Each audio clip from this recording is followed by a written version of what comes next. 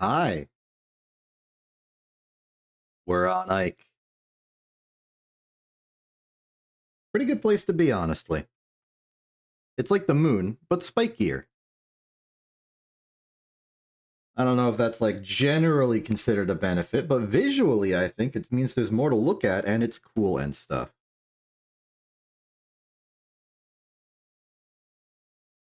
That could just be my opinion on the matter, though. I think it looks nice. I don't even think if it's actually in the base game. This might just be a pure scatterer thing. I'm pretty sure it's a pure scatterer thing now that I think about it.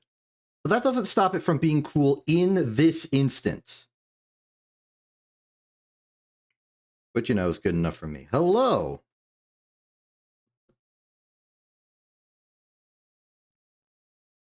So, we're on Ike, as mentioned previously. Where are we on Ike? We are right over here on Ike. We've very successfully gotten ourselves a little probe thing. Not actually designed to land on Ike. It was designed to be capable, probably, but to actually do it, we just sort of did it.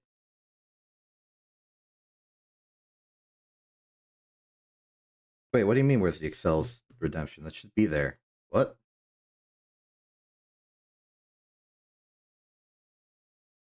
Oh, don't tell me Excel's is broken again. Darn it, I had things I want to say. Okay, what went wrong? I know I booted up Excel's management before I started the stream, because that's something that broke it last time.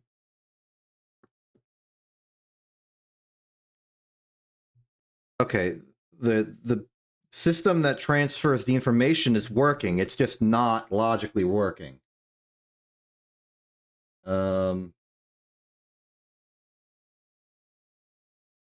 Wait, I can fix this.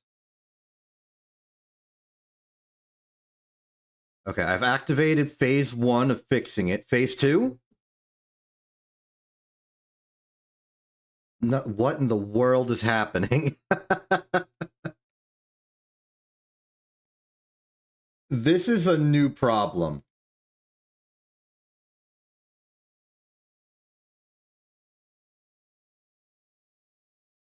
This is a brand new problem I've never seen before.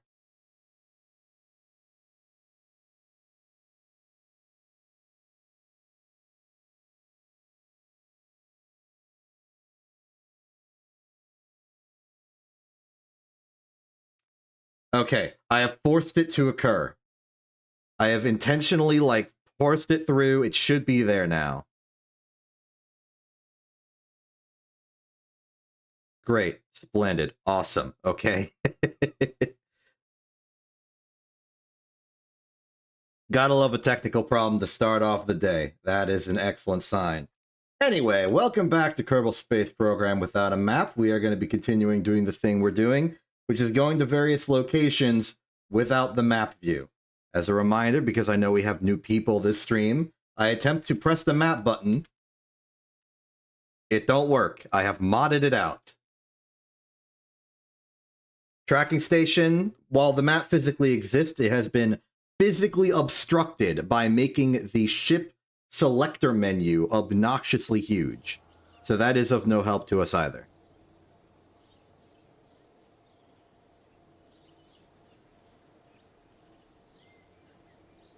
So, I have been thinking,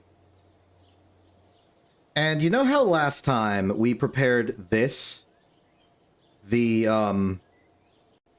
escape trajectory grid of numbers and power that I made. And we have this whole system where, we find, the orbit of a thing, other orbit of a thing. We know the specific escape velocity. We know the transfer orbits if we know the semi-major axis. And importantly, we got Eve's vague rough data in there, which means we can theoretically use this value to do an encounter with Eve. Or at least get to Eve's semi-major axis approximately. Well, I've been thinking on that, and I've been thinking generally on the plan of how we should proceed. And the problem with a lot of the interplanetary space is that every single planet, pretty much, we can assume, is some amount eccentric in its orbit. Which is a problem because I did not have a coherent method for calculating orbital eccentricities, let alone things like the argument of periapsis or anything like that. And I made that big old calculator table here, which I then proceeded to not use because I suspected I have a mathematical error in it.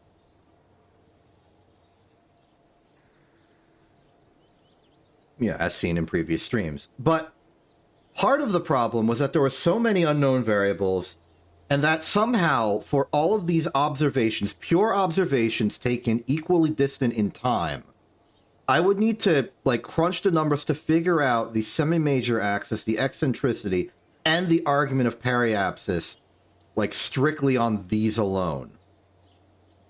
And that's a lot of data for equidistant angle measurements.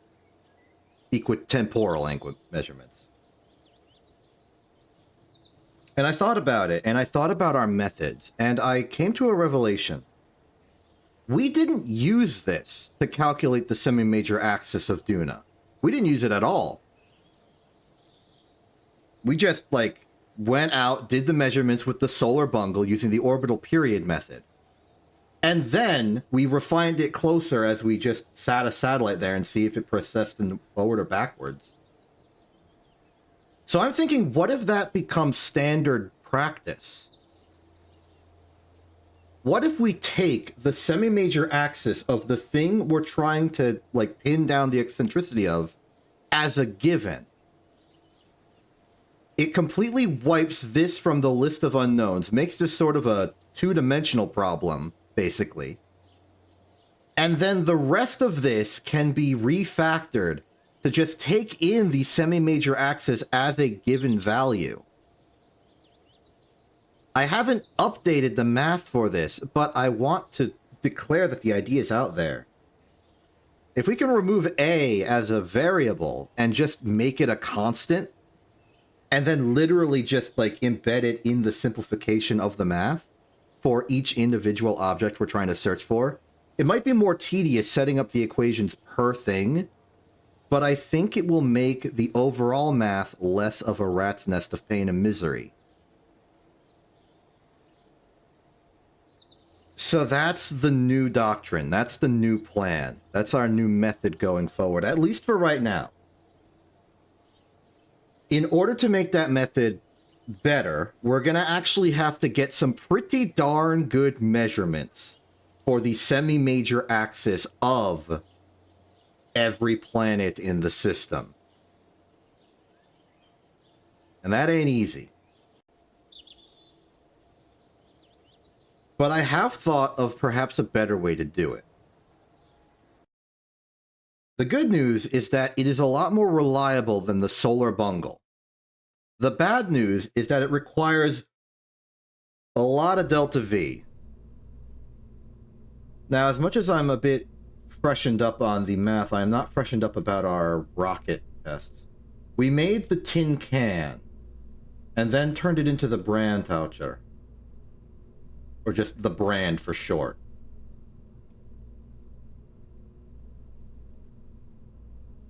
So this was going to be our, like, ultimate solution for atmospheric re-entry anywhere. And I don't remember the results. I think we did see success on our test flight. I know we did a few tests, and I hopefully fixed all the errors. But the point of the brand was, well, in theory, it was to go to, like, distant lands and do thermal atmospheric re-entry with a big heat shield and be able to land on basically anything.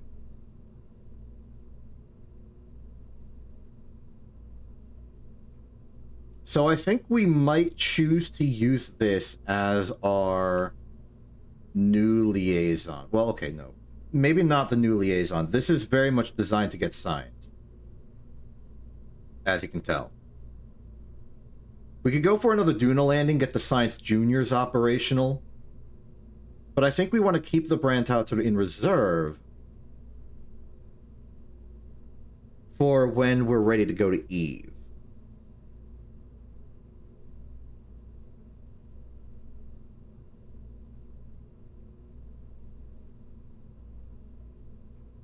So in the meantime,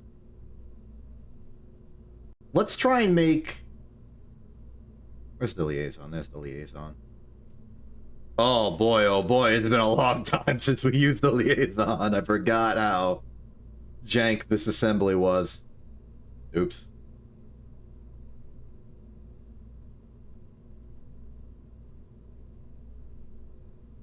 I'm gonna modify the Brandtaucher to be less science-oriented. Because we're gonna be going into deep space. The Xenon engines are not going to be as powerful because we are not going to be able to recharge them as fast. So we're going to have to go into the other direction. We want to use nuclear, which the Brand has.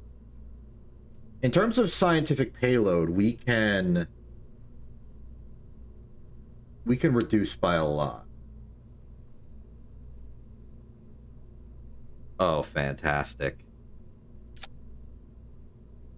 Thank you, Thega. Thega just did a scientific experiment for me and hit video game Armored Core 6. Which I'm very happy to announce the results of being successful. So let's...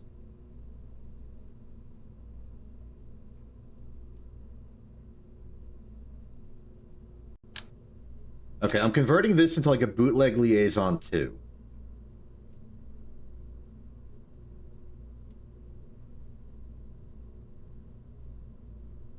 We probably want RCS thrusters.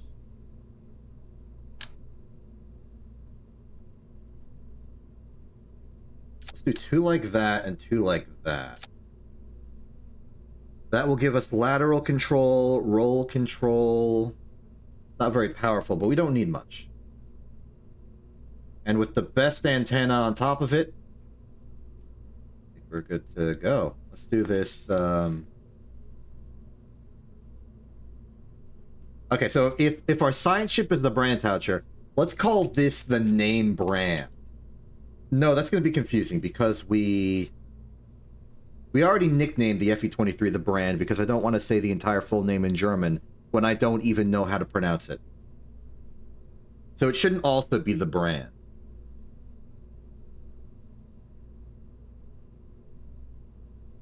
Let's call it the ad campaign.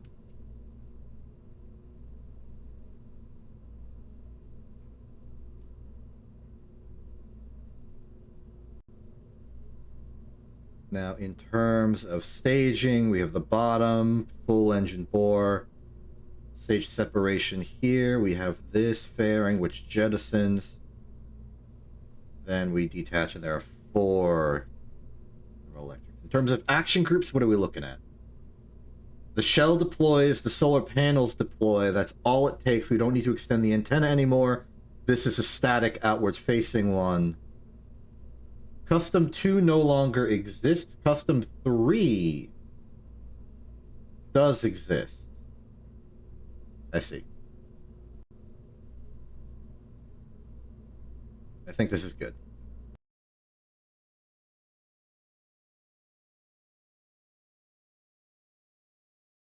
Okay. So here's...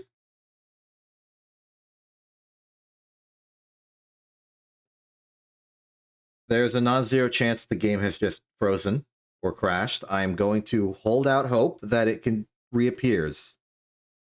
We're good? We're good. The game has not crashed. Okay. So here's the plan. And I don't know if this vessel is capable of doing this. We will try.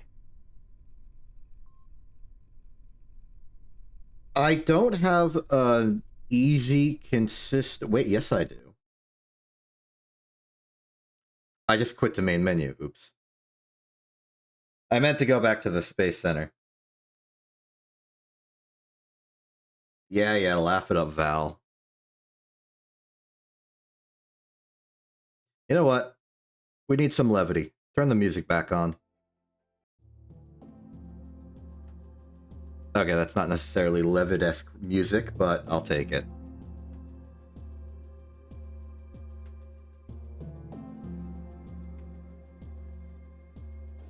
So I thought of a way I can kind of demonstrate to you my plan for a new method of determining the orbital period of a thing. You may recall last time, the first thing we did was try and measure the orbital period of Ike. And we did that by realizing that Ike was tidally locked to Duna, and Duna was tidally locked to Ike, which meant that 1 day on Duna would equate to 1 orbit of Ike. This is not exactly true because Duna's moving and the sun's moving relative to Duna, so that don't work.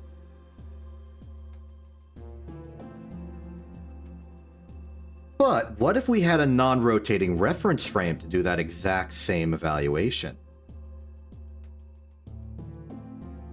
The solar bungle fails for this, for like absolute precision, because it moves. It's really close to the sun. It was intended to be really close to the sun to remove angle imperfections on its measurements. But what if it was really far away instead?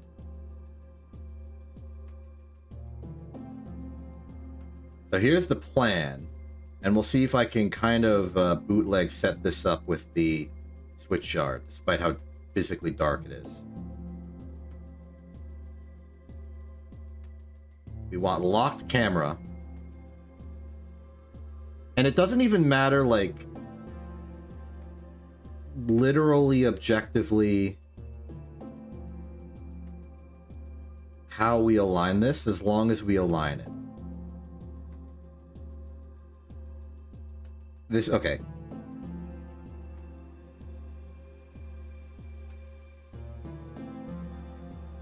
So, I don't really know how to best explain the geometry of the situation. But if we are in a functionally perfect polar orbit, and we look to... like, okay, yeah, this is prograde. And then we look radial in from here.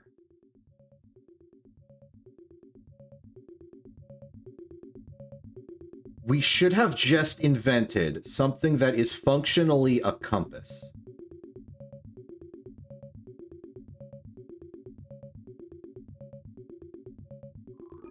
Now I'm a little worried about the alignment. So we can just pick prograde and then stick there. But the idea is that in terms of, like, relative motion, we are moving up-down. Because of the way we're angled, the way we're rotated, we have the top of the ship pointing towards the planet, and we're obviously orbiting around the planet. And the fact that we're pointing along the direction of travel, and we're pointed, like, directly straight backwards from that point. Ooh, cool too. Like, because all of that is true, it means that no matter how we move, the perspective means that something that is directly in line with the middle, let's say these top and bottom solar panels, if they're on that line, no matter how we move, they will stay on that line.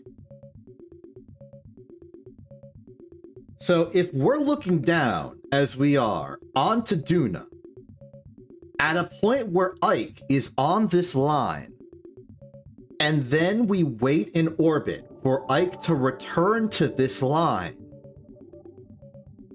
our plane, looking down with the vertical line of the ship, is cutting through the Ike orbit in a objective, non-moving point. The point where Ike is above Duna on this line. So if we measure the time it takes for Ike to be on this line, to leave the line, go around Duna once, and then come back to the line, that will also exactly tell us the orbital period of Ike properly. The advantage here, compared to what we did before, is that we are not subjected to the movement of Duna as a factor in messing with our measurement. The bad news is that the only way to do this requires a really, really tall polar vertical orbit. It's easy to do that for a planet. It does not take much delta V. But to do that for the sun,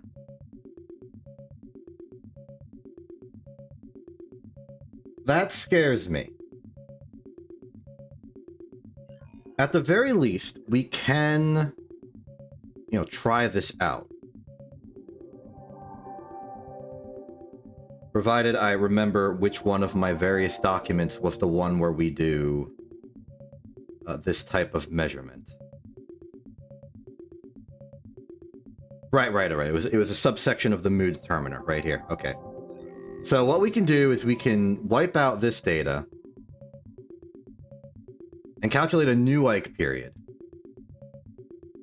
Starting at when we reasonably conclude Ike is above Duna on this line. So let's start there. It's going to be hard to see just because it's dark and spooky, but we can still visually point out Ike in the sky.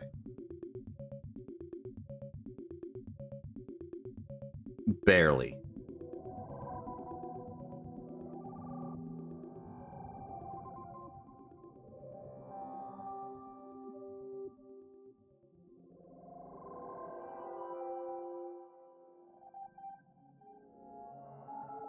You can't see it, but I'm trying to use the...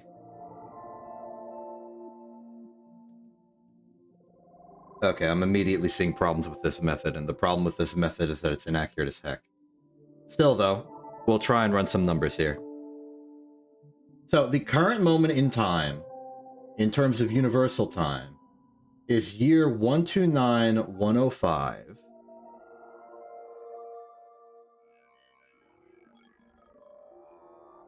To 5043.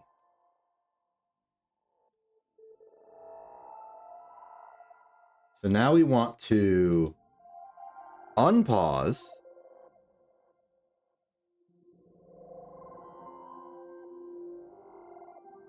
And wait for Ike to do a circle.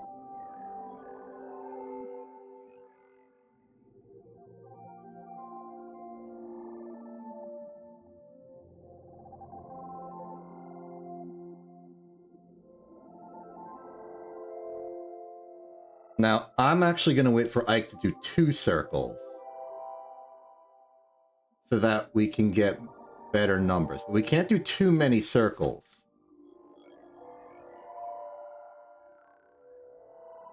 Otherwise, our orbit will fall down and we won't be able to do this anymore.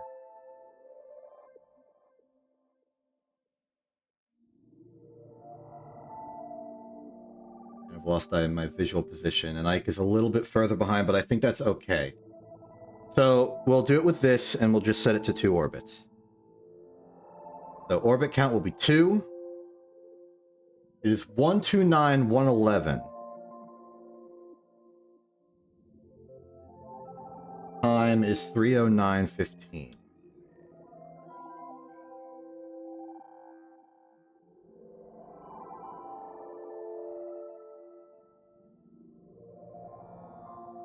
And this gives us an orbital period of 65356.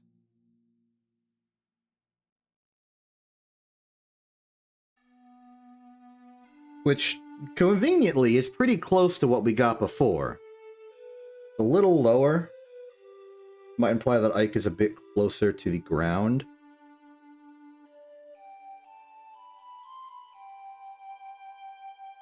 The mu value this is spitting out for this is this big old thing. Let's see how it... Oh, no.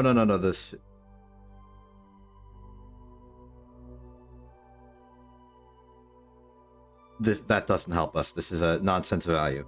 Because it's using the period and our known periapsis. Right, this is for a different thing. But an Ike period of this...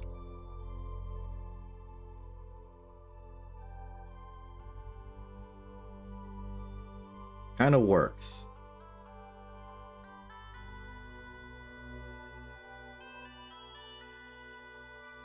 I don't remember where we did the big old calculation for just converting. It seems like something I would have just like... You'd imagine to see the number...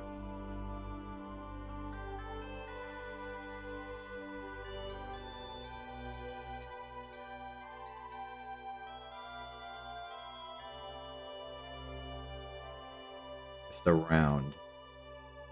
This is the problem with this series being so infrequent, is that I forget where all my stuff is.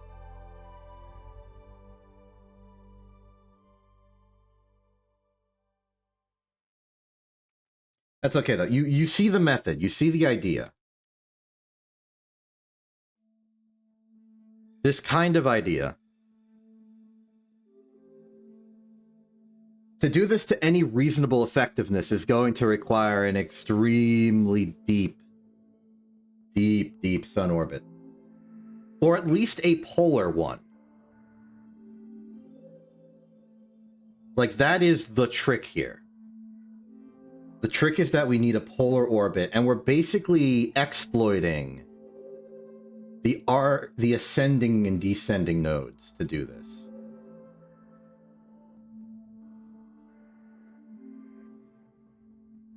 There's always going to be that plane where our orbit and their orbit intersect on a line. And as long as we measure the line, or measure the points at which a thing enters and exits the line, we will have our math. So let's proceed to the ad campaign, and this is mostly just going to be a test of our own physical capability to get this thing out there. I don't have a measurement of how much delta V this would require. I have not made a flight plan. But I do think I know what I'm looking for. And really, the thing that's going to sink us is either not having enough delta V, or alternatively, not having radar coverage at such a long distance. That's a really funny way this could fail.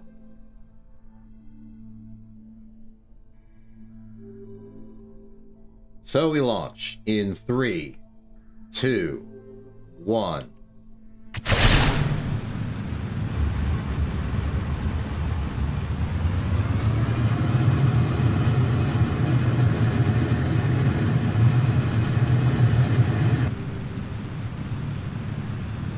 Okay, drop some weight on the tanks. I kind of remember how this ship flies now. Then again, a lot of ships fly the same at the start.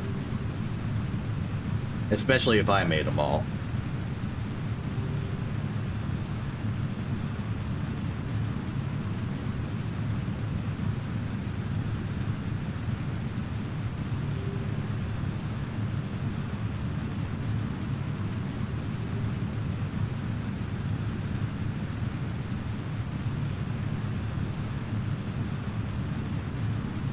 So the plan in terms of what we're going to do is we're just going to try and launch the... We're just going to try to launch the ship into deep space as hard as possible. Basically go out to Joule or even further. Vega, you are absolutely correct. Burst noise is indeed a poor man's systems crash. You do get a little bit more reliable value if you use system crash, though. Because with burst noise, there's no guarantee that you won't just keep scrambling the same pixel over and over again to no effect.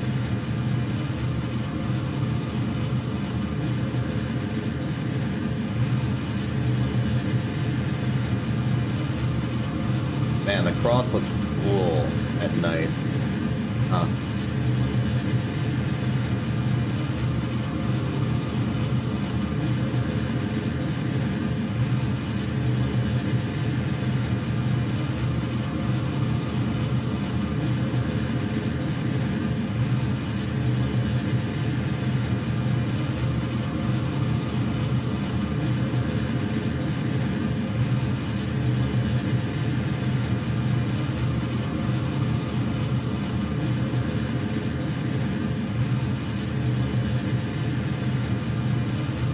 going to stop at 2,000. I stopped at 2,000.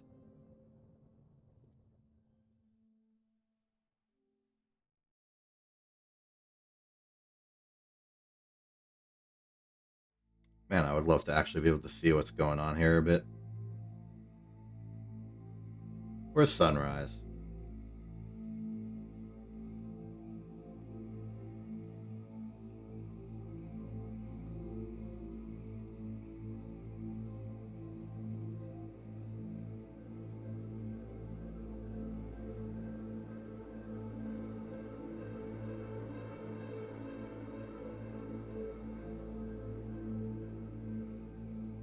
There's sunrise.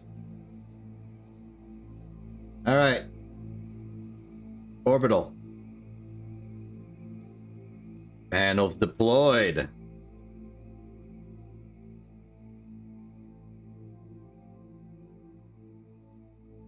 Okay, let's run this one by the book. We are at apoapsis. Let's bring up the numbers. So, our current apoapsis is 91134. I'm good to just make that an equal 90,000 on the other side. So, target velocity of 2258.5. We are back in it. 2258.5.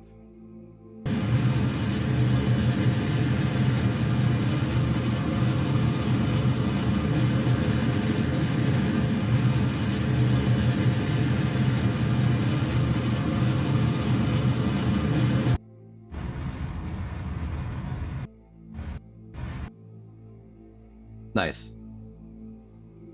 Okay, next step is we need to prepare our launch into deep space.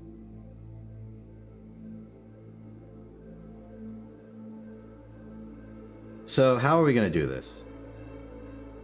What we basically need is to utilize our escape calculator, but for an orbit that doesn't freaking exist.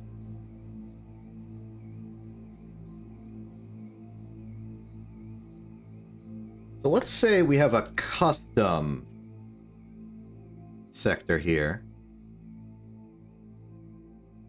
Let's make one for this.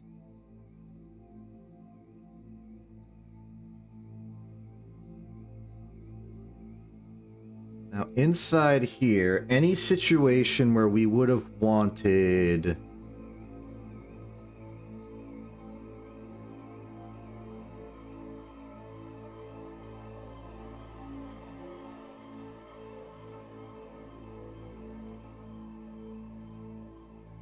any situation for this number, we want instead to be that.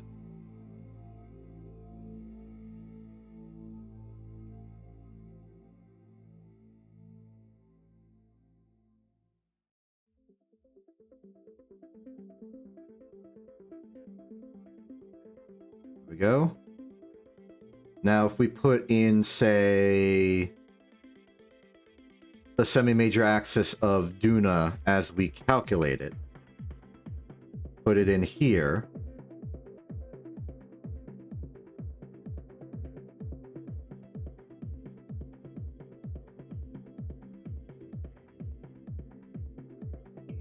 And then propagate. Oh, look, that's very promising. Duna's giving a calculation of 0, which matches our expectations.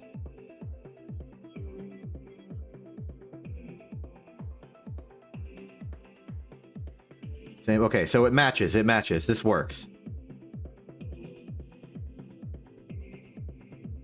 So what we want here is an arbitrarily large value. So let's see here. Give me some commas on this if you don't mind. I like having commas. Thank you. So this is currently 20 billion. How about we go for, I don't know, 1 trillion?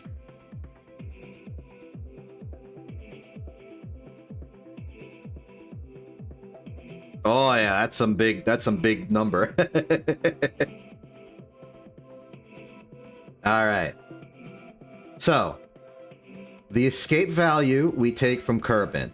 The excess value we take from the intersection of Kerbin and our target, which is this.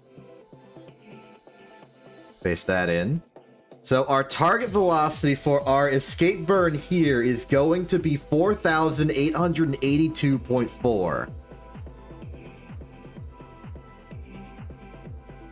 Ain't that wacky?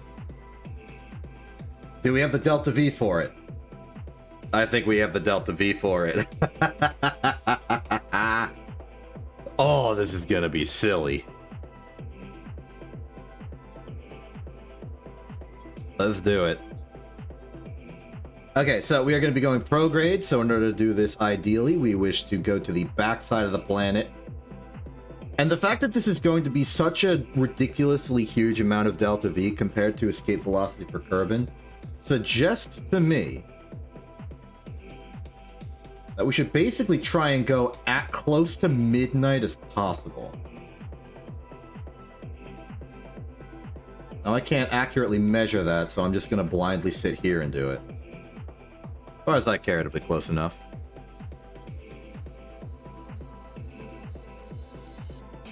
Oh no, Thega, I'm going to have to rebuke you there. I'm not much of an engineer. The part of this that I'm excelling at is the math and just number processing part. The engineering of the rockets, that's just basic KSP shenanigans. And I'm not the best rocket scientist out there. Where the heck's my... Oh, there's the heck of my ship. I'm just managing the math. I'm math manager.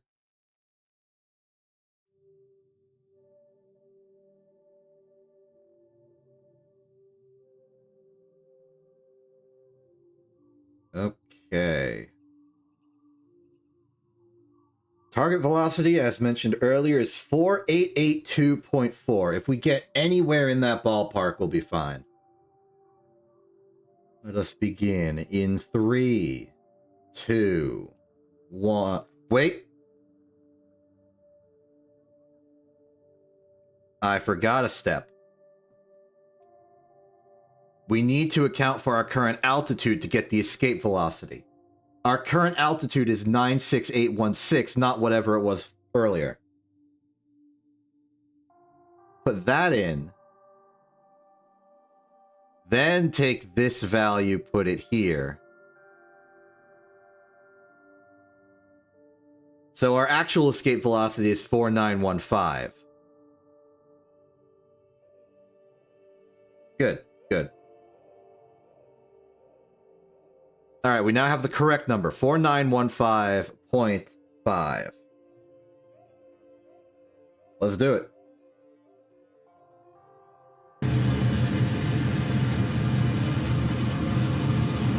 So we're basically going to void out the entire rest of the stage and then do a little extra.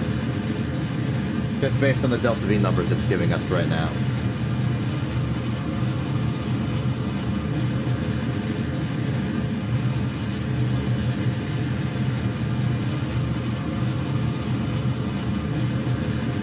So there was the camera shift telling us that we're pretty much at escape velocity, which is what we expected, going past the 3100 threshold.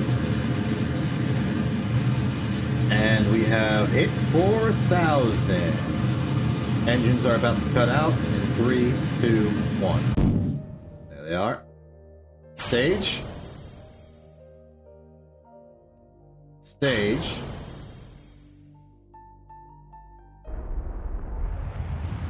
Nerve engines are good. Nerve engines are good. Estimated delta V of 5.5 thousand meters per second. That will be plenty to finish this burn, but unknown if it will be enough to finish whatever we do after.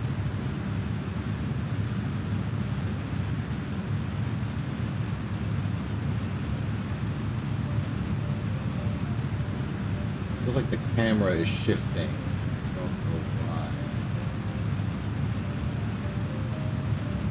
Oh, it's because we're facing prograde and we're arcing, so it's arcing down. Now, I sort of figured this. The nerve stage has absolutely poor acceleration. but it's meant to do long-form coasting. So that's to be expected. Actually, we have the luxury of time here. I'm going to go to 4,600 and then cut the engines.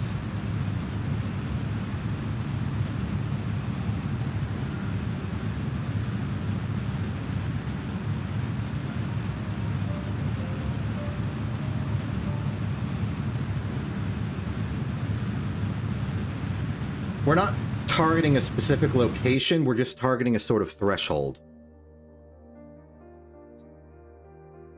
So expect our excess velocity when we leave to be a little less than 3757. But right now, I just want to get to prograde, see how far out we are. It'd also be interesting to know if this is actually like at Joule levels or not. Maybe we can start getting some real ballpark estimates for Joule while we're out here. Bye, Kerbin.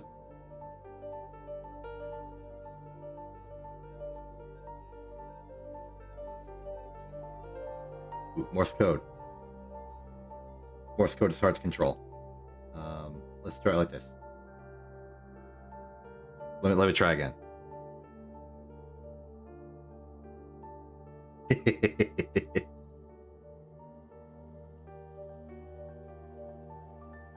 Oh. Are we breaching the threshold? No, we're only at... Oh, wait, no. Yep, we've breached the threshold.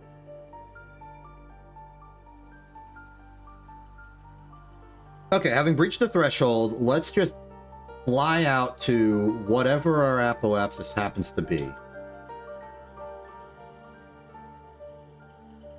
We know our periapsis is somewhere in the 13 million range.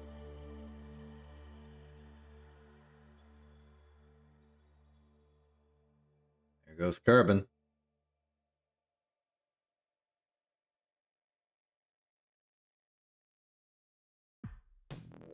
So we're going to be flying at pretty absurd velocities. So pay most attention to the nav ball for figuring out when we're getting to Apo. The radar velociter won't tell us much. But I'm seeing our literal velocity decreasing, which is good. The lower that is, the better for our maneuver.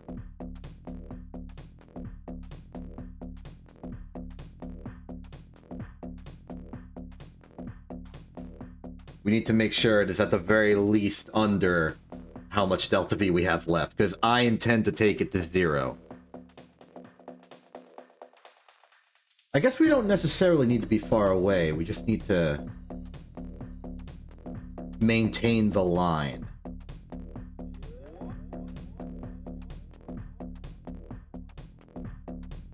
So far, so good. Radar coverage is becoming intermittent. This was expected.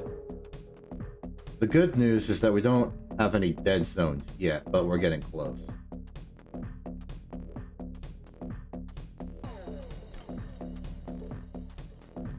And it's only going to get worse.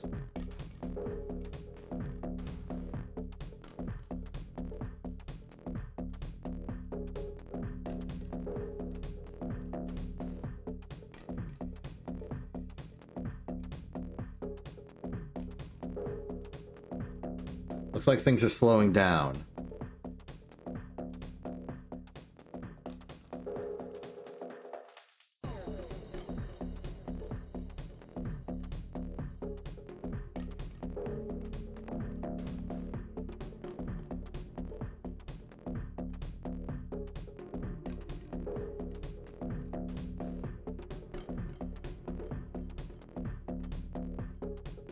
It's hard to tell.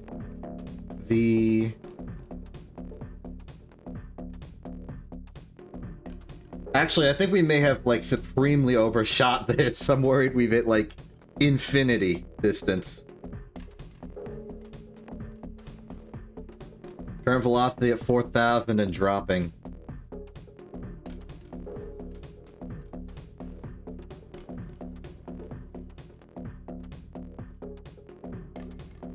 But I'm looking at our normal out, and it is looking pretty solidly stationary, which is a bad sign.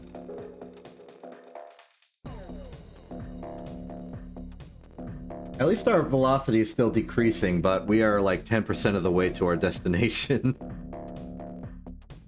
Hello, we are going to deep space to create a new observation satellite for measuring the orbital parameters of the planets.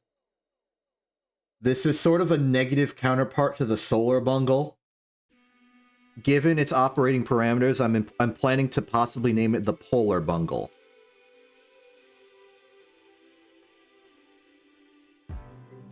And right now we're at the part of this where we have to coast into deep space. I'm suddenly worried that the solar panels won't be enough to keep this thing charged. Is this perhaps an impossible mission without RTGs? I'm suddenly worried.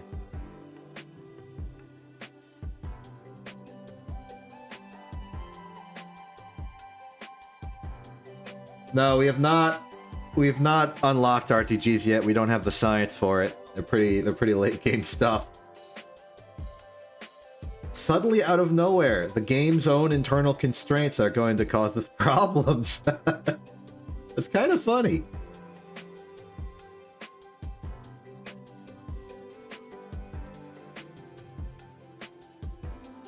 Okay, Eve from this position looks further out than Jewel, which suggests to me that Jewel is behind the sun right now. Difficult to see all the planets. If I look to like an angle like this, it kind of works. Well, right now we are 131 million meters away from the sun. For reference, this is about 10 times the radius of Kerbin's orbit.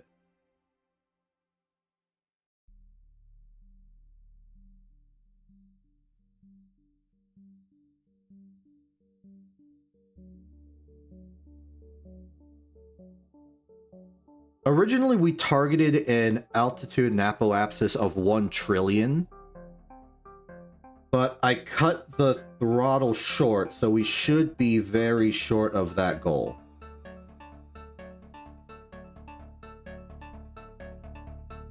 Once we get to apoapsis, my plan is to kill our velocity and go into a very elliptical polar orbit. From there, I will use our, like, stationary reference plane along our orbital plane to be able to have an objective planar marker, almost like a racetrack's finish line, for all of the planets, and thus let us get accurate measurements for their orbital period. At least on planetary scales.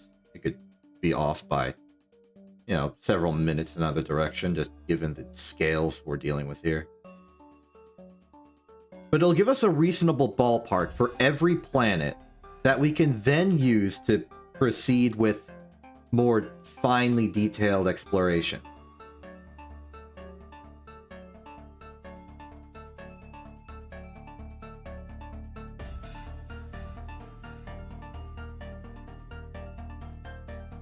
I'm getting scared of that energy flow.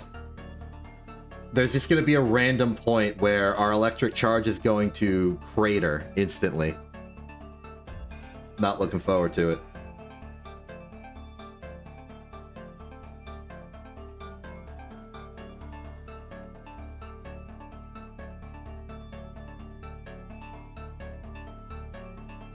At least we don't use a lot of electricity for this.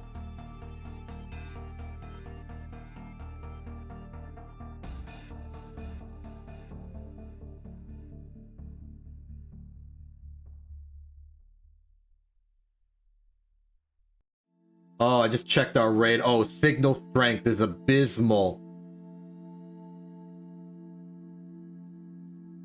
We may need to cut the plan short. And oh yeah, we're hitting dead zones.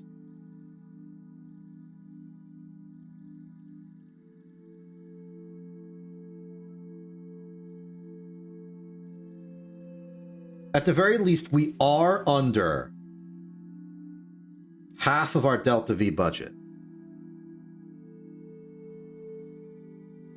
And with us being under half of our Delta V budget, the mission will be successful, in theory.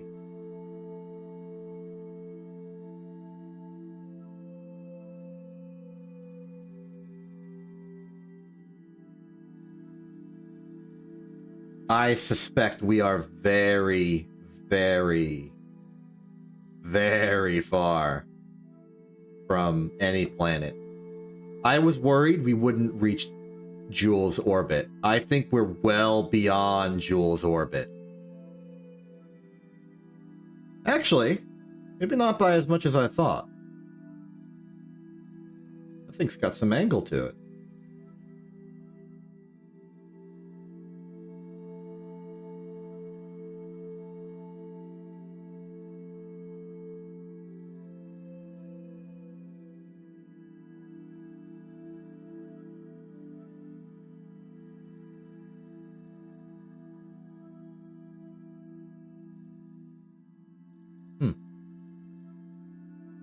Look at all of them just dancing around in the peripheral.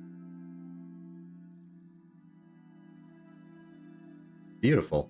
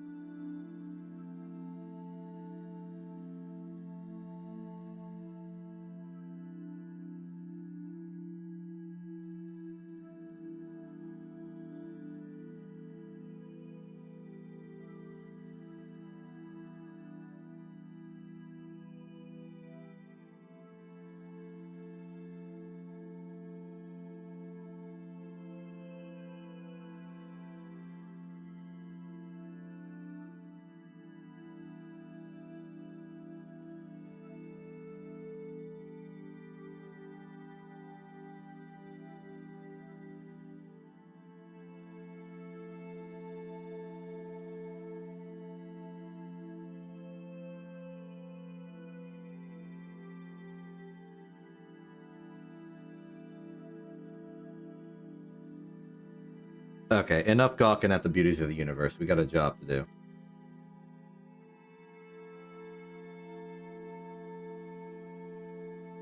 Doing map view to reset the camera angle, even though the map view doesn't actually show up. That's just convenient for me, guy who is convenient.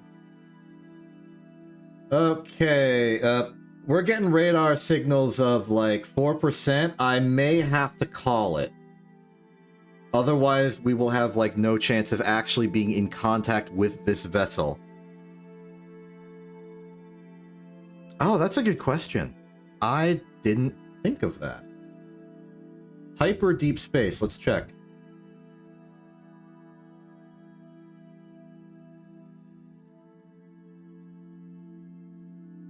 Yeah, there is. Some accelerometer will do zilch. Yep. Pressure data, zilch. I think there is science here, but only because coincidentally we have not brought a gravioli detector into orbit and used it. Not necessarily because we're this far out. CurbNet.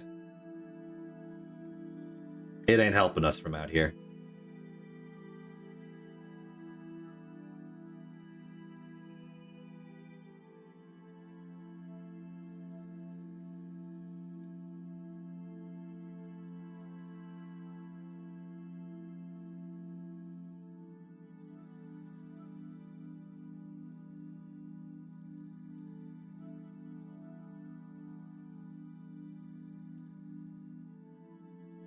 Okay, I'm making the call.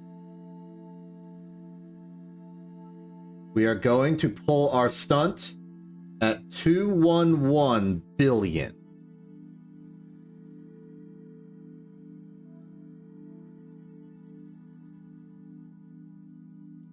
Oh, there we are. Okay, here's the plan.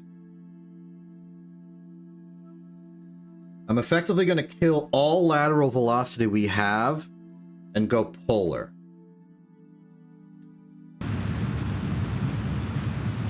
This is going to be a pretty manual process.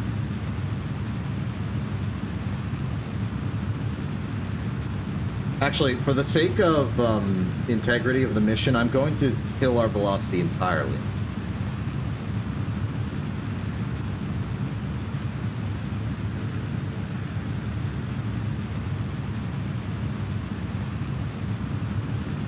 What's our heat holding up?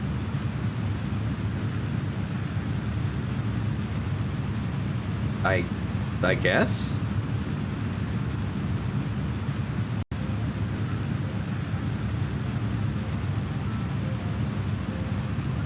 I mean, I guess all a rocket does is assault boost from Armored Core 6.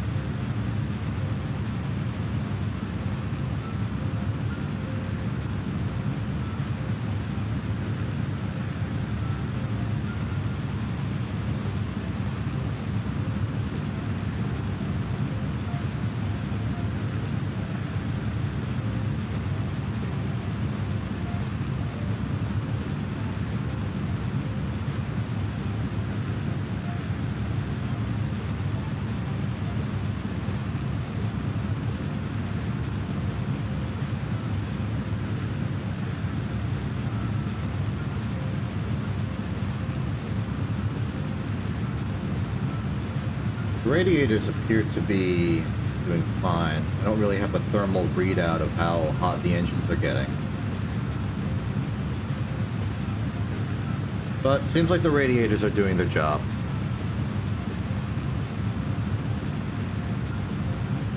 Velocity is lowering. For the most part, we're just going to be sitting here until it succeeds, so...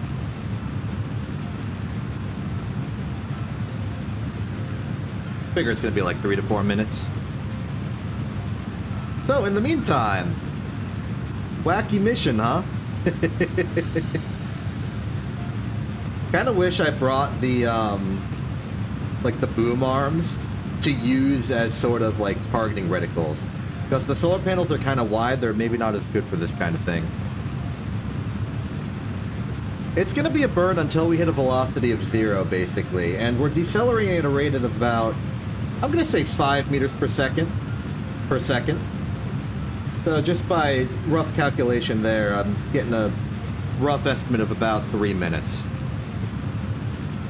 It's not like I have a maneuver node to tell me how long it's going to be. It's just, we're just running off of my approximate intuition here.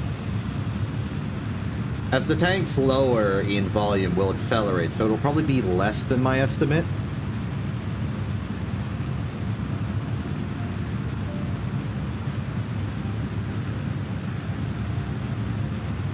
But you know, it'll get the point across.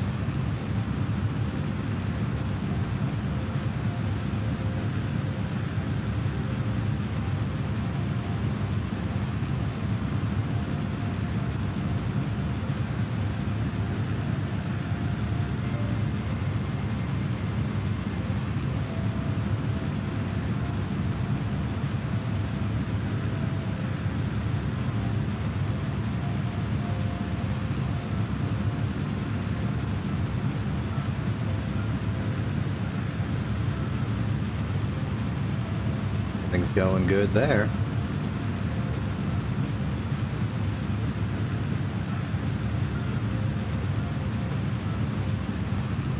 Now, because dead zones do appear, we are a bit of a time constraint. I don't know when signal's going to cut out again.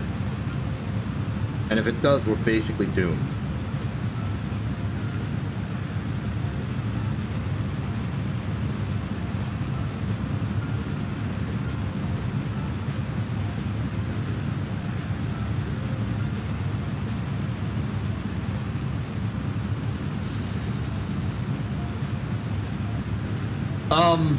The camera just shifted, which suggests to me that we are now on a collision course with the sun.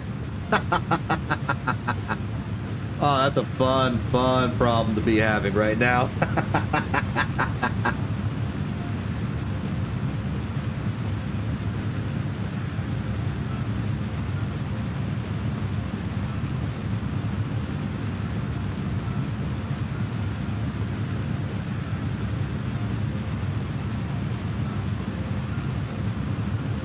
We can collide with the sun in theory.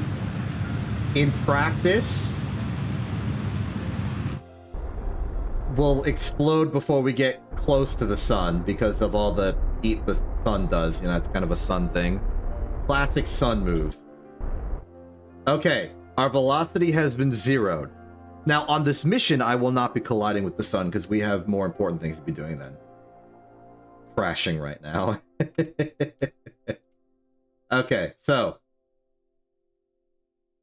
Here's the plan.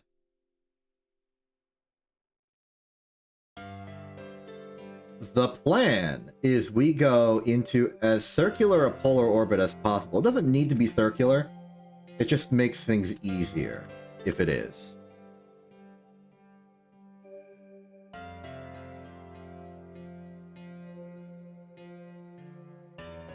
Well, I appreciate it. This is kind of a series that increases in complexity as it goes along. It was a lot easier in the earlier streams when all we had to do was like get into orbit and figure out simple math. It kind of builds on itself. You're watching in the middle of season 3 and there's a lot of context you're missing. But every step of the way, we just got one step in front of the other. One concept established. And we just kept going from there. Okay, so to the mission.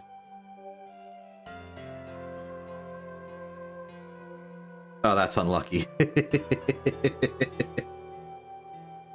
Okay, let's get some numbers here. We are in orbit of the sun at 211,000 million. Our target altitude is basically what we want it to circularize. So we need a velocity of 2355.6. That's actually very doable.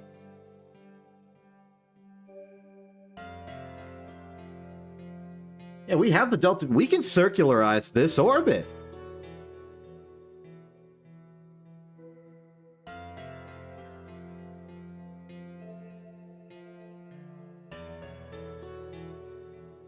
Man, that must have been a crazy room, huh?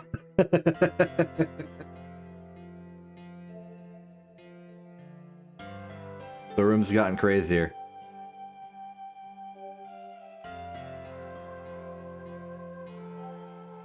Okay, so circularization is 2355.6.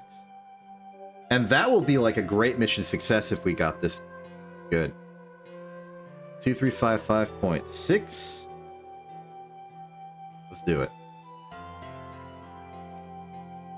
I would like to be as like radially aligned as possible, but I don't think we got that luxury.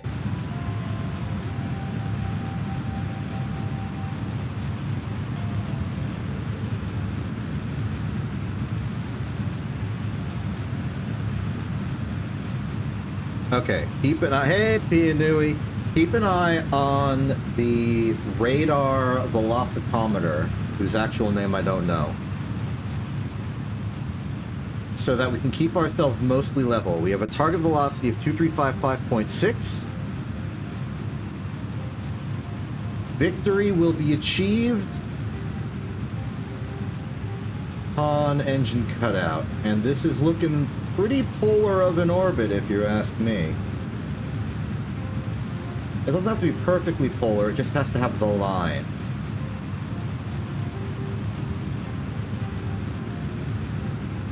But I am happy that we could just make this vessel.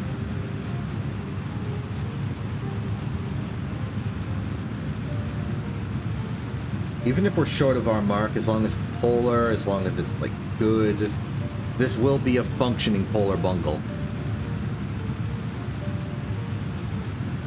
I could not build a next in Kerbal Space Program. Somebody might, I can't. Also, fuel density in Kerbal Space Program is a bit realistic. I don't know if you got, like, if you try and make a next, it would stop having fuel in it real fast.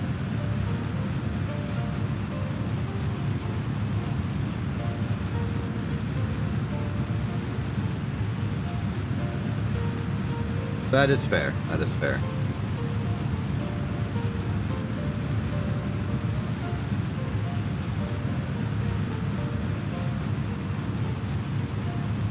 Okay, in that case, probably.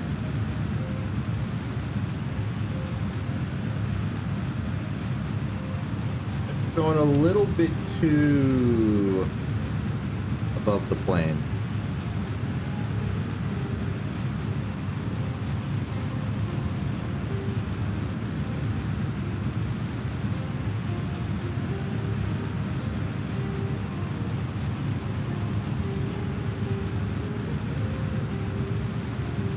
Yeah, we're at 1,000. Target is 2355.6. We continue.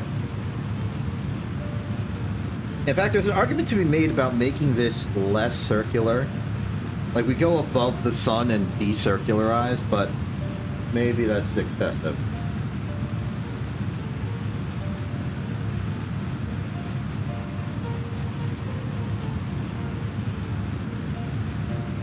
I am aware that memes are happening. I know you're having a good time. I'm busy with the mission here. You're probably still on ads or something, I don't know. From my perspective, it seems like ads would have ended 6 minutes ago and you're just memeing for the fun of it.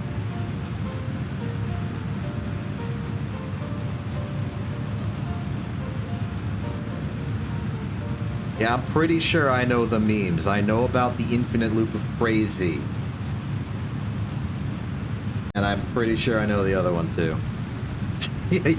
Yeah, you enjoy the bus ride. I'm out here driving.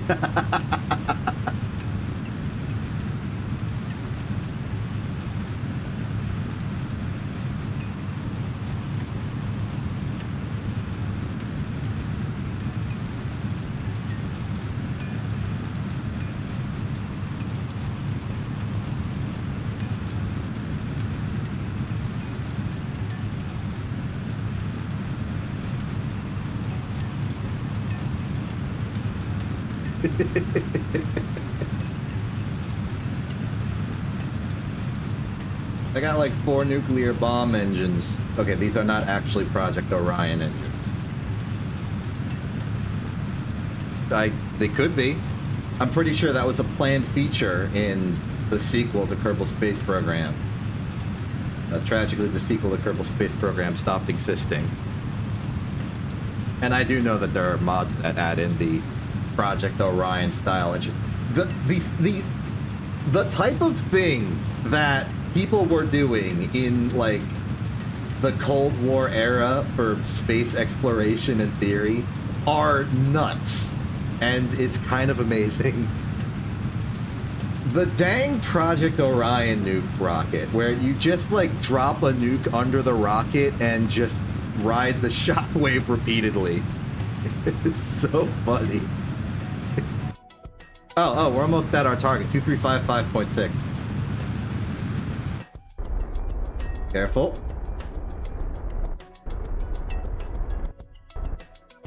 Okay, despite all odds, we did it. We are now in a gigantic polar orbit around the sun.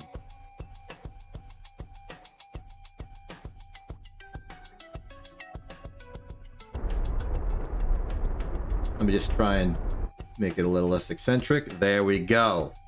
Welcome. I shall now christen this ship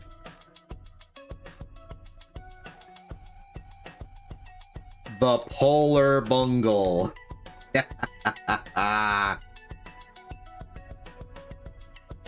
Welcome.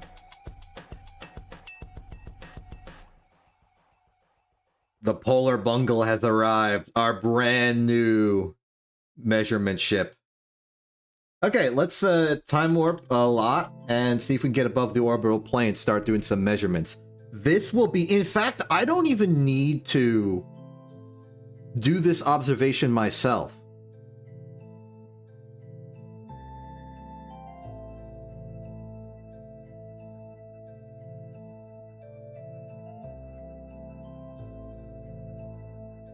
I could literally just have the footage running and then just cross-reference the footage later. Oh, I can see it. I can see, like, the orbital plane shifting. It's working. Oh yeah, look at that. The lens flare is no longer capturing all the planets in the corner. Yeah, I've seen Interstellar. The music is great, obviously, but I actually like generally mountains more than the one from the famous scene with the spinning ship. No Time for Caution, etc., etc. I'm actually more of a fan of mountains.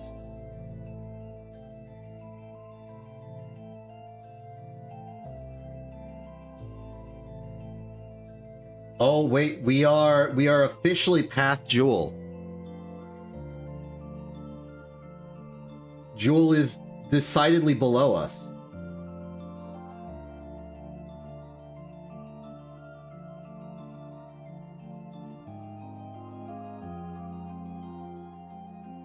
Hold on. I don't do this because I don't care, but I would like to take... Okay, so the mod that we're using to be able to actually visually see the planets at this distance is called Distant Object Enhancement. I am going to turn off dynamic sky dimming and turn the maximum sky brightness to all. And now we will be able to see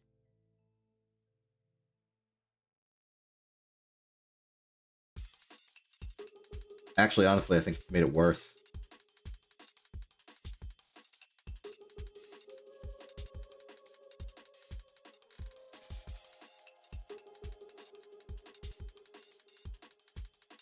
Like, I want to compromise here. I want the skybox to dim, but I want the planets to be seen.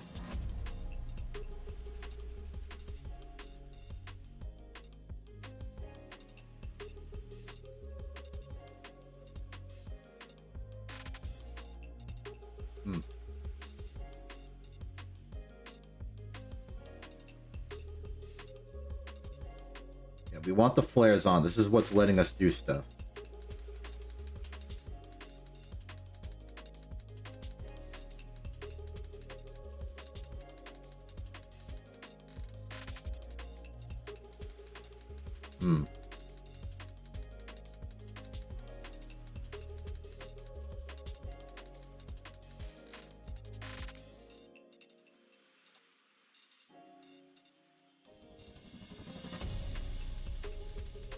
Whatever.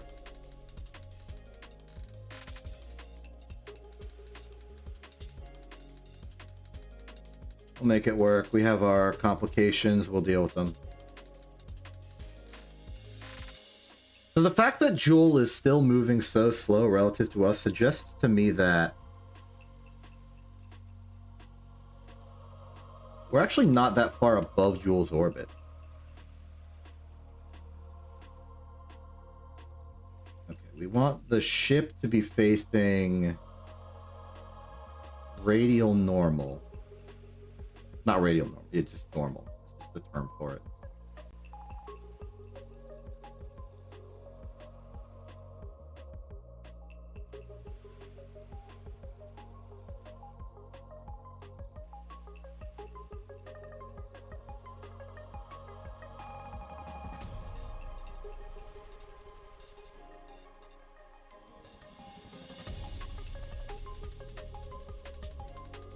Sun's in the middle.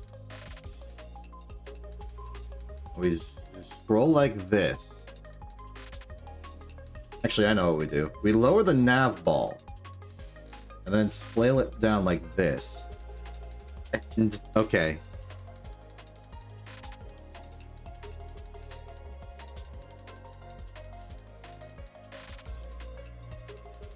Okay. Here's gonna be our first test.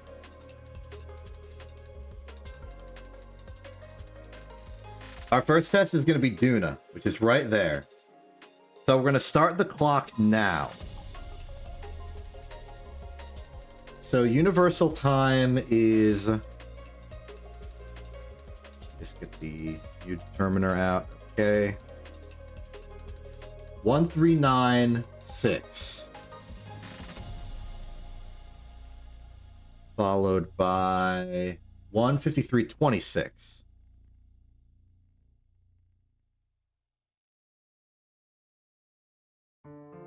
Now we're going to do one orbit of Duna right down here, like really hard to see.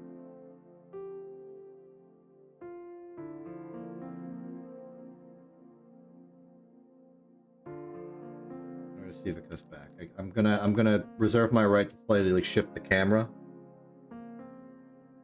Now you may argue that we could use a half orbit, but a half orbit doesn't work because we don't know how eccentric the planet is and what its argument of periapsis is.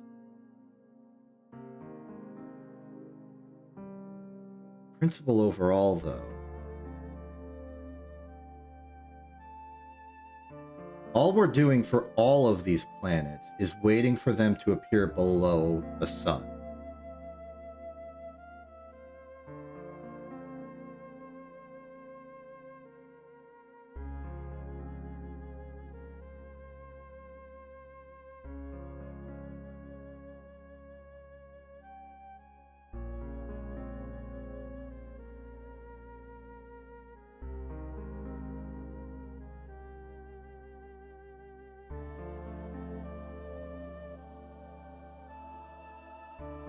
This is the Satellite Torifune song again.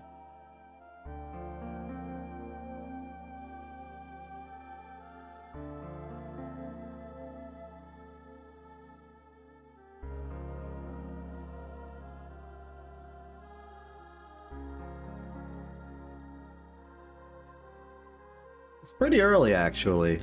Space is cool.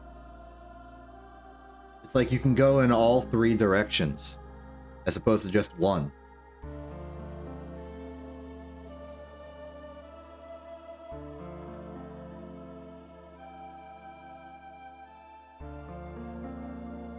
Actually, where's Dress?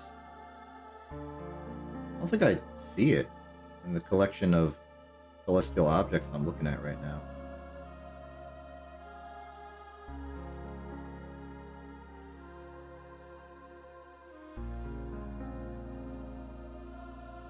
Oh, it's here. Wow. Way below the plane.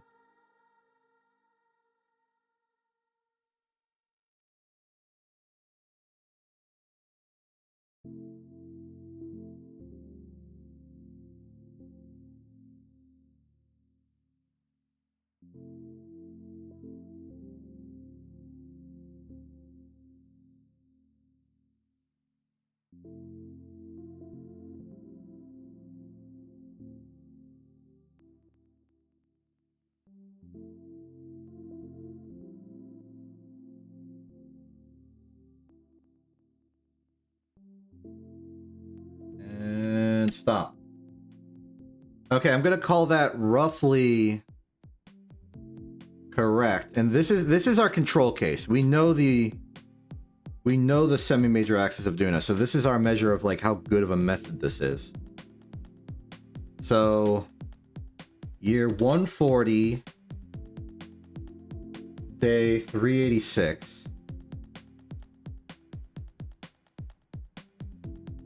5/20/06.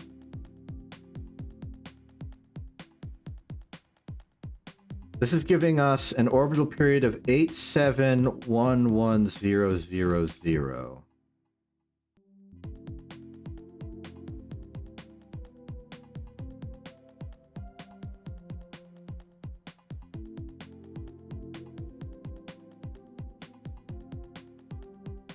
And where do we take this? Where is our... Here we go. Found it. Okay, so orbital period is that. Mu value is mu of the sun,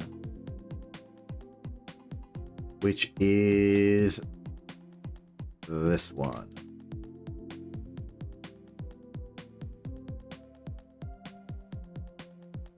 Yep, that is the one.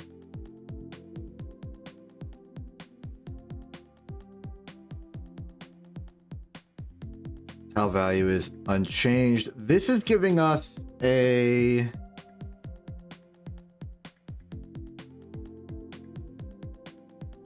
Give me some commas on that.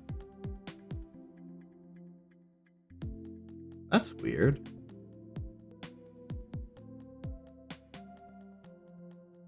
Oh. I put an orbit count of 2. That's supposed to be orbit of 1. Oops.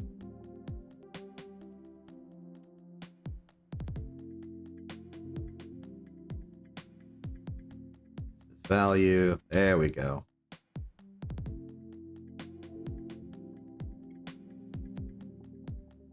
Figured it out.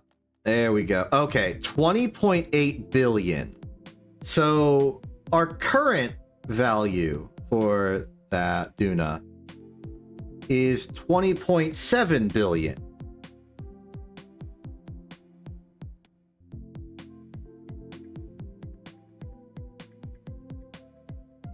So that's pretty good, actually. Okay, there's some promise to this. Now we go into like production mode. We look at all these plants and we get some values to them. This is good. This is good. It's working.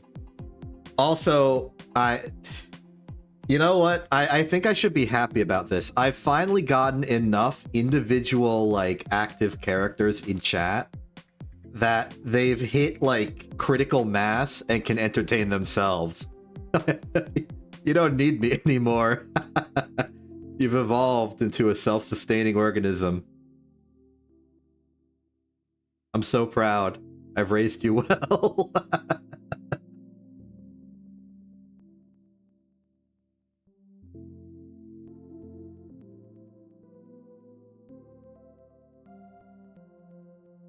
All right.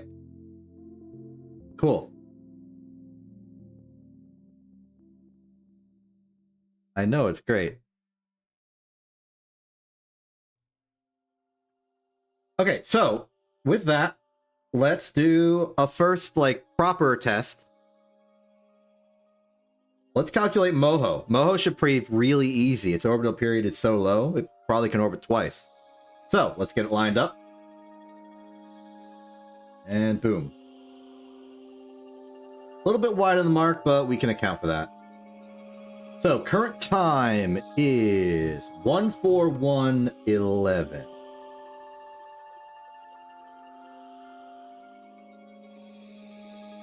Time of 106.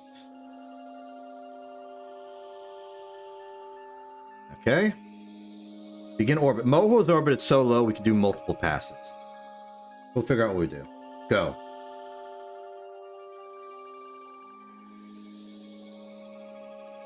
Okay, so the solar bungle was designed to point in a single direction, wait for, like, align to a celestial object, then just stay focused that way as it left, as the planet left its view and then came back after an orbit. This could only work because the solar bungle was lower than every other planet in the solar system. The polar bungle works by being farther than every planet, having a polar orbit and waiting for the objects to align vertically between the ship, the sun, and the planet we're looking at. So Moho just did 2 orbits. I'm gonna go for 3. Actually, I'm gonna go for 4.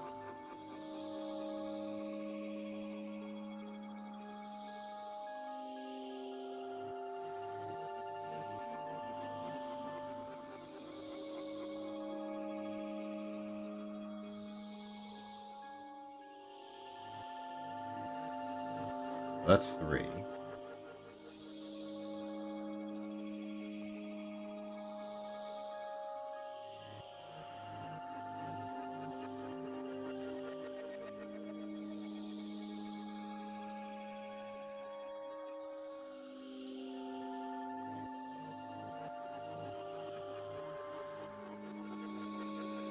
There's 4 orbits. We do math. It is now 141,421. Time is 3:13:26. If you're wondering how this is possibly day 421 of the year, it is because we are not dealing with Earth calendar days. Kerbin is not Earth. It's got different days in a year. It's got different hours in a day as well. We had to figure that out all. And orbital of 4. Let's take this out, paste it here. The fact that it's much smaller than Duna is good, so this is Moho. So we then take Moho, go over to here, put the orbital period in here. The mu is the same as the sun, as always. And that gives us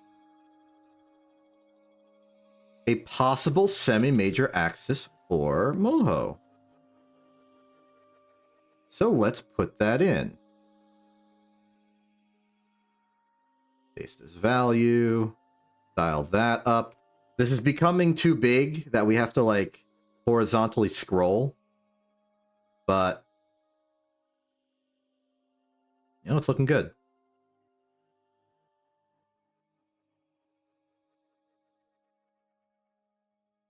Oh, yeah.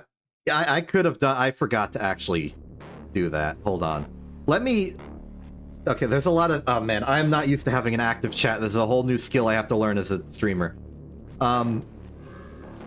So, excels.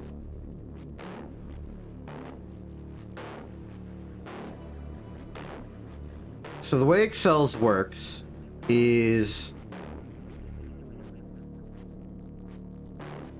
You know, it's got all these octagons in it. Circles, if you're squinting. But without them, it looks like this. Just like the pure solid pixels. And what Thig is alluding to is I had this idea to allow reverse polarity to actually do something, to effectively have a way for chat to swap between whichever one looks better for what they're doing right now. I've had them as the octagons by default ever since Homeworld 3 came out, because that's where I invented the design. It shouldn't be hard to hook up reverse polarity to do that. It's just a matter of doing it. And I forgot to, so I apologize for that.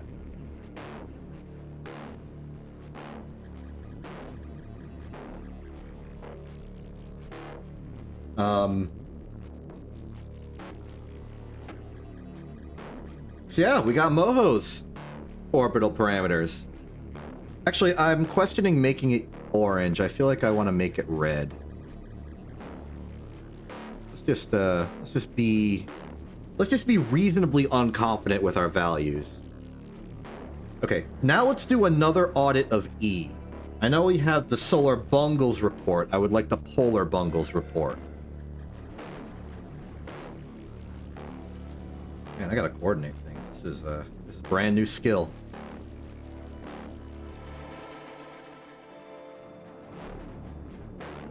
So, step 1 is wait for Eve to be under the sun.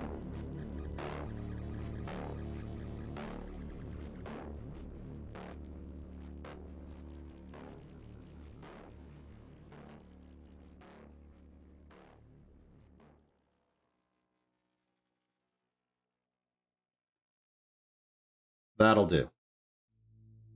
Okay. Current time is 14294. You don't need to see me type all this in. 30646. We may begin. Now Eve's orbit is higher than Moho's. It will travel a little slower. We may still want more than one orbit for added precision. Maybe we go for 2.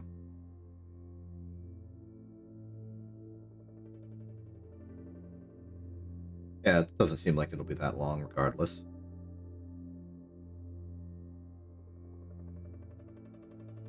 Looks fine to me.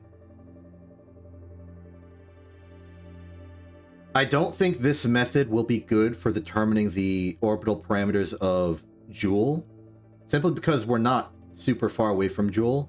We might still want to use the solar bungle for that one. We get an advantage from using whichever satellite is further away from its target. So the polar bungle is really good for low sun orbiting planets, and the solar bungle is good for far away ones.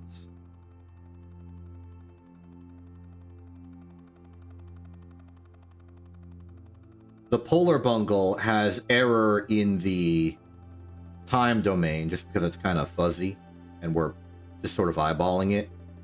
And the solar bungle has errors in the space domain because it's physically in a different location when it calls time. I have heard about Kitten Space Agency, and I have heard that it recently just had like a big open alpha release thing. I have absolutely no intention of playing it because I don't trust it. I don't know why I have that sentiment, I just don't trust the game.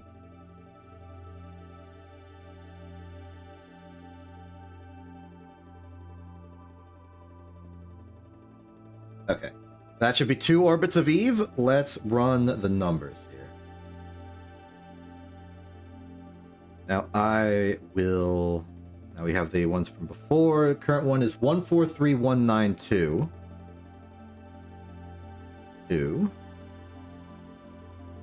22646. 46. And we did 2 orbits.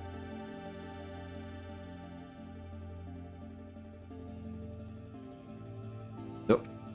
Forgot to paste this value. My mistake. So there's Eve, allegedly. Let's put Eve's orbital period in here and get 9.8 billion. How does that compare to what we put down already? 9.7 billion.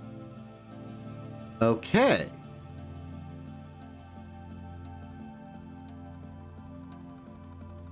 I think I'll paste our new 9.8 in. So again, we're getting results that roughly corroborate the results we were getting before at about the error bars we would use and can work with to refine it by just sending a satellite out there. So it's working.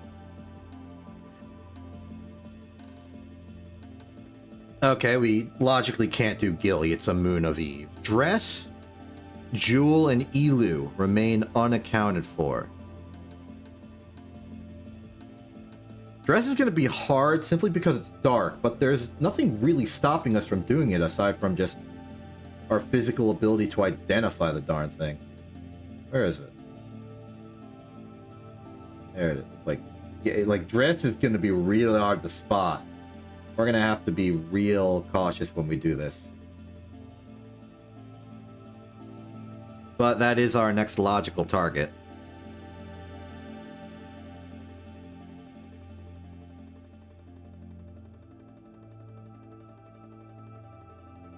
I have an idea.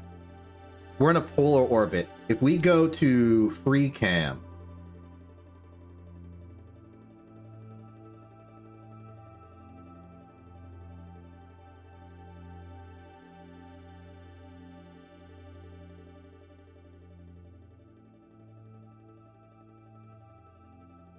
point in line with the ship.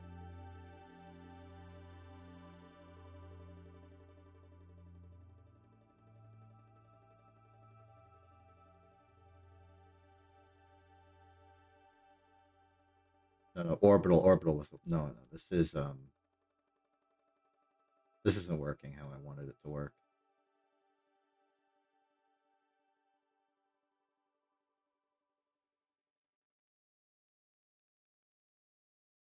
Yeah, we want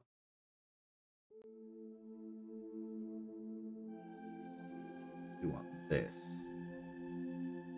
Okay, now we should be aligned that the lens flare of the sun is the start and finish lines.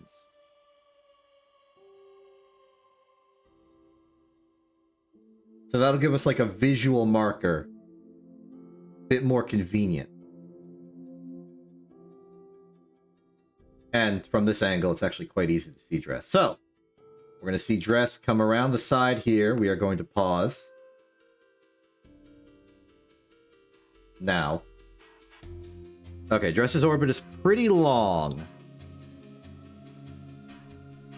So we probably only get to do one here. But current time is 144.35. Okay, so let's say 144.358. 313.26. I know you're not seeing every step of this process, but you see what you need to. We'll stay here.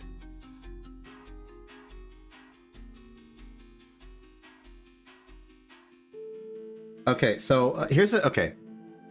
I have decided to engage the chat in this moment, mostly because I've been distracted.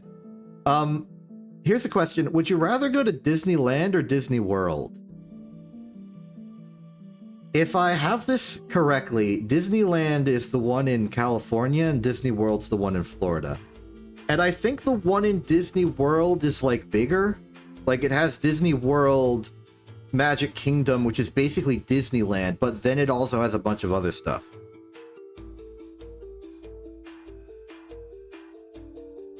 I don't really know the details. Yeah, I think Disney World is like Disneyland and then more things.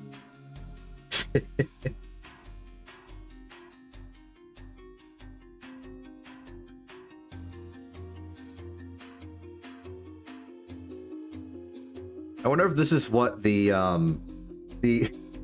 wonder if those people that had to like chart the border of Antarctica, like they had to take a boat and fly around and figure out where the land is for Antarctica, had to deal with. The captain was just like trying to do observational surveys, and the entire crew was like, hey, when are we going to Disney World?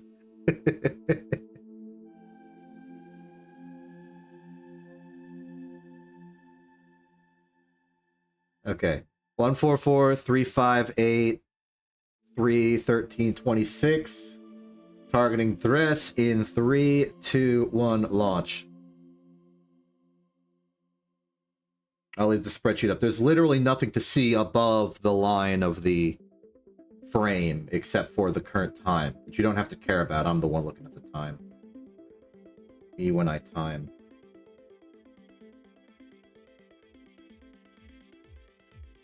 It's okay. I've got time. We just wait it out. We can speak, we can talk, we can communicate.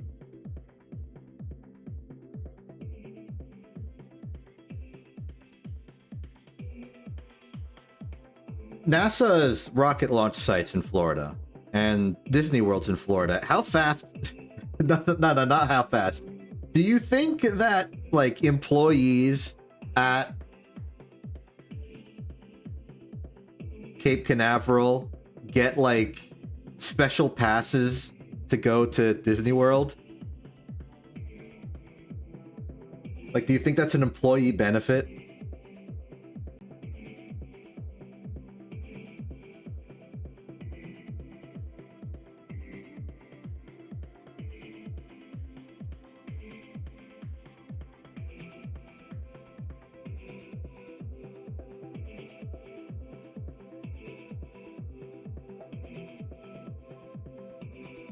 You're just off.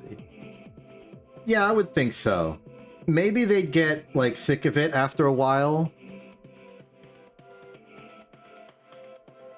I have to imagine that you can only go to Disney World so often before you've done everything there and it becomes like repetitive. Is that dress? That's not dress. Is dress still below the threshold?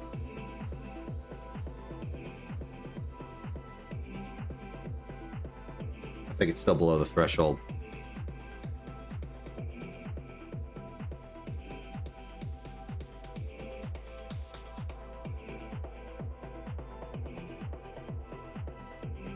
Given we expect dress to be slower than Duna, it's possible it's still under the threshold.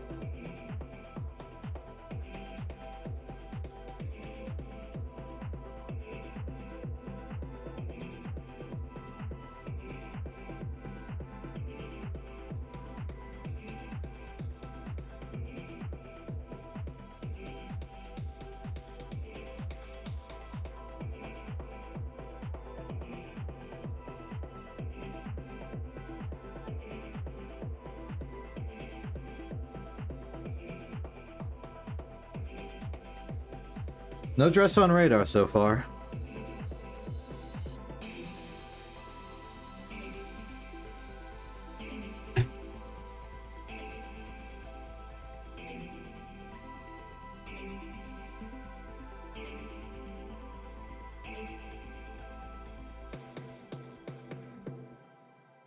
Actually, unnervingly long time staking.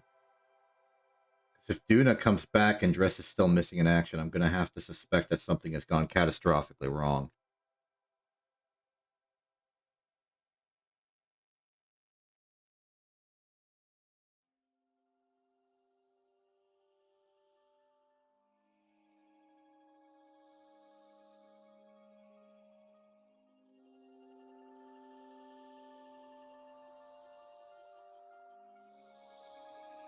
It's Duna. Dress is still not back yet.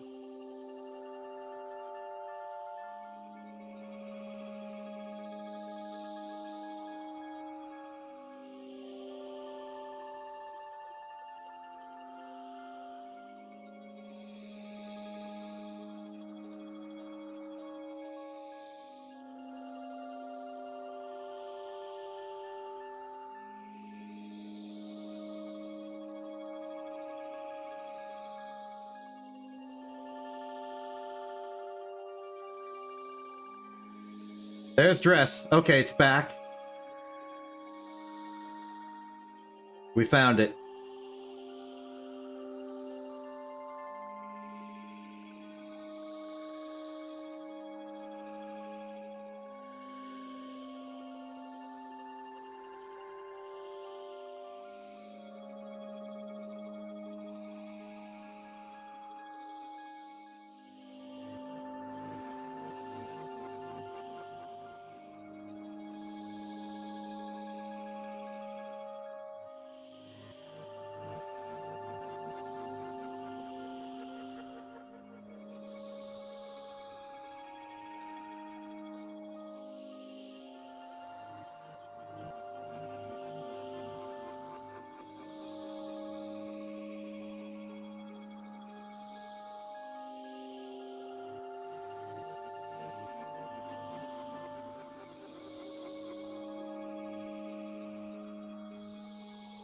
Yeah, I suppose we should do Jewel while we're out here. After all, Jewel is gonna be a pain to calculate no matter what we do.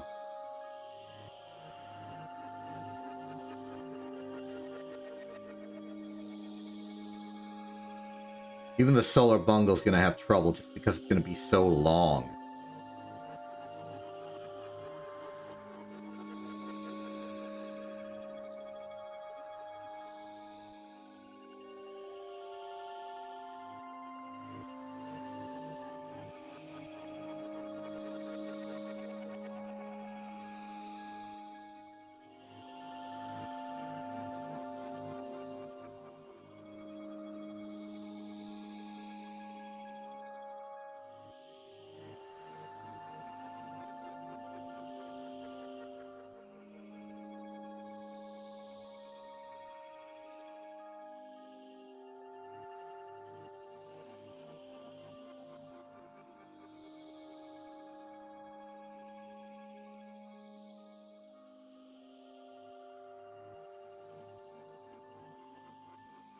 Stop.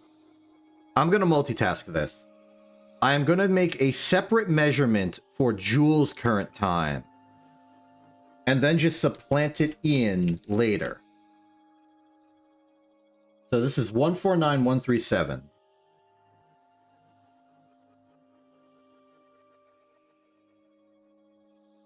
$126.46.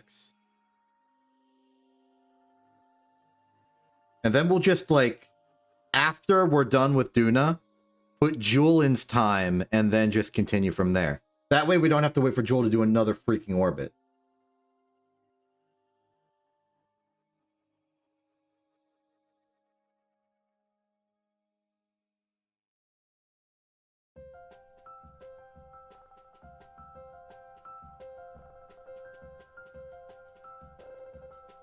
Might want to adopt a similar policy for Elu, given its Elu-ness.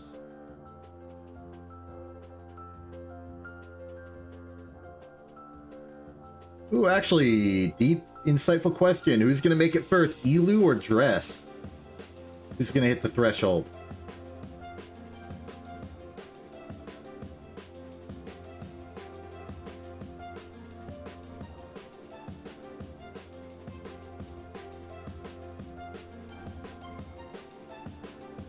I think it's going to be Dress. Just given what I know about angular momentum.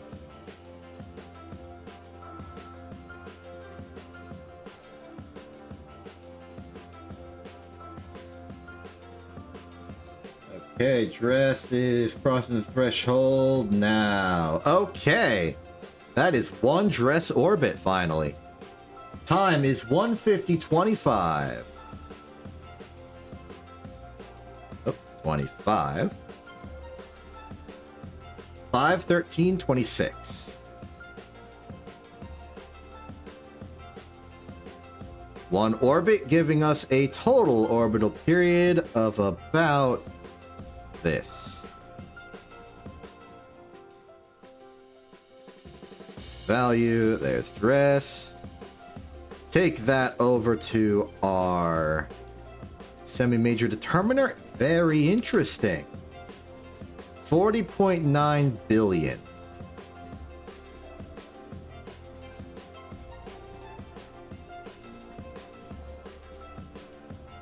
You're gonna want commas all over this place. Let's give it the standard red. Okay. Next up is Jewel. This is so efficient. It's a little boring, but it's really efficient. We're getting all these measurements in one flight. Okay, back here, we then want to supplant our Joule values in here. And then we proceed and wait for Joule to return. This is going to take a dang while. So, for one, we're going to try and multitask Elu while we're here. But like with that, we will have rough bounds for every single planet. And that's good. In fact, in the case of Joule, we could cheat.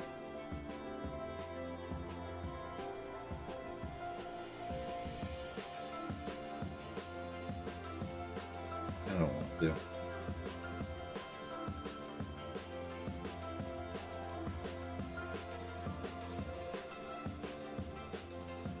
What is this? There, now it's a lot closer to the actual threshold of reality, so we can almost use the bottom of the screen as a measuring stick. Okay. Elu's in position.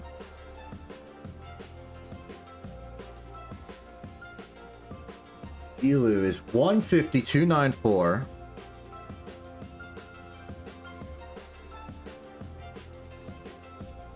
$253.26. Okay. Proceed. We are waiting on two planets. We are waiting on Joule and we're waiting on Elu.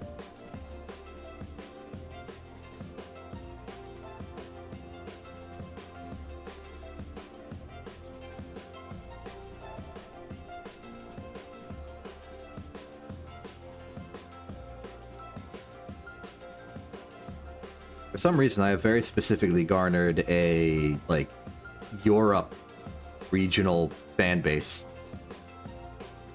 Like, there's Thega, there's you, there's Pianui. I don't know why everyone in Europe is just a fan of me for some reason. For me, it is 2 p.m.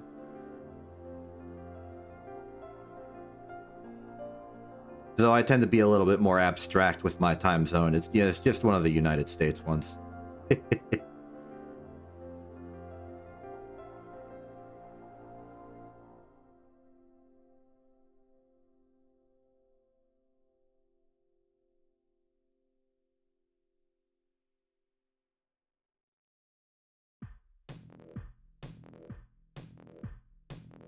We got nothing to do for quite a while. We are waiting on Joule to show up. We are waiting on Elu to show up. I suspect that Joule and Elu have pretty similar, like not too extremely different orbital periods.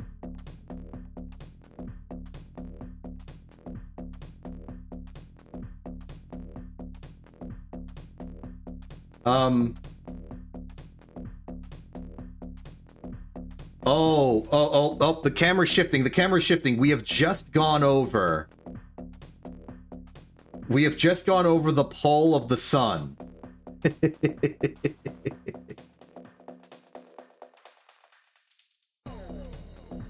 Okay, that's a little unnerving that we just went over the pole of the sun here.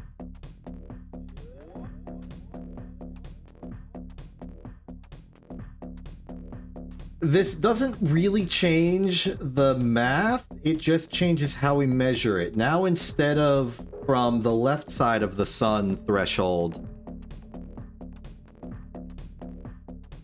we have to do it from the right, which is a little more inconvenient because we can't see it that well. So what if I do this? That don't work. That's already pure down.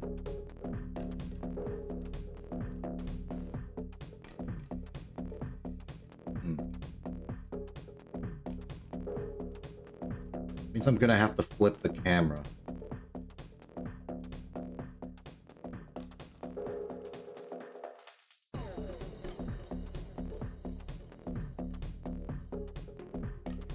This is going to royally destroy our numbers, but I think it'll be like close enough.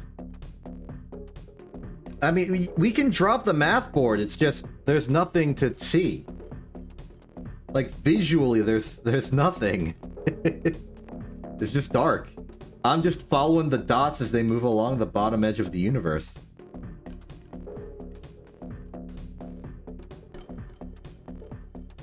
Alright, fine. We don't have to do math.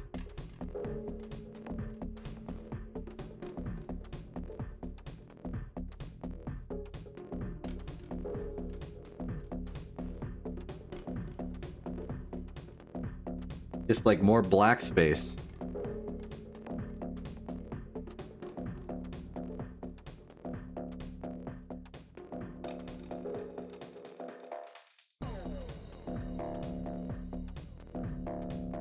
That's stress, okay.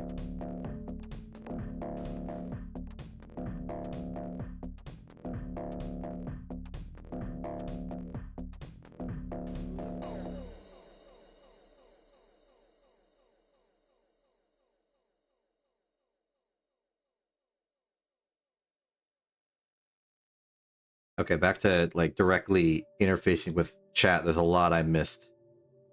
Everyone's saying country times, time zones. There's no people like me in Europe.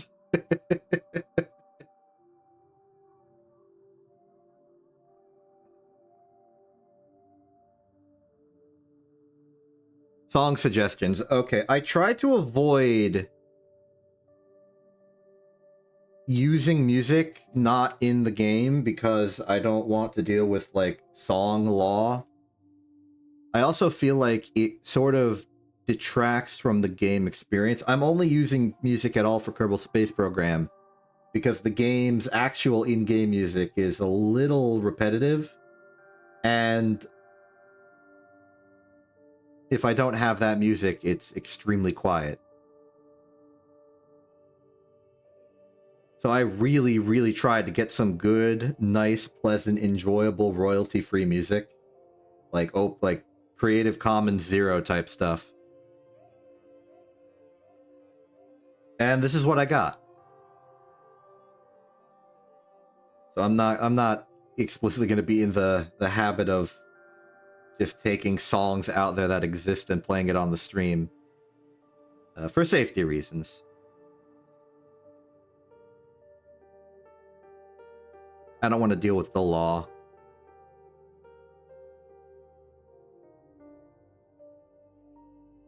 But I can, since you seem to like this, tell you that the playlist I've gotten here is a collection of some playlists, some albums, all made by one.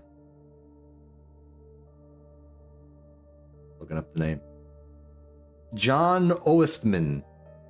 Oestmann.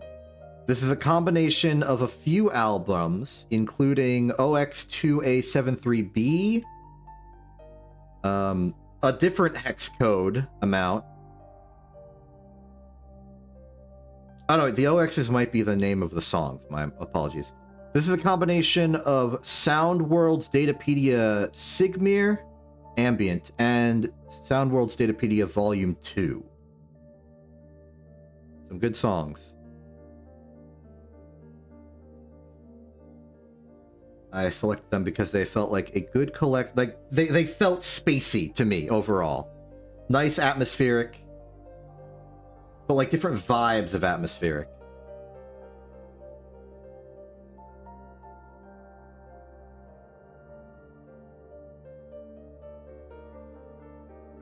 I need to set up like a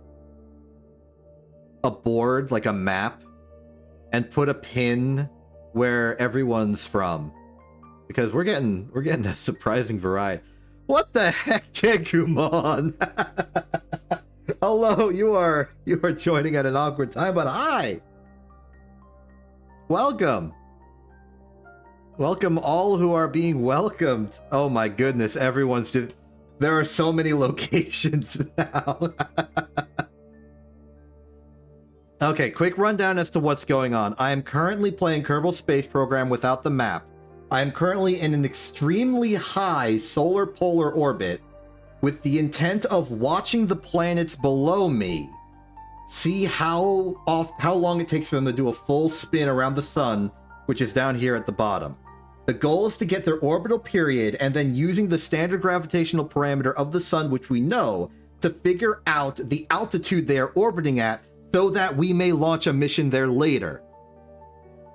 It's a little slow and boring right now, but we actually have, thanks to you showing up, enough people in chat that we can sustain conversations.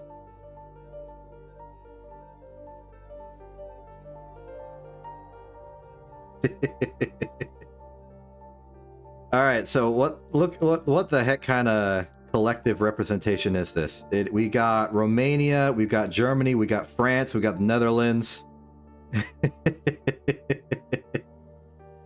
Oh, you want to talk space spreadsheets? I've got space spreadsheets right here. We are explicitly doing spreadsheet math right now, and have been this entire series.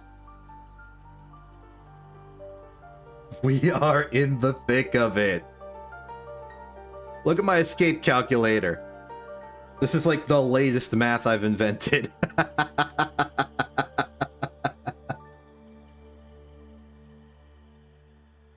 This is the kind of nonsense you have to do when you don't have a map.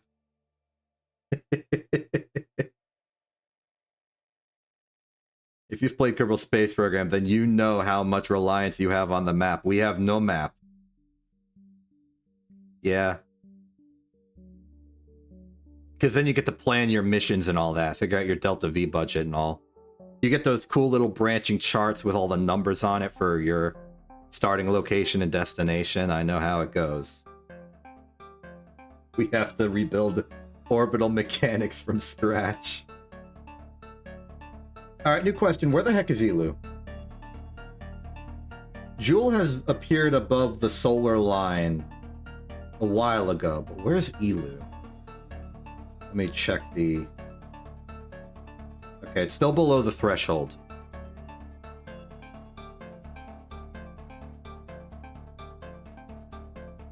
I mean, nuclear glider plane is definitely what you would be doing. Okay, so right now, we are currently in the process of timing Jewel and Elu. The finish line is the horizontal bar that is the solar lens flare type thing at the bottom of the screen. I've just kind of aligned the camera like that. So when Jewel, which is here, goes to the bottom of the screen, that will be when we stop the timer.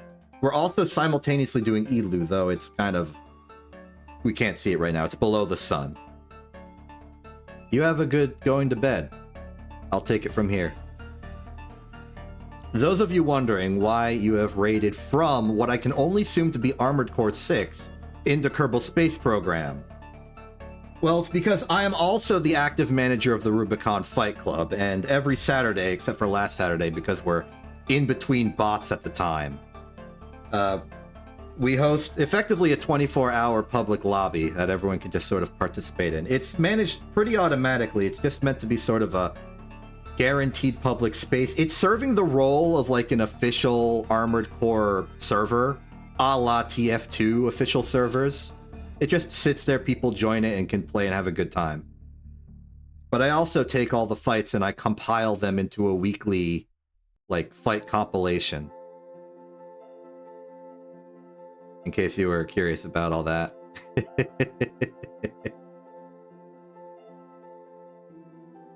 But yeah, I'll advertise the Rubicon Fight Club a bit, simply because I assume all of the Kumon appearers are more AC6 interested than Kerbal Space Program interested. Thega does make most of the banner art, but anyone can submit banner art for the... Well, we call the compilation just the fights, because it's effectively the VOD of the lobby stream, except cut to only the parts with fights in it.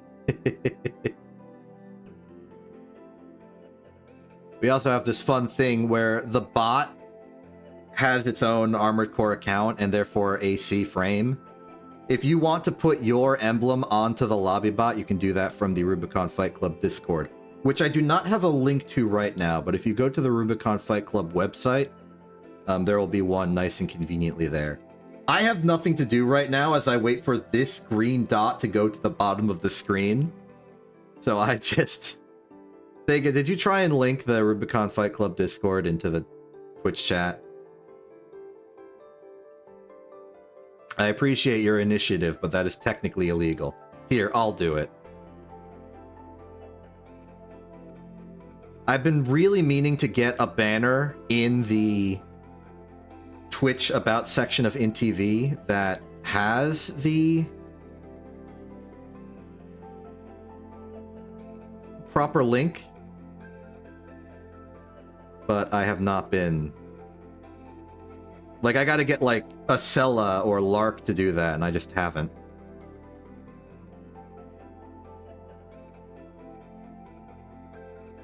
There you go. That's the RFC Discord. If you play Armored Core on PC, consider checking it out.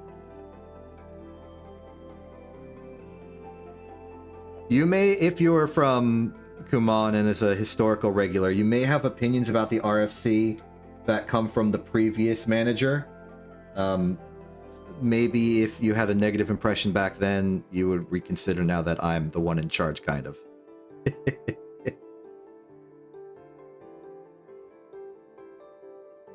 I don't know, marketing is tough for me. Okay, it looks like we are about 7/8 of the way through Jewel hitting the threshold. That's exciting.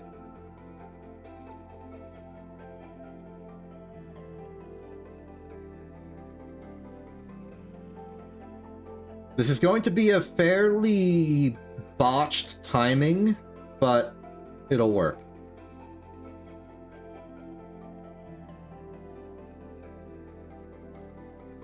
Like, it's going to be inaccurate, but Jewel is huge.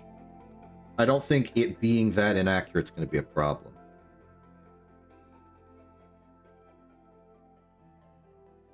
Okay, 5, 4, 3, 2, 1, stop. Okay, we have hit the racetrack.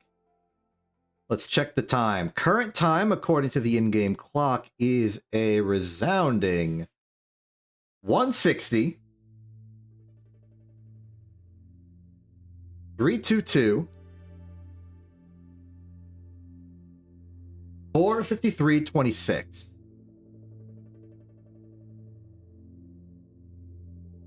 Which gives us a final orbital period of a number so large it has gone to scientific notation. Let's increase that a little bit. There we go. Let's paste that here. There's Jewel. Appears to be something along the order of 105 million seconds. We go here, slap that in, and we get a semi-major axis of about 69 billion meters. Which makes sense. It is a large number. Paste that in, mark it as red because it's a very rough estimate. And now the only thing we can do, the only thing left to do is wait on Elu. Where is Elu? Elu appears to still be below the solar plane, which means we might be here a while. I'm personally hoping that Elu is in the apoapsis side, which means that once it goes above the solar plane, it'll be a lot faster to return. That said, we need to wipe the numbers here, put in our Elu start time. And now we are ready to receive.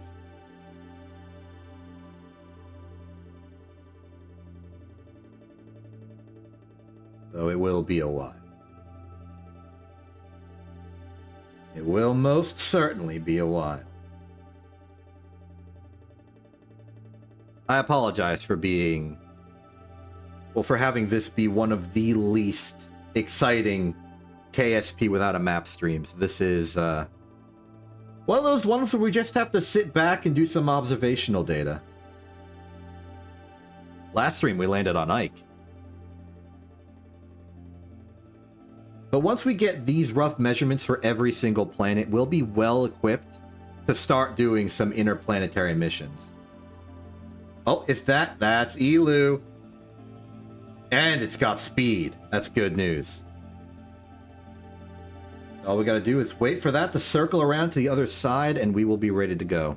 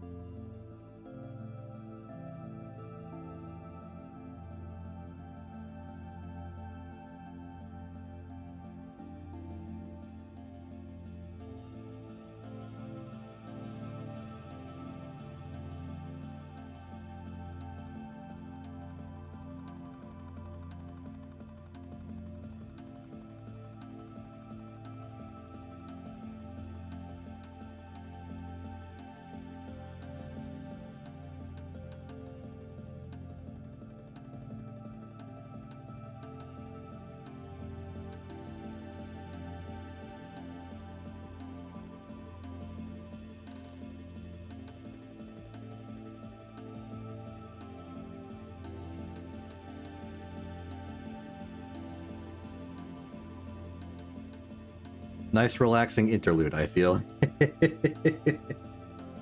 I can't really complain. This is very peaceful. And the only reason I'm mildly uncomfortable about this is because part of my mind is saying this is going to be boring to other people. But I'm not bored, and I'm just going to trust that you're not bored. We come to this agreement.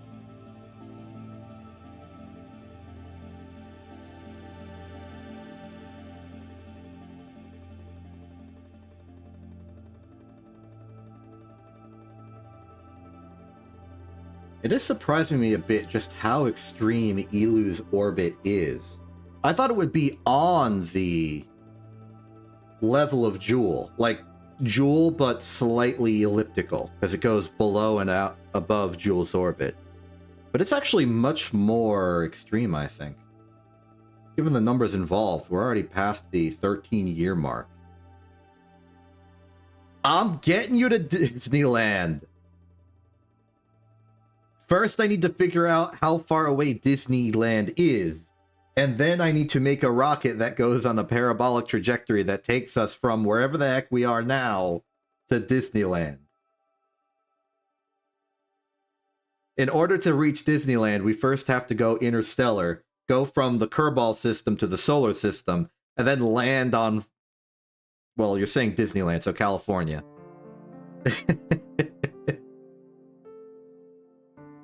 I don't actually know where... oh, I see what's happening. We're crossing the orbital plane of the universe. So all of the planets are about to go from falling on the left side of the sun to the right. That's interesting. That's why Elu has stopped moving. We can't see its movement anymore because we're on its plane. And as we move... yeah, look at Moho's orbit. It's super ellipsoidal. Only a little more time and Elu will look like it's moving straight down. Okay, look, I'm sorry it's hard to see anything.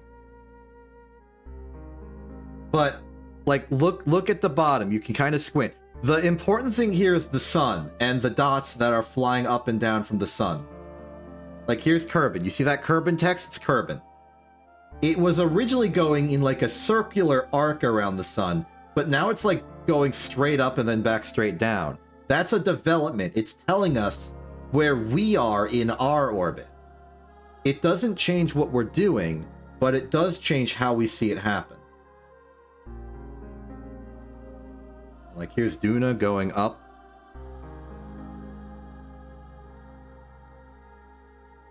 And pretty soon, we'll see maybe Duna, maybe Eve, maybe Moho, one of them, and then all of them fall to the right side of the sun lens flare at the bottom.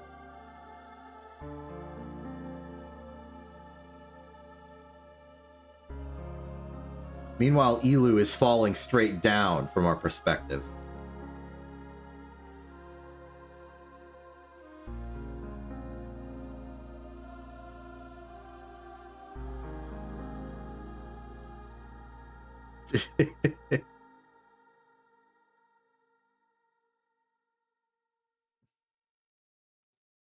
Sometimes it takes a lot of effort to go to Disneyland.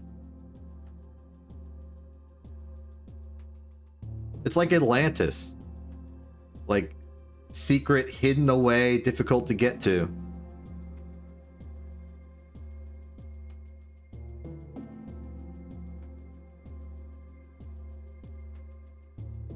This isn't even the travel satellite. This is the scouting satellite. We're using complex algorithms to figure out where the heck Disneyland is.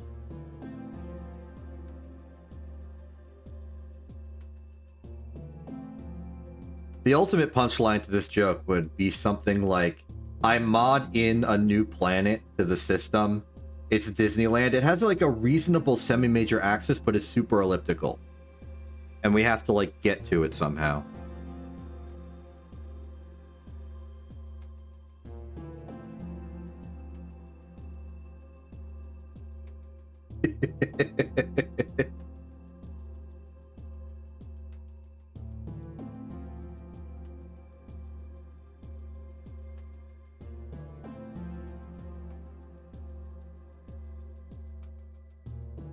It'd be like the plot to Treasure Planet 2. If it made sense to make a sequel to a story they were adapting and that doesn't have a sequel.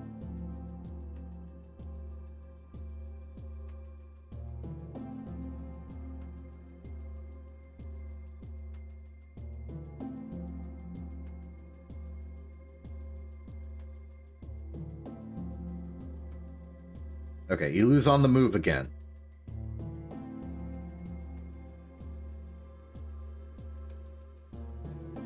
We're close.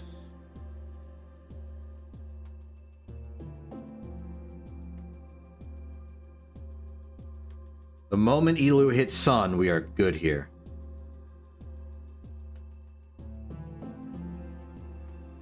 Okay, the fact that you're on a phone is definitely going to make this more difficult for you. I apologize.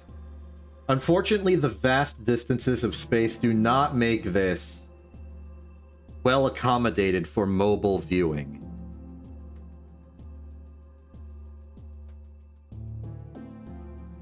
I'm having a hard time seeing it as is.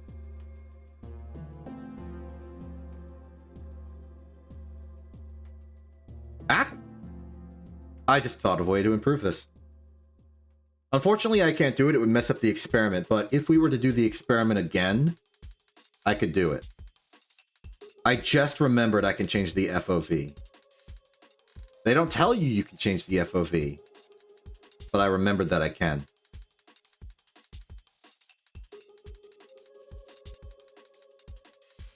Okay, eyes on Elu, eyes on Elu.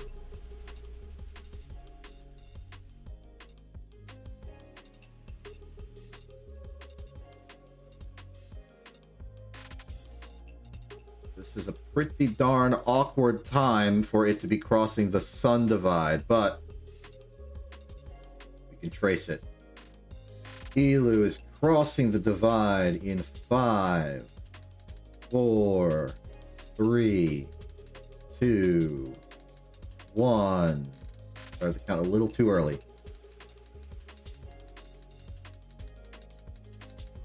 Stop. Okay, Elu.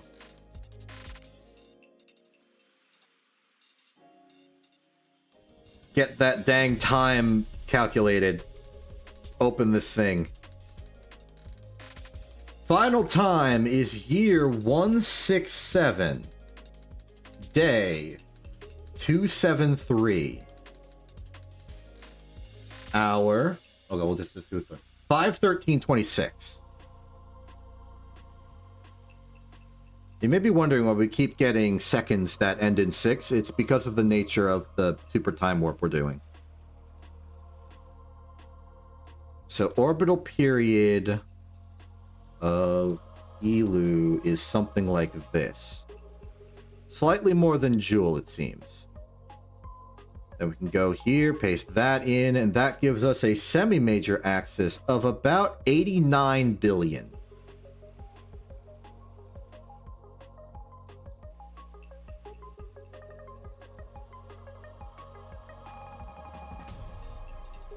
There it is. Okay, I understand that I've lost a lot of you, and by a lot of you, I mean exactly 2 of you. What we're doing here is measuring how long it takes for the planet to do an orbit. This will tell us, by association, how far away from the sun the planet is. And knowing how far away it is from the sun means we know where it is. So now we know where the planet is. Now we know where every planet is to a rough estimate. And with that information, we can go to them now. So let's go to one now.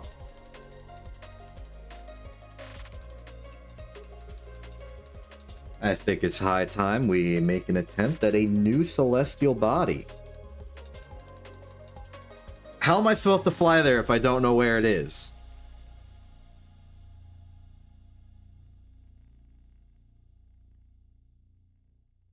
It's all well and good to say, hey, I want to go to Disneyland. But when you start your journey, you gotta pick a direction to walk, and only one of those directions leads to Disneyland.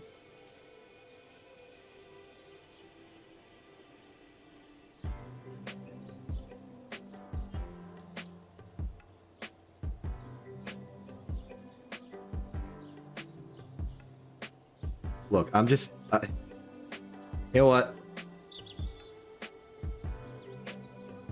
You want to talk about Little Prince for a second? How about we talk about Little Prince for a second? Here. Disneyland is inside this box. Enjoy.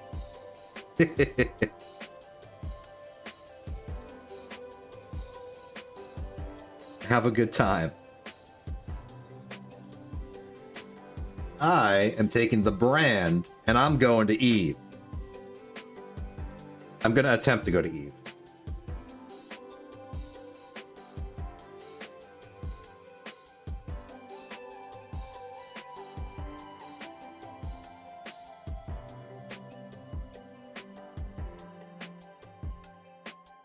The bamboozle is in. Welcome to jail.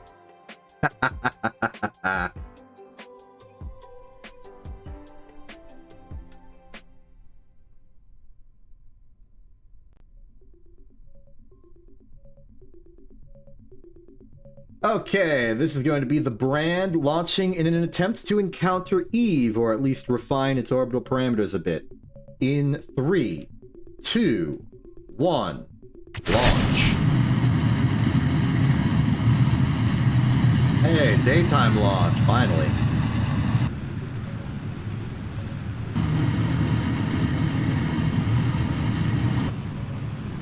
Okay, leave this SRBs to do most of the work from this point out.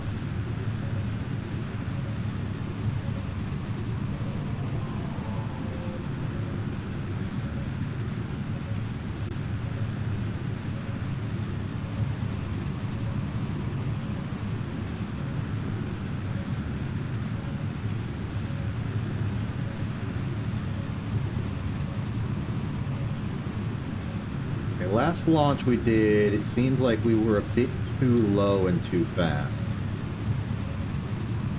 So maybe slow the gravity turn a bit here.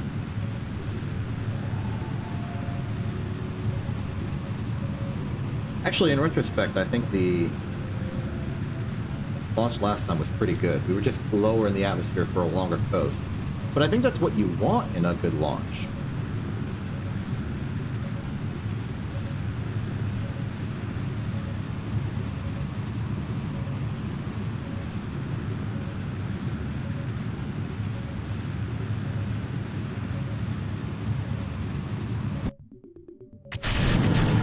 The cross!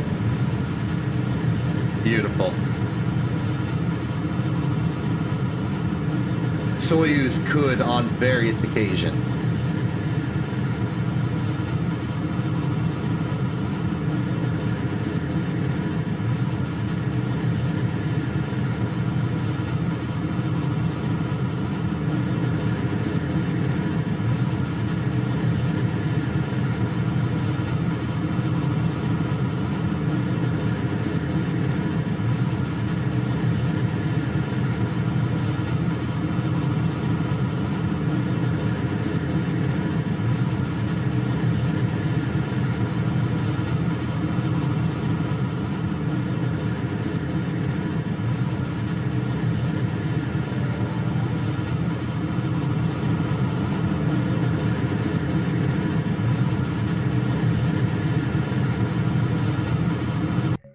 Okay, hold here. We proceed to orbit. Oh, we were done with the polar bungle. We got the measurements we wanted, so I just left, and now we're launching a rocket to Eve. It was at around the time I drew the box, so I understand that you were distracted.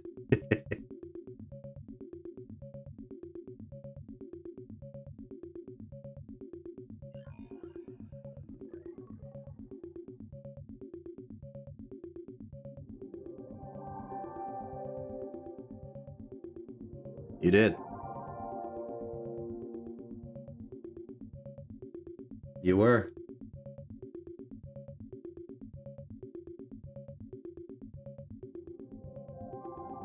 Whoa, whoa, whoa, whoa, whoa, whoa, whoa! We do not have an apoapsis above 70? Surprises me.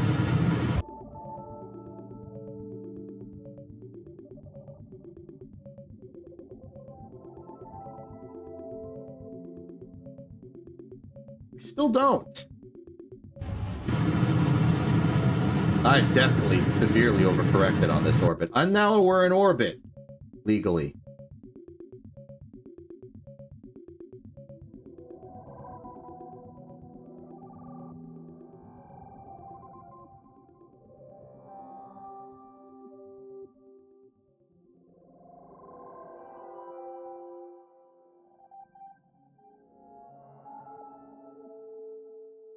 Four, 5, 6, 7, 8, 9. Okay, we've hit vacuum. First order of business when hitting vacuum is jettison the fairing. Second order of business is go to apoapsis.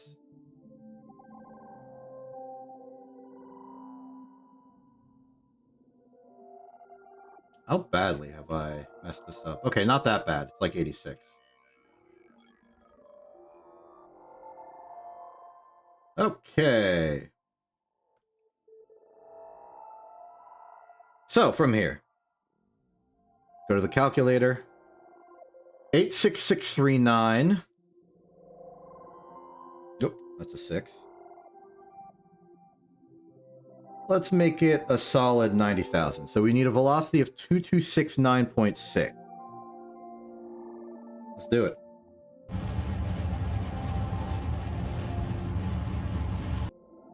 We're actually really close to circular, which makes sense.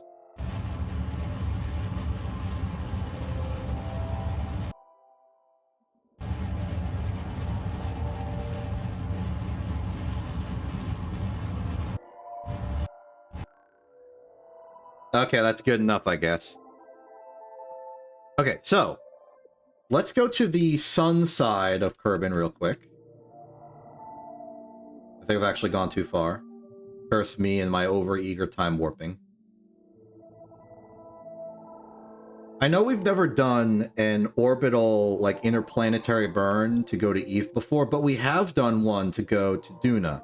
And it's basically the same thing except backwards. I know the whole escape math is pretty new, but it is tested.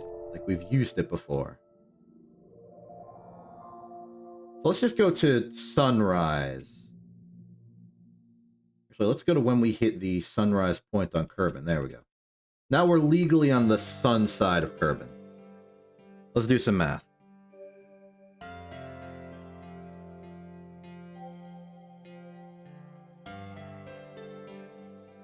I'm gonna call here good enough.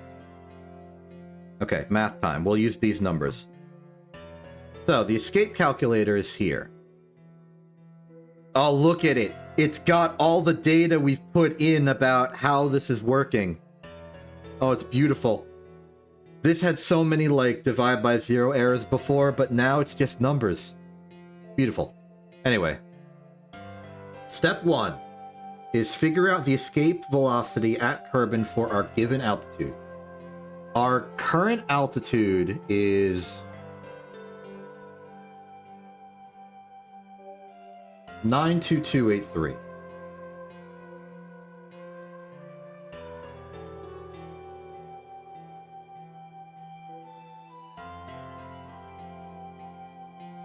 Which gives us a Kerbin escape velocity of this. So paste value that in.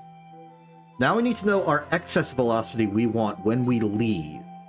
That's going to be the Hoffman velocity target difference between where we are, Kerbin, and where we're going, Eve. So it's negative 778. Paste that in. So it means that our target velocity right now, we want to have a velocity of 3273.4 going backwards. And going backwards just means we do this on the sun side of the planet. So 3273.4, we are waiting for the number on our nav ball to match. In 3, 2, 1. 3273.4.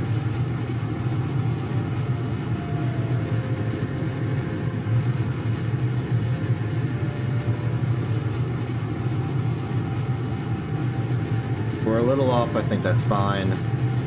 We'll get the angles a bit more intuitive. I maybe should have gone a bit more forward on the sun side. 3273.4. There we are. We are on escape. Next thing to hope is that we don't hit the moon. Moon's looking pretty out of the way, though, so I think we're fine.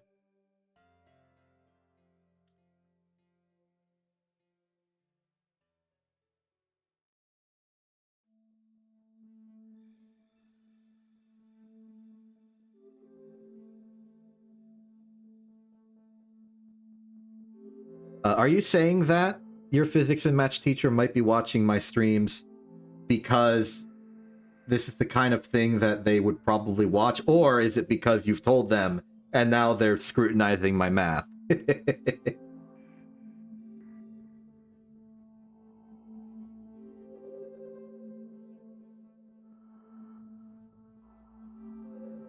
Oh, okay. Oh, you think I taught them all they know about math and physics and then they're teaching you it now. I see. All right. So we're now interplanetary. I want to see how well we did. Our current velocity is 8511. Let's go to periapsis. We got our work cut out for us.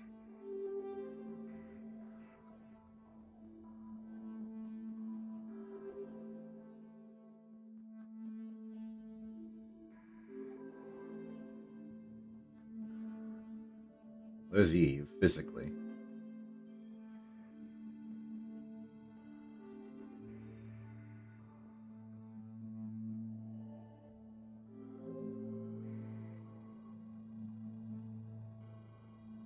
Oh, We passed it.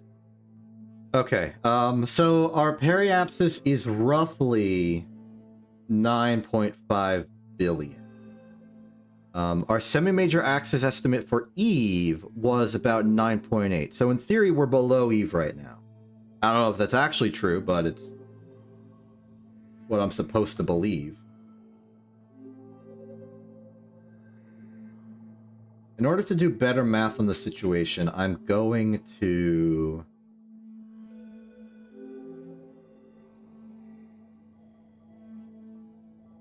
Yeah, okay. We got some work to do if we're going to get the whole math situation situated.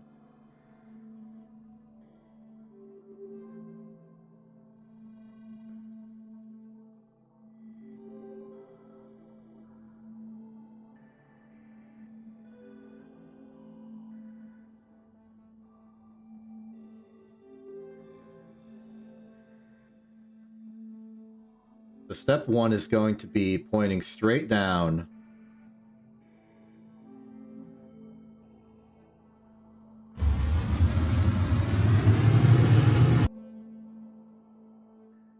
Good enough. Okay, now go retrograde. We need to circularize. My plan is to circularize at 9.5 billion exactly, and then use that as our measuring stick for how Eve's movement is working. There's going to be a lot of just like gradual corrections. So to the calculator.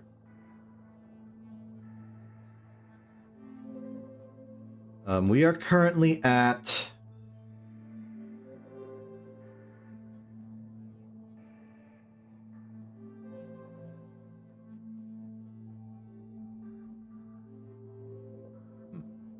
We are currently at 9508 million. And we basically want to circularize at 9500.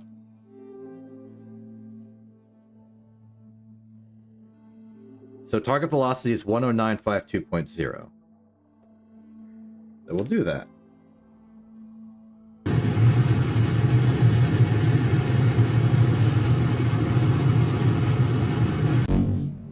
Out of fuel.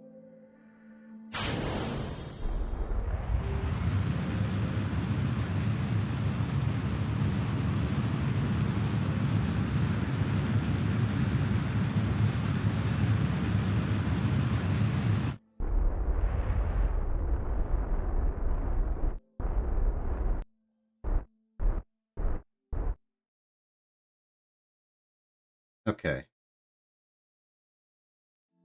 Now we'll go over to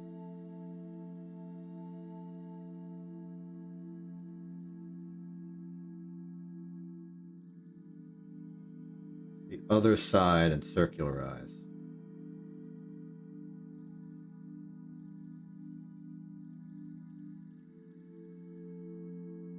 Seems like we're probably a little bit eccentric. I'm going to try and flatten that out.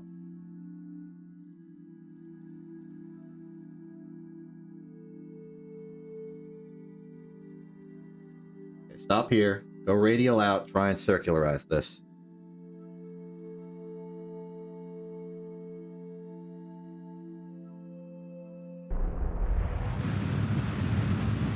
We are just about at Eve's orbital altitude, though we're clearly not at Eve right now.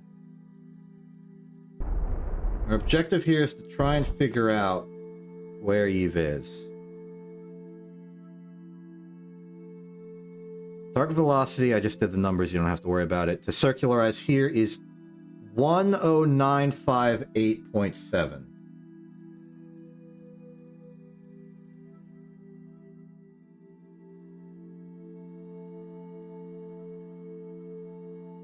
One oh nine five 8.7. There. We should now be in a perfectly circular, okay, not perfectly, but circular enough, 9.5 million altitude orbit around the sun. We shall now go into free camera mode.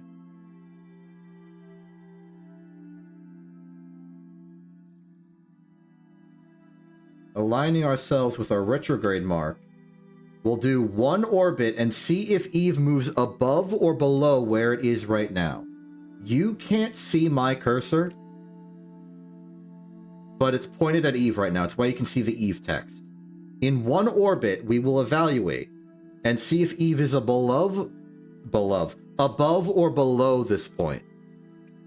In 3, 2, 1, go.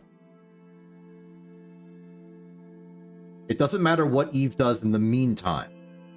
All that matters is at the point at the end.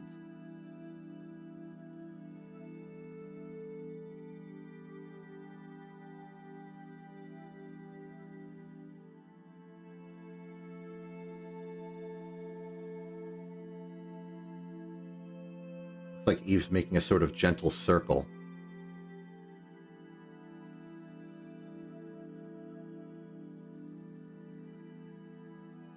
Here, let me try and get your understand to 2%. We are at a certain altitude, and we are moving at a certain speed. We want to know if Eve is moving faster or slower than us. If it's faster than us, it's above us. If it's slower than us... Sorry, no, if it's faster than us, it's below us. If it's slower than us, it's above us.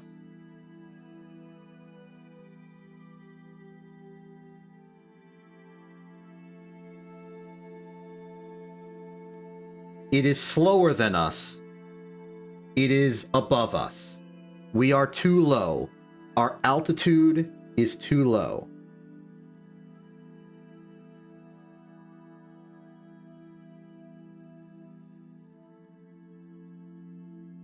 So the reason for this.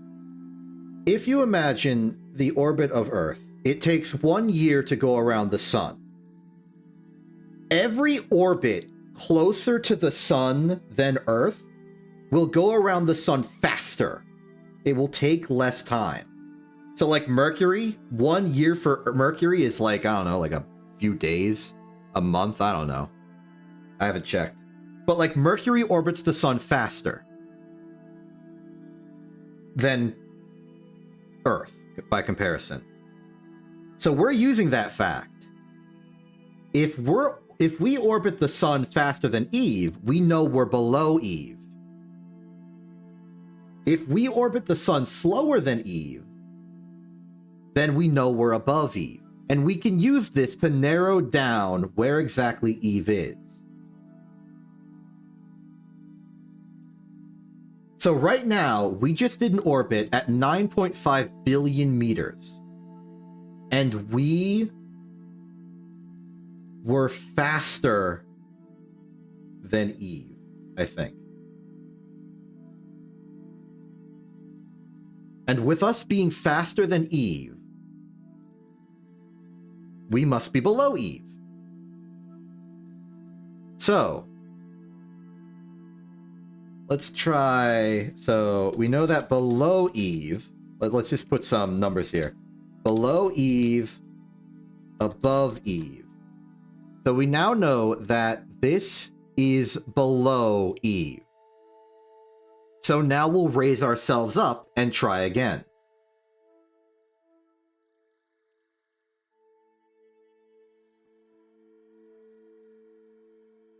So what number do we want to pick for this? How about... Let's go 9700. How about? So we want to go from 9500 to 9700. Our velocity needs to be 11014.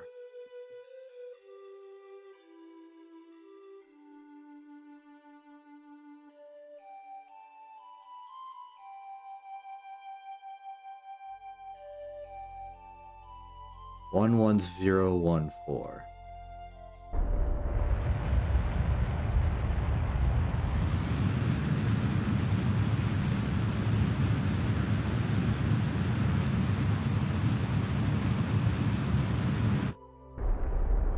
One 11014.1 to be specific.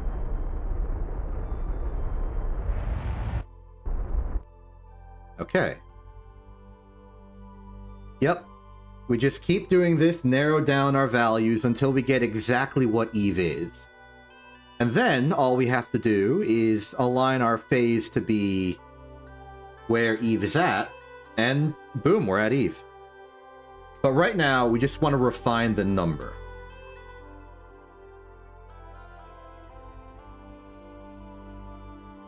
It's kind of like range-finding artillery.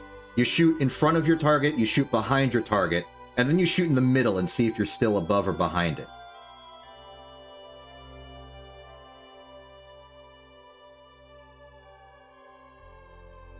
So we're going to go to from 9.5 to 9.7 billion. And then if we're too high, we'll probably go to like 9.6, right in the middle. And then we'll just narrow it down from there. It's just a nice repeated game of higher or lower.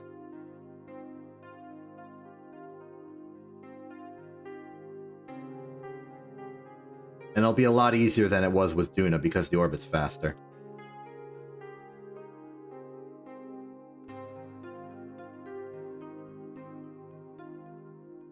What thing? Oh, this is... I think that's just the lens flare from the sun. Being goofy.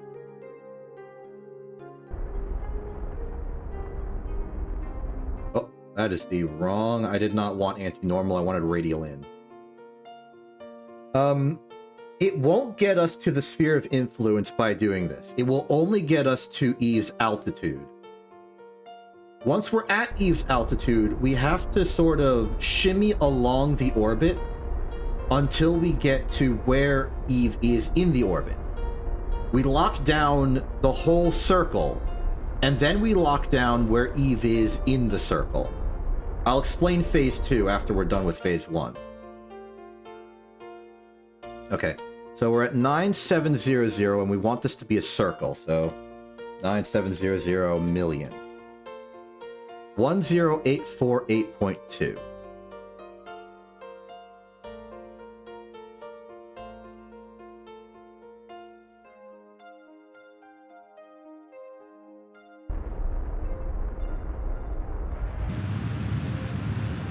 $10848.2.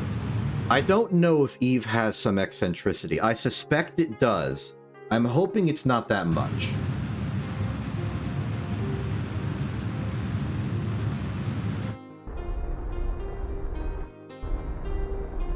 Oh, too far. Let's reverse slightly.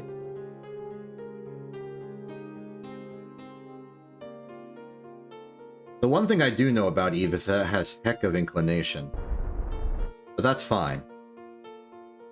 Okay, so we are at our new altitude of 9.7. Next step, find Eve. There, that's not Eve. There's Eve. So we lock position on it, and then we do one orbit. If in that one orbit, it has moved above where it is right now, we'll know we're above it. I think.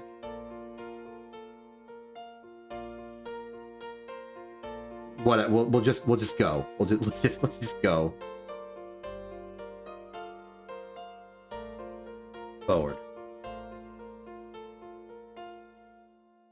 So immediately, it's looking like it's faster than us.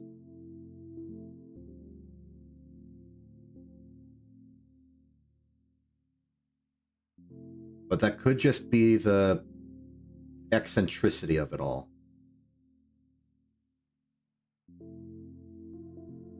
No, if it's faster than us now, then that means we're above it, which means it's somewhere in between. But we haven't proven that yet.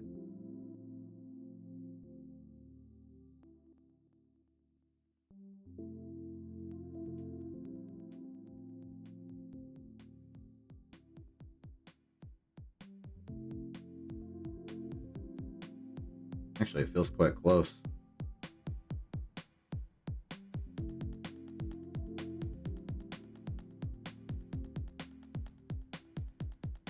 Okay, that's one orbit. It is higher now, which means we are above it. It has orbited faster than we did.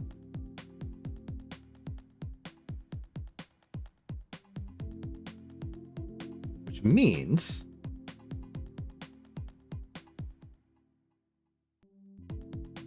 we now have our bounds. Give me commas on these, please. Thank you.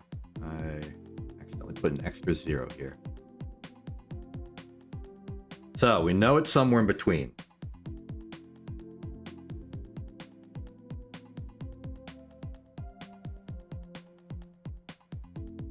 So in that case, let's go to 9.6.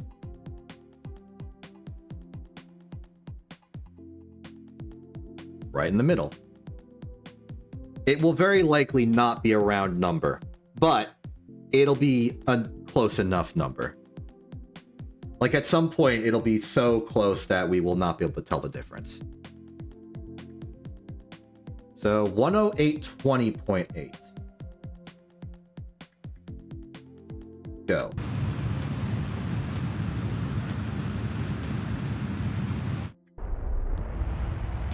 Oh, too far. Actually, I've got RCS.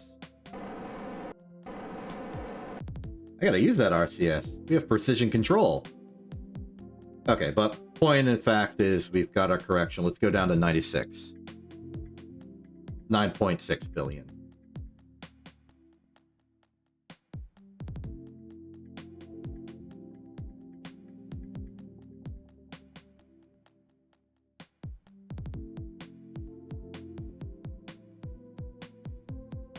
We very much can't do this with Elo. Elu is way too eccentric.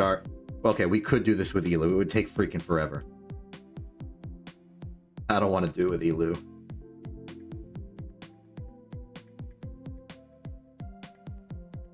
Okay, welcome to 9600. We now want to turn this into a circle. Okay. Target velocity is 109.03.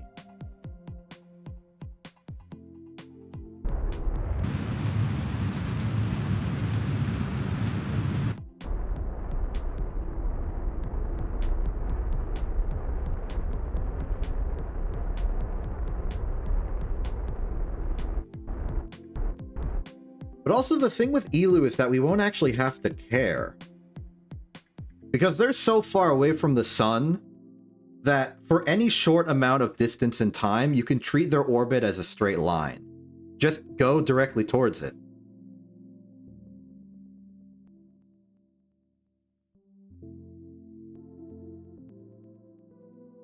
It's only with low orbits and the curvature of the trajectory around the sun that it becomes a real big issue. But if we get even anywhere in the vague ballpark of Joule or Elu, we can just go towards it and just refine it like that.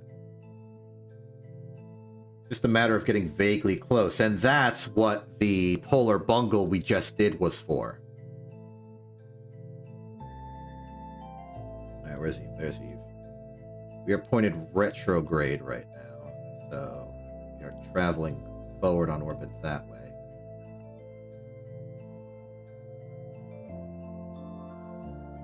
So we're facing backwards. There's Eve. Let's see what Eve does. In 3, 2, 1, go.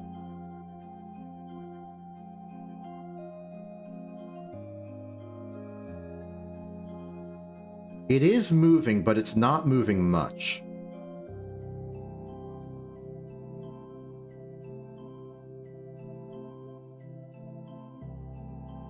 That's a very good sign.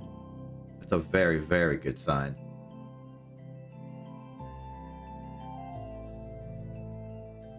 Now I can't see Eve anymore because the ship's in the way, but it won't be.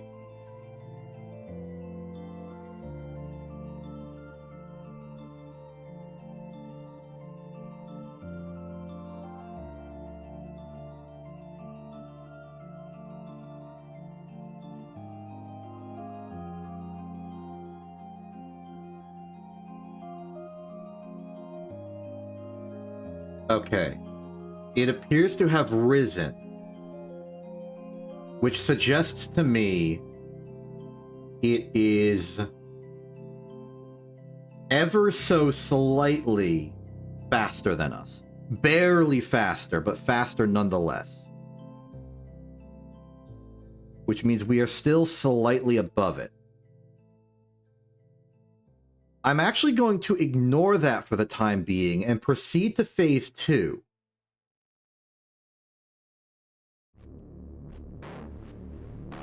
I want to get closer to Eve for a moment. In order to do that, we need to do the phase aligner. The phase aligner is kind of interesting.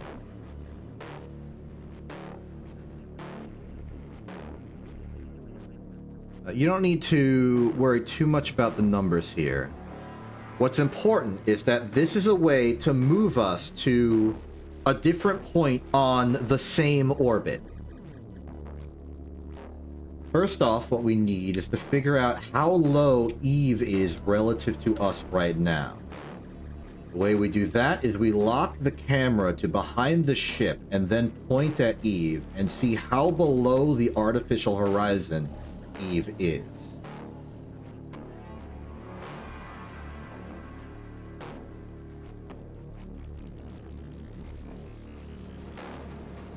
There it is.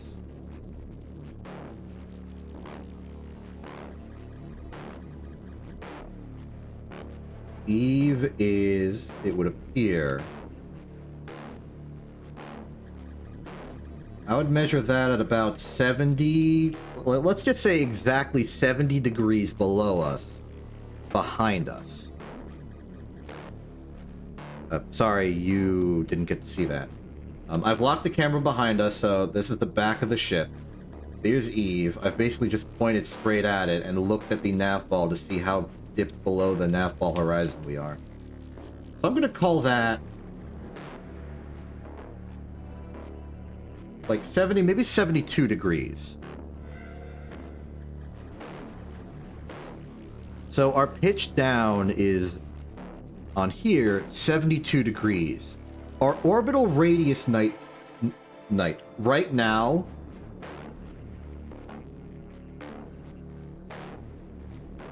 is, well, our altitude is 9600 million.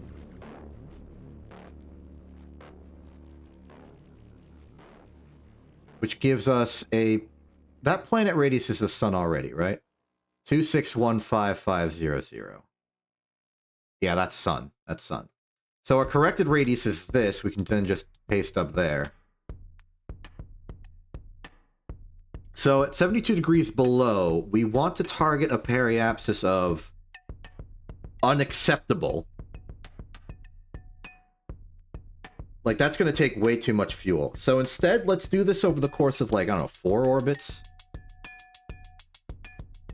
And that would have us target 8.5, which is a little better. Delta V involved is still a bit of a pain.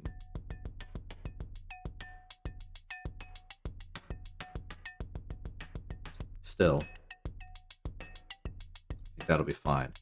So then we go back to our calculator with this number and paste it in as our target radius. Target altitude no longer matters. We want a velocity of 10498.8.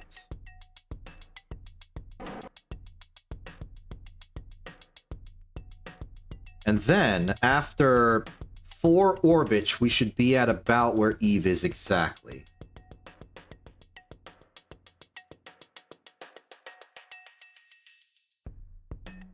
Okay. Launching to vaguely where Eve is. 10498.8. Thank goodness we have the Delta V for all of this. In 3, 2, 1, go.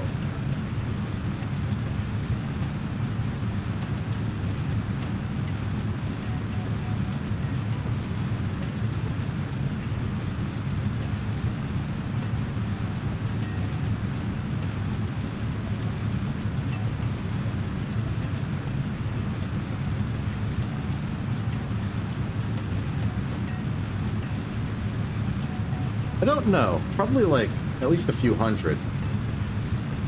I don't have... Oh, no, yes I do. I have a lot of scientific instruments on this, so we can probably get like a good 3-digit number of science.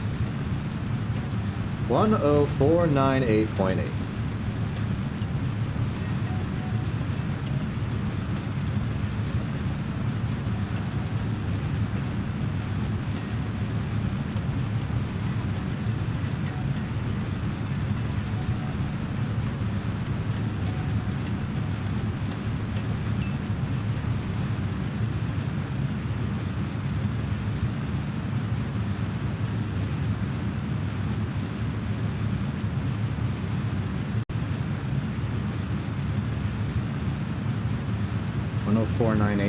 Oh, too far.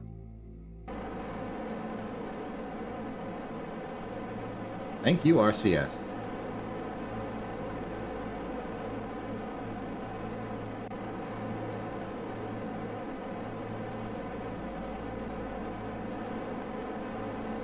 Saves me the trouble of having to turn around.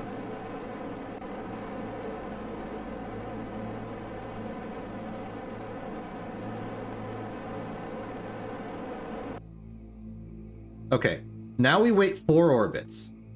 In truth, I'm going to wait 2 and recalculate, just because our numbers are not going to be precise. Now, to track the orbit, it's as easy as just looking at the nav ball, counting every time we go past the retrograde mark, because that's where we started. Casually just ignoring the fact that planets and stuff are flinging around us.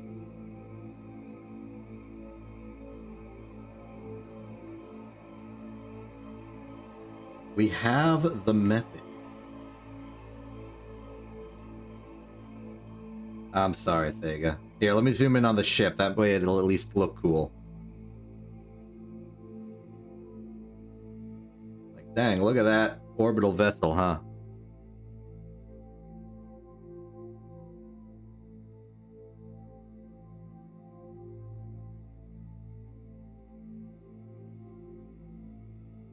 Okay, so that's 1 orbit.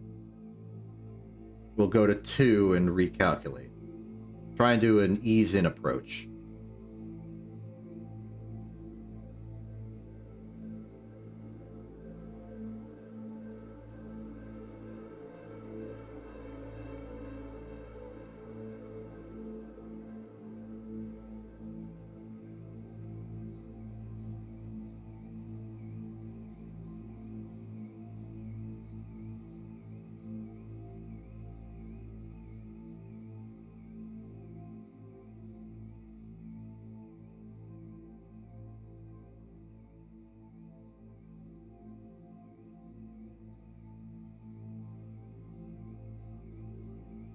And stop. Okay, we are back at... We are at 2 orbits now. And we want to check Eve again, now that we're here. Where is it? Relative to straightforward.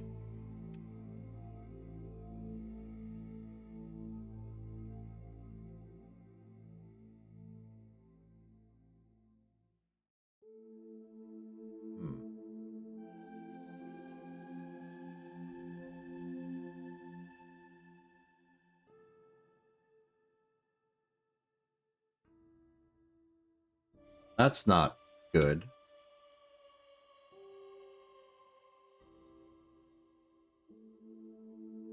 It's in the exact same spot.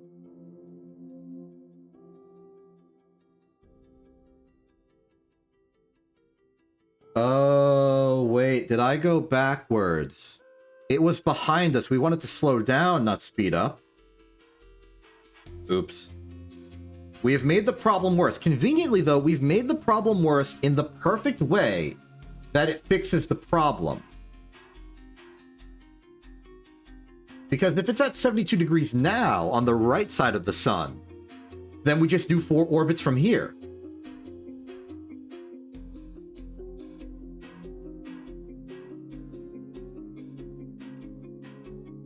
We got lucky. We went the wrong direction and we got lucky.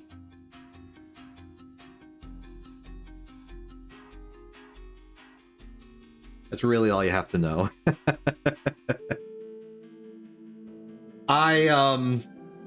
I made the orbit smaller instead of making the orbit bigger, but fortunately all orbits are circles, so we just came out the other side, and now everything's fine.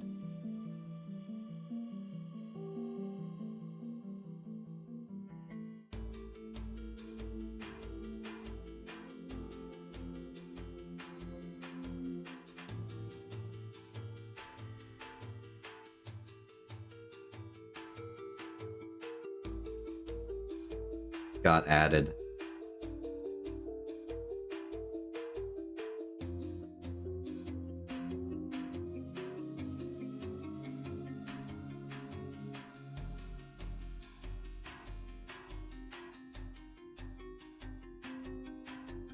This is kind of a cool view of the satellite.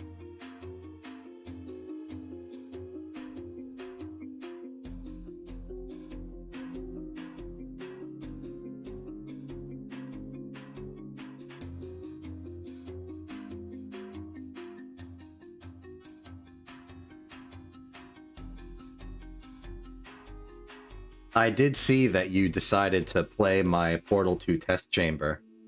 I'll try. I'm not the best designer of them. It's difficult for me. But I'll give it a shot. And we are here. Okay, having fixed our failure last time, let's see where Eve is now. Looking forward. Looking for Eve.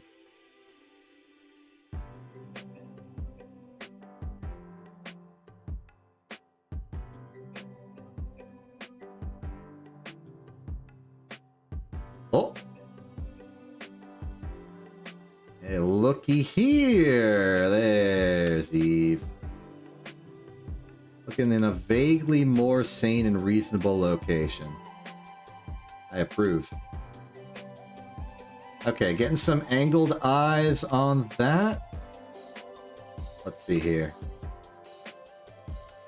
So straight ahead, it's at about negative 41 degrees, I would say.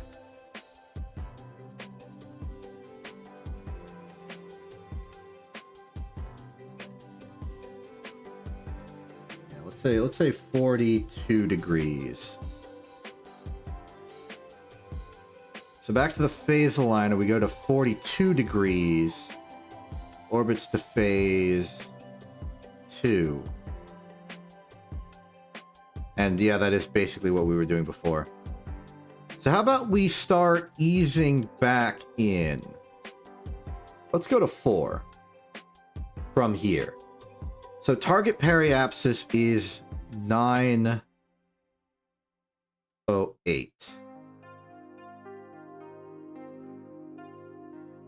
Paste that in. We want a target velocity of 10677.8.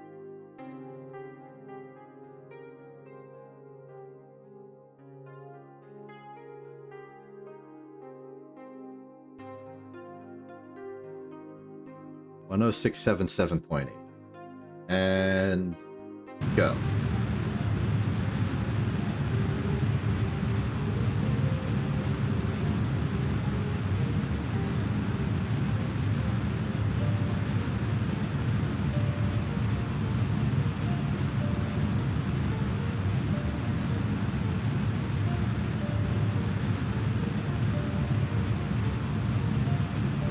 Three, 4, 5, 6, 10677.8.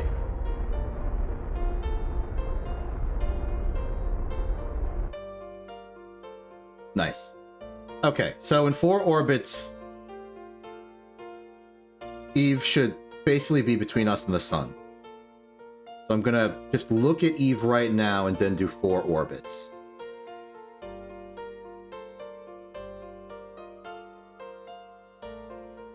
Is it strange that I feel weirdly confident about this? Like that I feel like we're really close to just being there.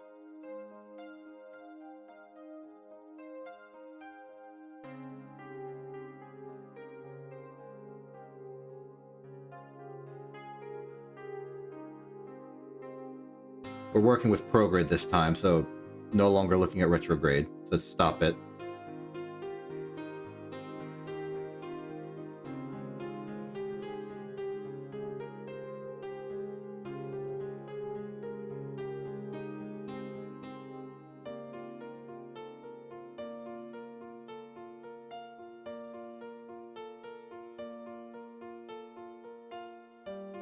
One orbit down, 3 to go.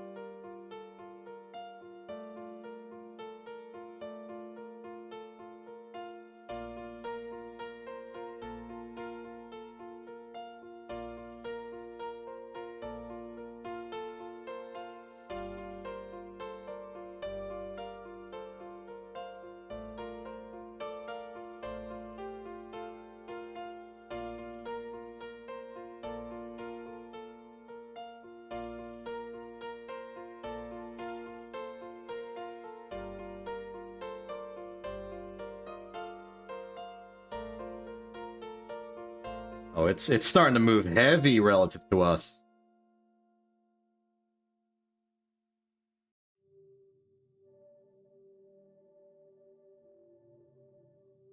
Two orbits down, 2 to go.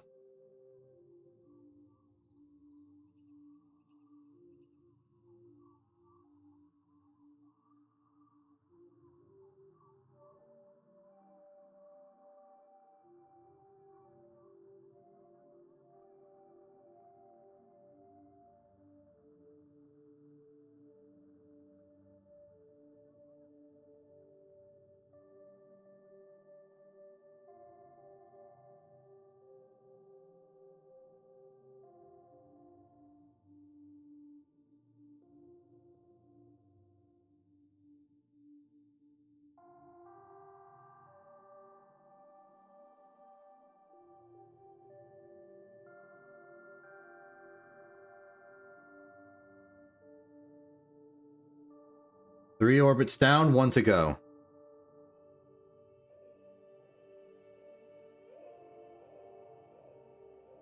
Oh my goodness, I can see Gilly's orbit. Gilly is very strongly in a different position than Eve is right now. That's wild.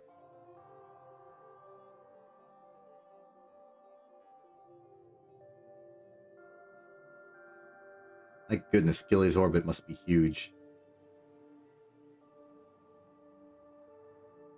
Oh, we're so close, it's not showing it the glint anymore. Whoa, whoa, whoa, whoa, whoa, what? It's... Oh no, that makes sense, it's above us, yeah.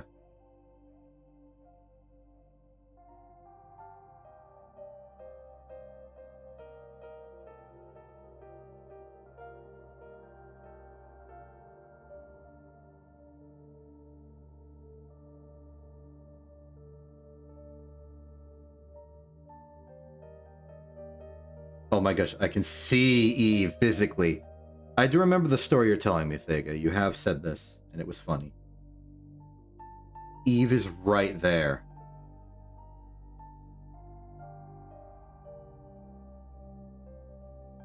I didn't expect us to be this close this fast.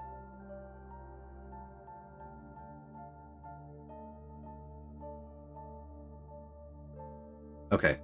We need to circularize now. 9600. 96. Feel that. 10903. Immediately. This is going to be big data. This is going to be huge data.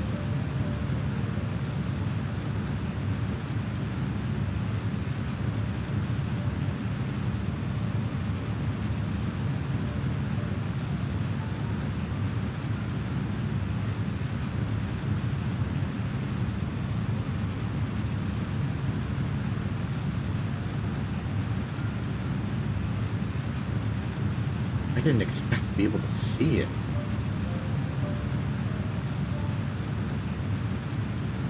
Phase aligner does wonders.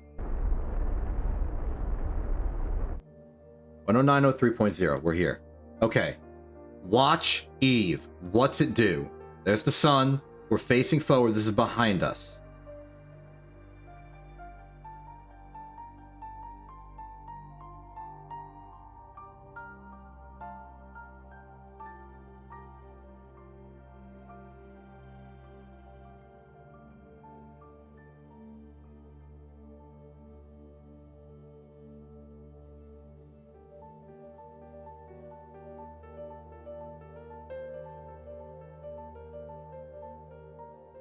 Oh, man.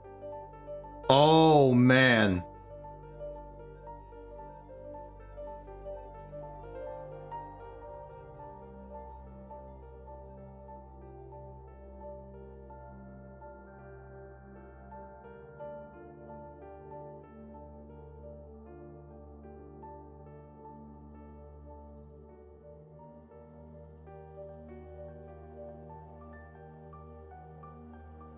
Oh, it's going wild right now. Eve is right there.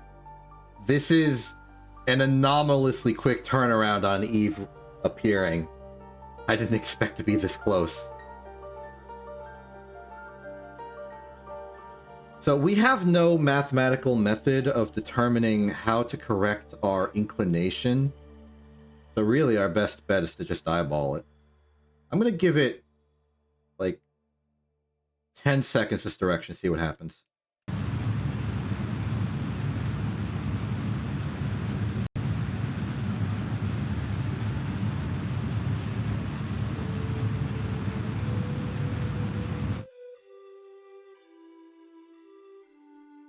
Okay, not enough. 3, 4, 5, 6, 7, 8, 9, 10. Not enough. I'm going to give it like 30 seconds. Yes, because if we don't have the inclination, we can't hit the planet. Especially when we don't know the semi-major axis to a reasonable degree. All of our numbers are very vague and kind of approximate. So just getting the inclinations aligned will make doing the, like, just range finding a bit easier. 1, 2, 3, 4, 5, 6, 7, 8, 9, 10, 11, 12, 13, 14, 15, 16, 17, 18, 19, 20, 21, 22, 23, 24, 25, 26, 27, 28, 29, 30. Okay, how's it look? It's better, I'll take it.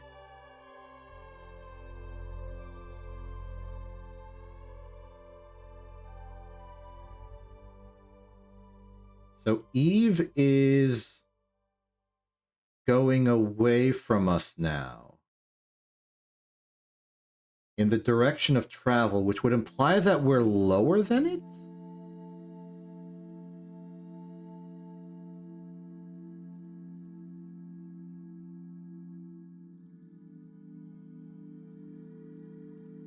No, it's going under us, right? We're in the circle. This proves it. Eve is inclined. It has inclination.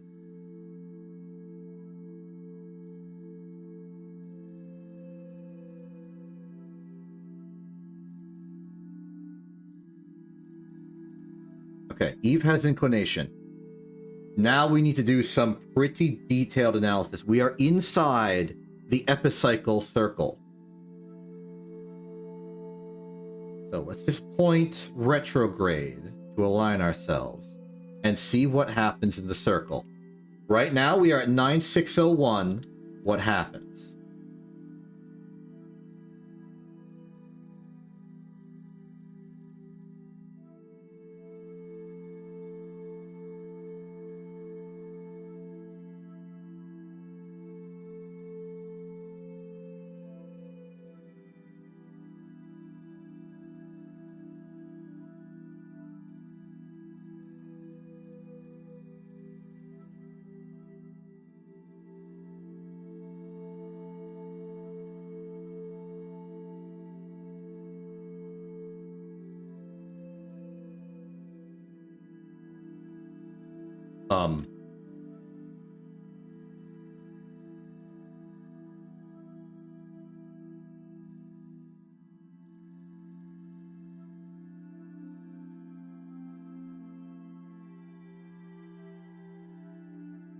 I think we're outside the circle.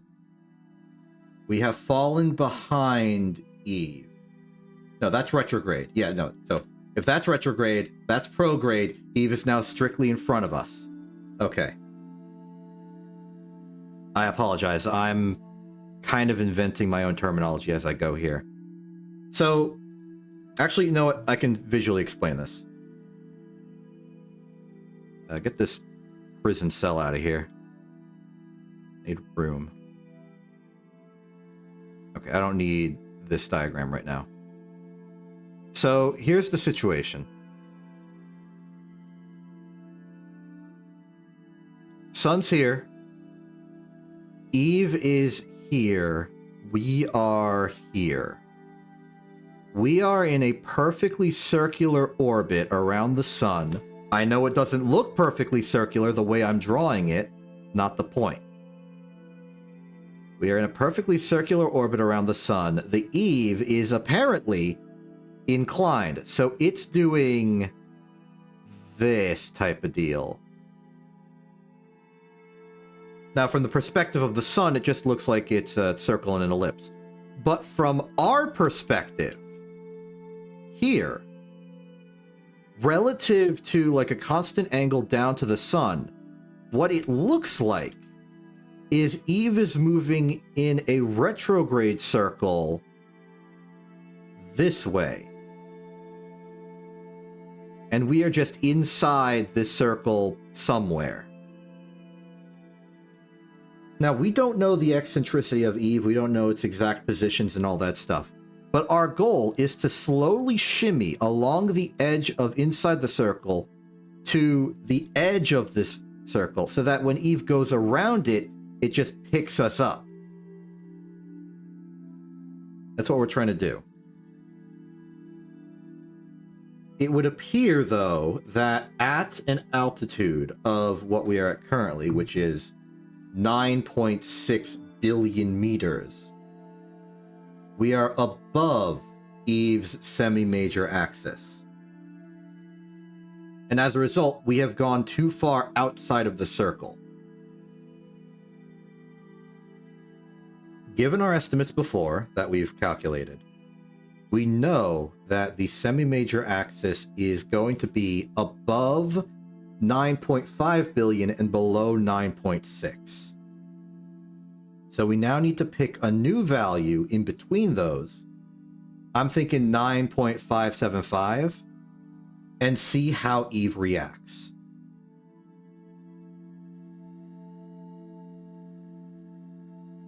Now I choose to do this now when Eve is just about level with us. So let's go for 9.575 million. Morning, Thega. So we want a target velocity of 10896.1.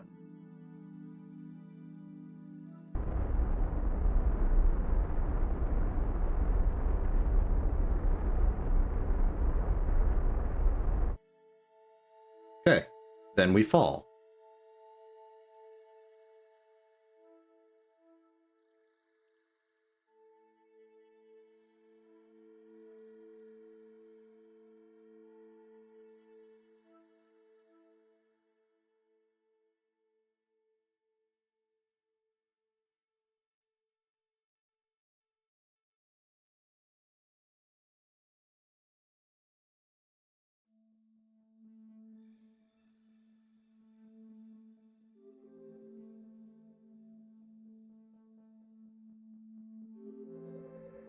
Now that we're on the other side, but still too high.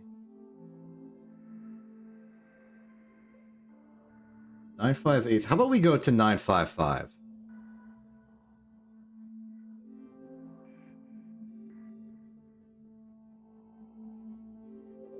Just properly bifurcate this.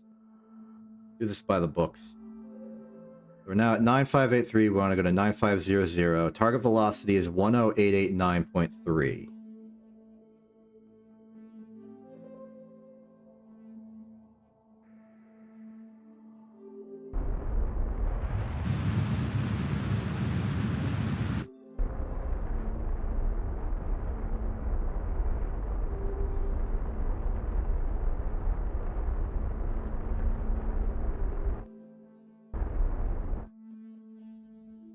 Good.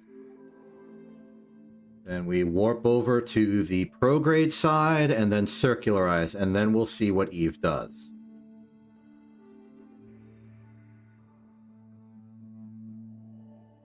Wherever it happens to be.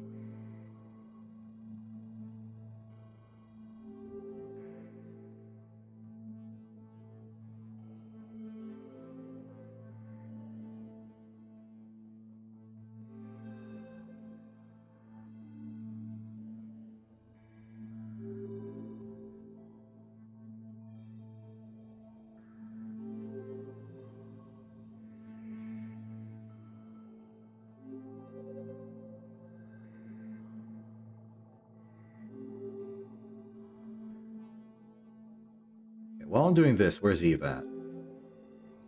Oh, there it is. Okay. Just want to correct our...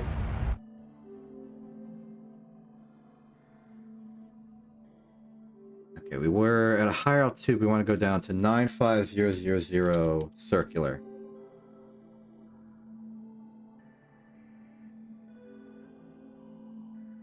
So circularize here. So no, not 95.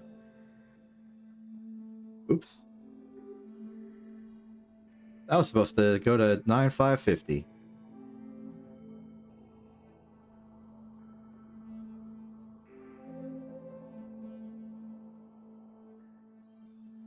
$10972.7.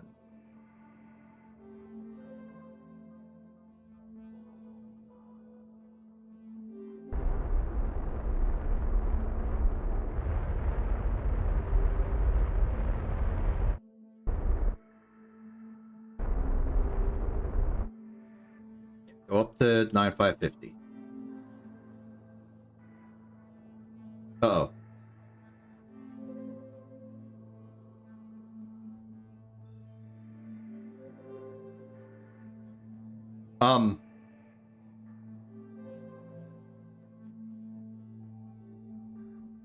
Never mind. We've made it to Eve. Okay.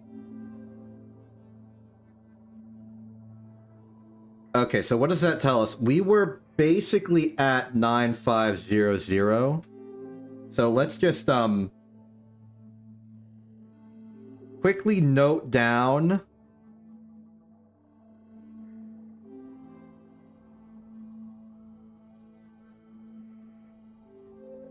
is it compatible or compatible? I think it's compatible. Compatible. That is not what I meant to correct. Maybe it's compatible because it's like the ability to compat. No, it's compatible.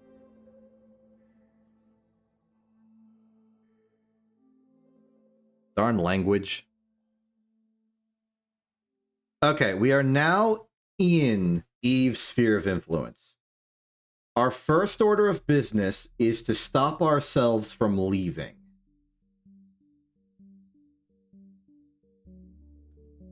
Go into a normal camera angle.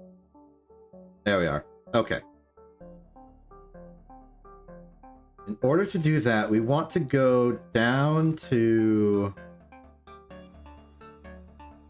Okay, we're descending right now, which is good. It means we're not leaving.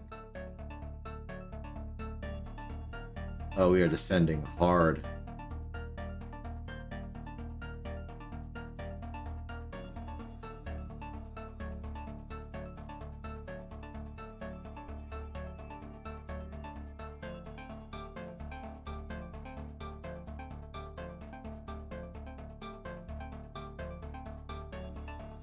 Hello.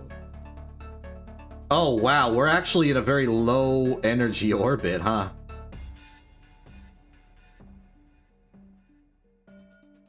I mean, energy is still positive because we have an escape trajectory, but like, wow, we are... Huh.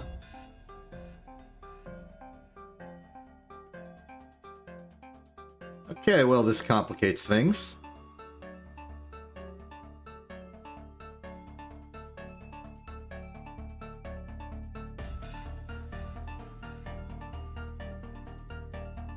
Let's just throttle down a bit and hope we don't escape.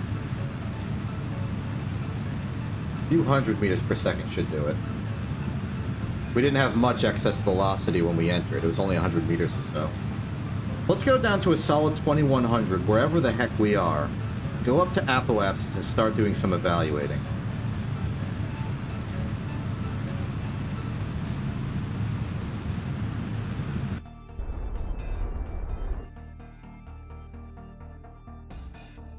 Go up to apoapsis. I want to know that this is a safe altitude.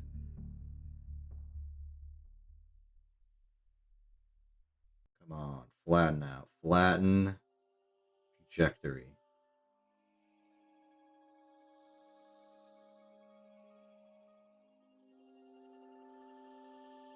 That's looking good. Okay.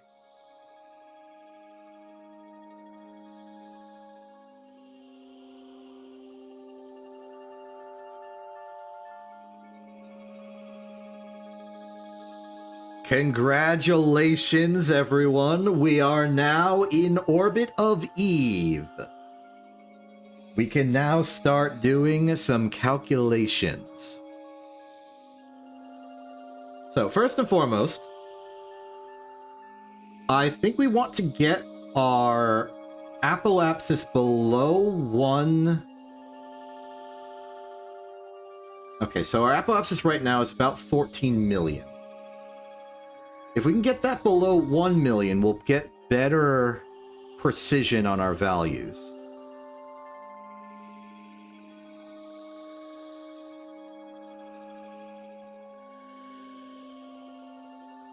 The bad news is we're pretty much just going to have to eyeball it.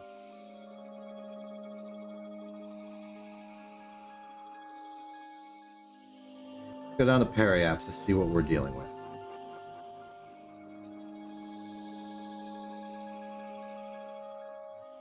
So it turns out our periapsis isn't good enough to do this either.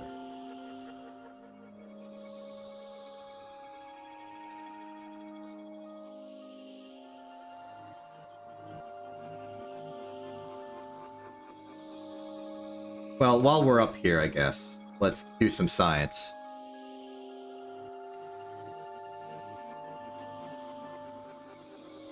We've got radar coverage, we've got really strong radar coverage, actually. Stop rotating.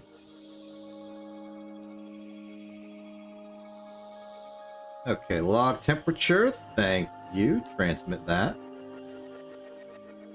Log pressure. Interesting. Log gravioli.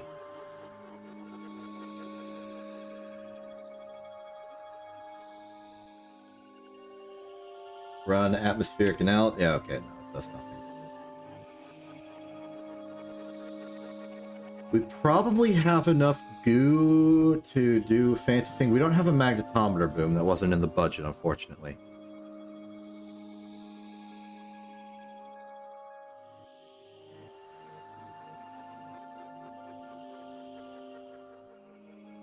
Okay, I think we're going to have to do this in 2 phases. I need some vague notion of mu value if we're going to do any orbital manipulations at all. We're doing the radius survey and the mu calculator now. I know we're going to get imprecise values, but we want those imprecise values so that we can maneuver our orbit to get better values. So, first order of business, get to apoapsis.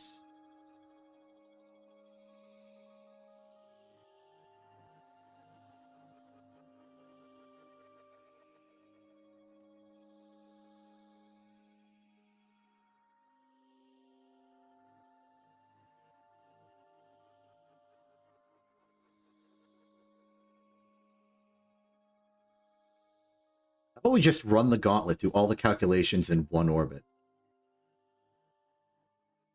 That'd be cool.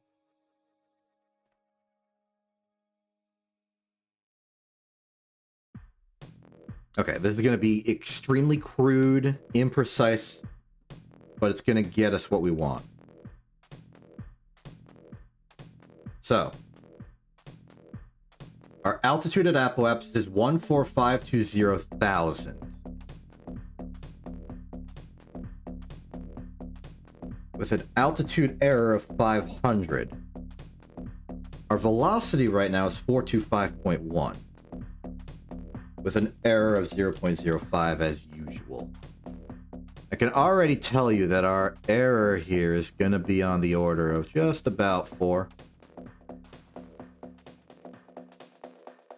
We're hoping to get that up to 5 later. And then second to this is the current time. We're going to go universal time, just for convenience. 177.22.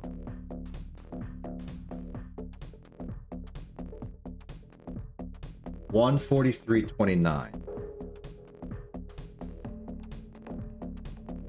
We need that for the mu determinator later.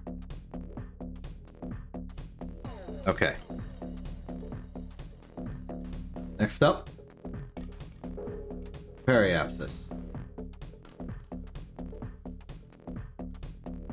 And I am doing like absolutely no rigor here, but it's an approximate value anyway. That's kind of the goal.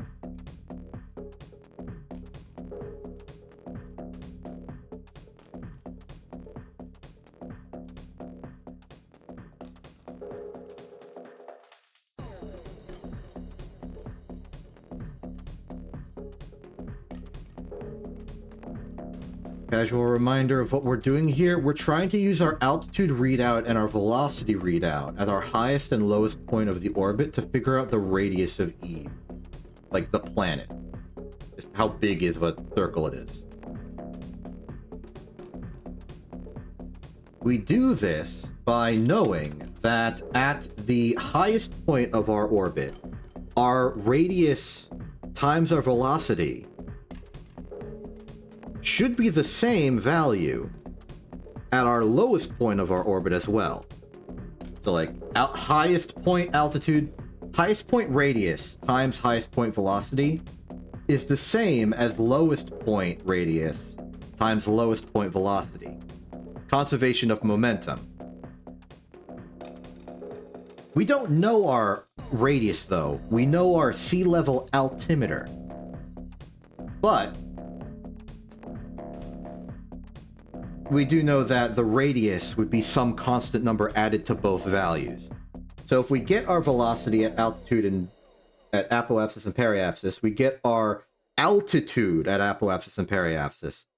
There is one exact radius that makes those two multiplications equal.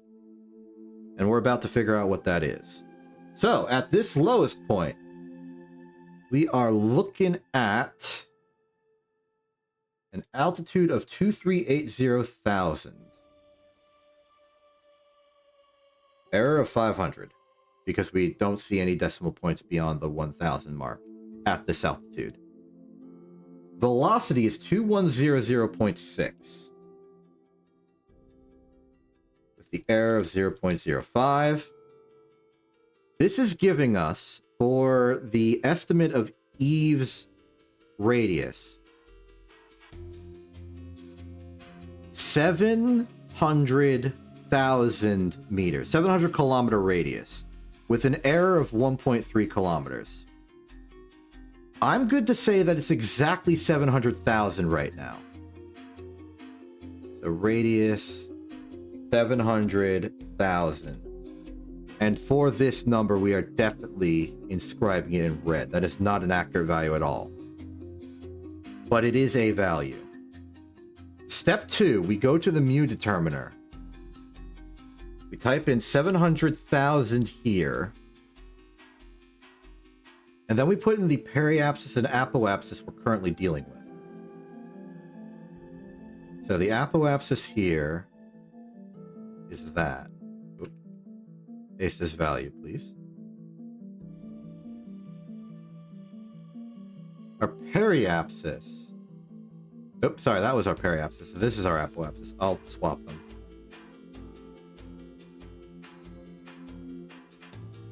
You paste this value here, you paste this value here, you paste this value there. Next up, we put in our time that we had here. We paste it in here.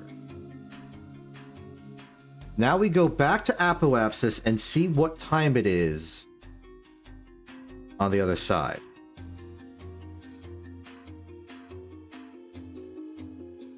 Again, these are highly rough values. We'll get better ones later. So go up to apoapsis again.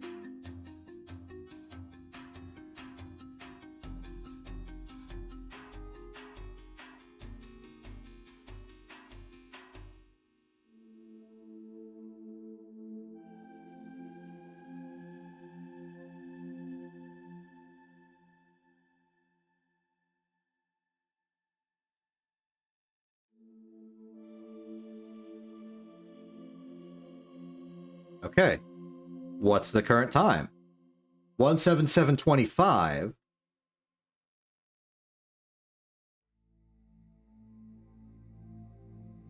$0.42.29.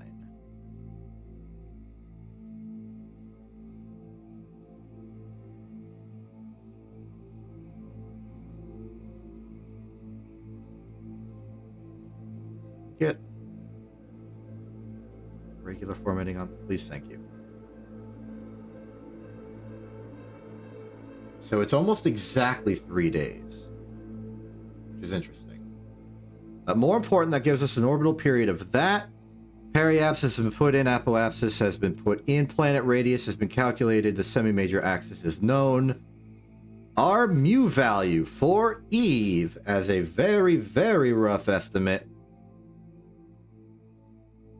is that.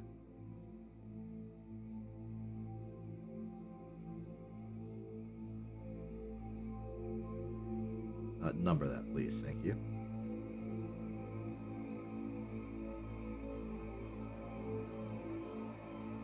And that's a very imprecise value, but it is a value.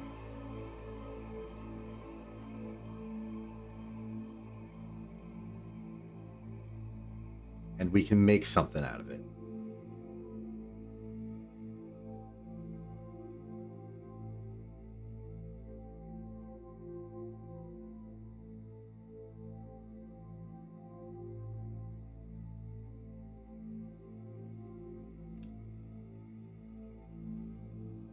Welcome to our brand new Eve calculator. Let's see how it works.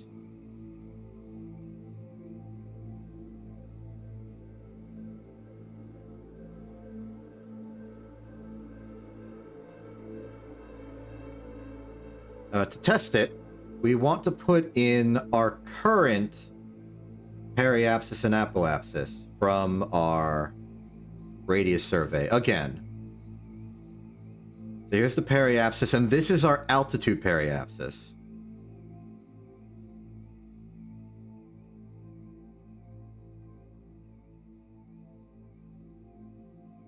Let's say that's our target, because we're at apoapsis right now. So put that in as our periapsis, or as our target. And then our current apoapsis of 14520,000.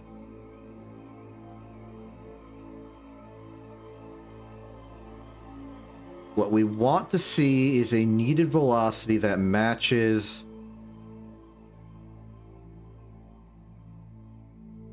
So data is looking for cell H2. Ah, this is the MOHO sector. Oops.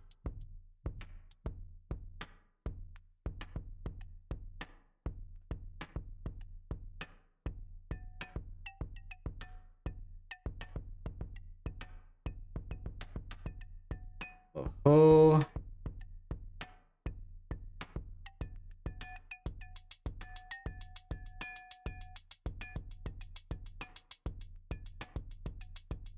extend this over, please. We do not have values for Moho, which is why it's spitting out nonsense.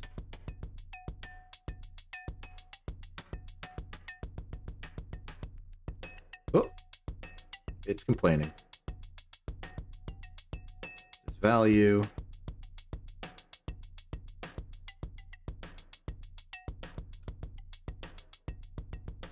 Is this value. Okay, the number does not currently make sense.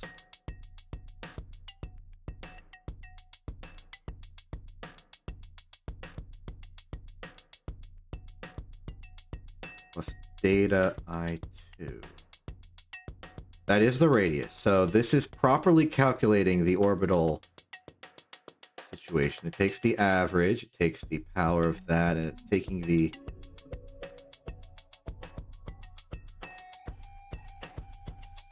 velocity here. I'm expecting it to take data I3. That does correspond to Eve's standard gravitational parameter.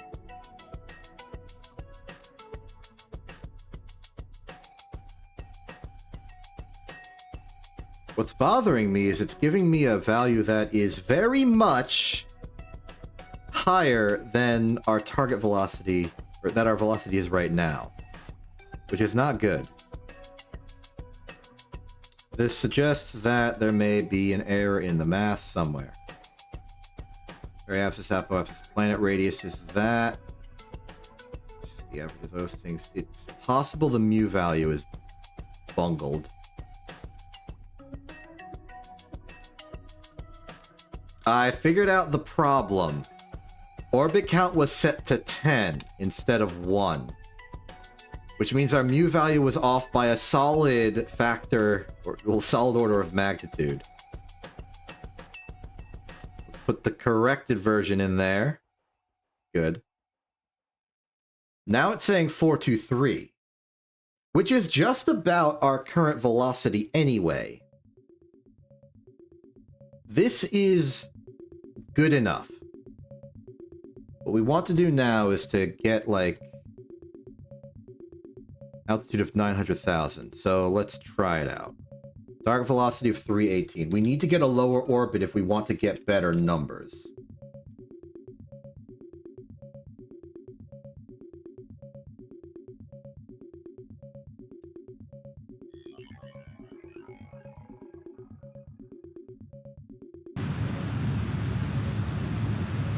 Let me just correct our orbit because I've been time warped out of our actual apoapsis here.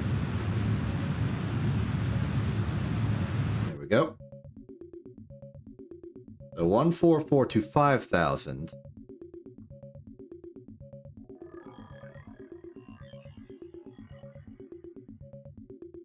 Oh, wrong one.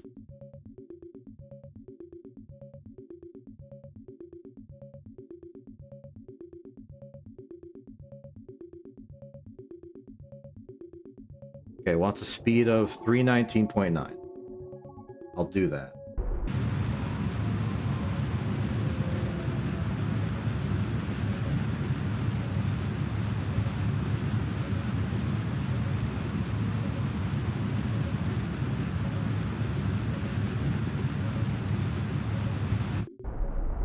Oh. Okay, again, these are very, very rough numbers, but they're not so rough that we're going to crash into the planet.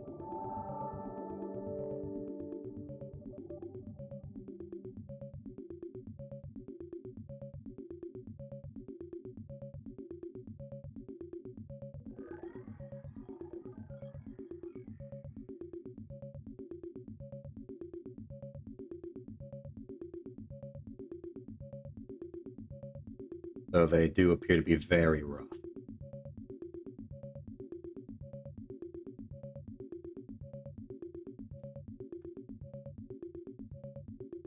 Okay. From here,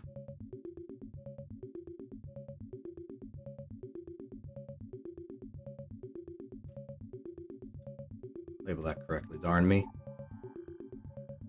882160.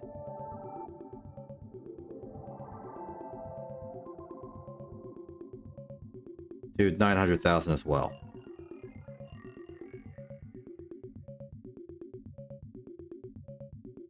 $2267.6, it seems.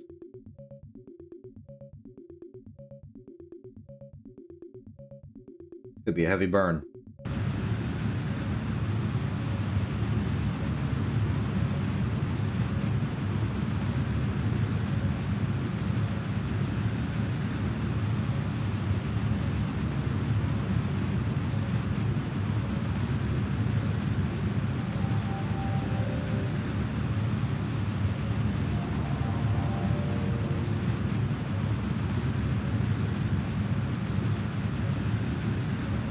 I'm going to go to 2300 and then adjust.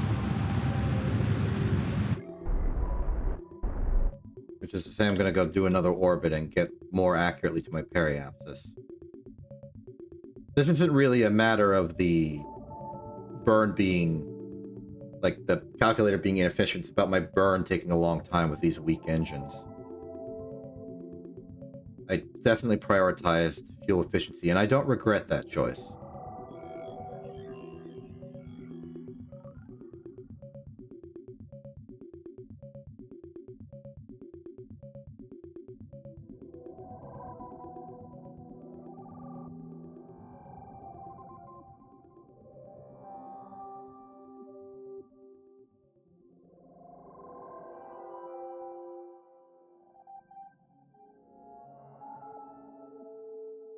Okay, calling that good enough. So the plan, I'm going to try and go for a 900,000 by 300,000 orbit. I think 300,000 is high enough that even with the errors of this, I will still be above Eve's atmosphere, wherever it happens to start. I don't know where it starts, but it's somewhere. So 831911.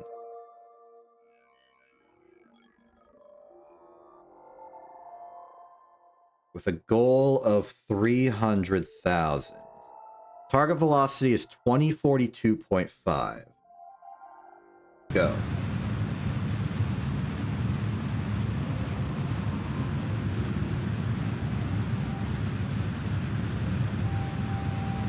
I'll go to 2050.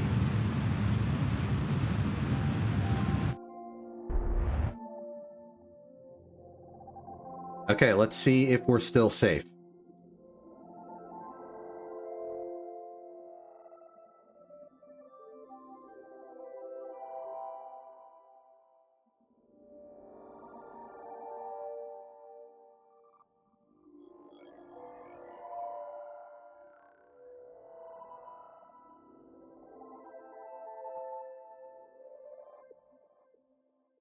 Okay, begin protocol for the next radius survey, now that we know it's safe.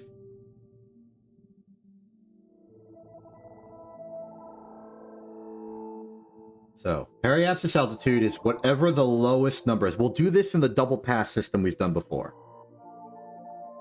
So right now it's 293,517. 16? 16. So our periapsis is 293,516.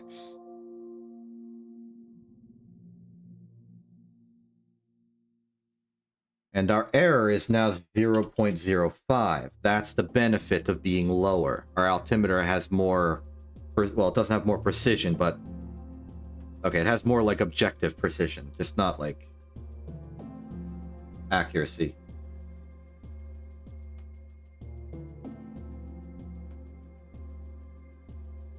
We will not be measuring the velocity at this time. Now we will go to apoapsis.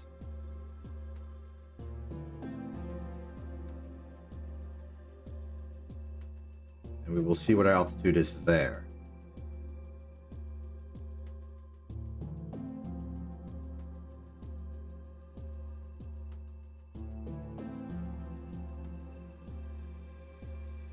You know roughly where to expect it.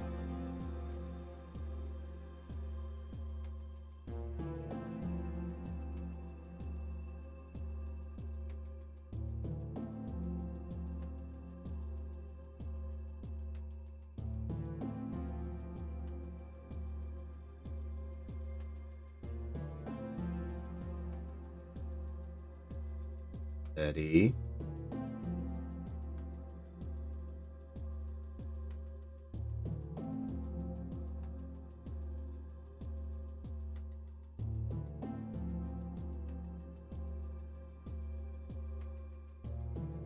Okay, largest was 36. 831936.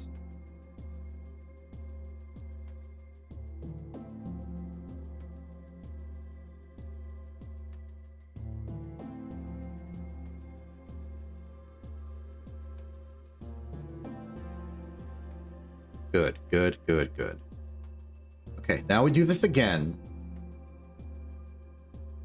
Go back down to periapsis, but this time check our velocity.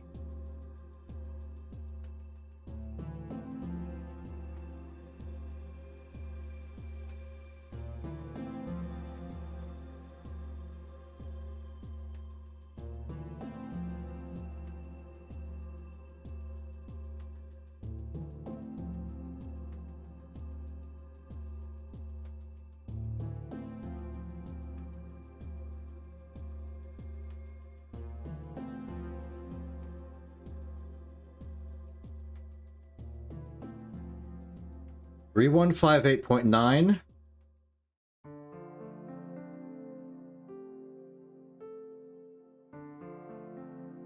3158.9 was the highest it went.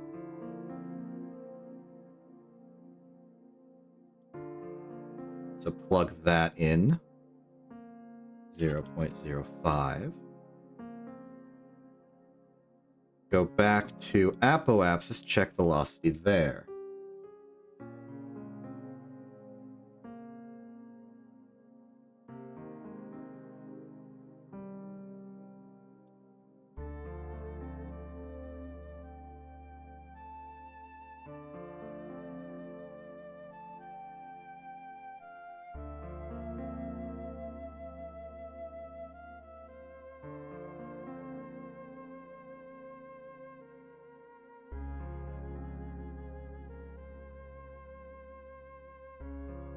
Two 2048.7.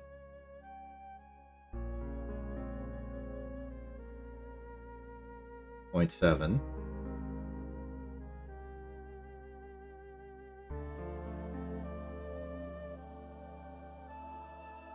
Okay, we're descending. It's 2048.7.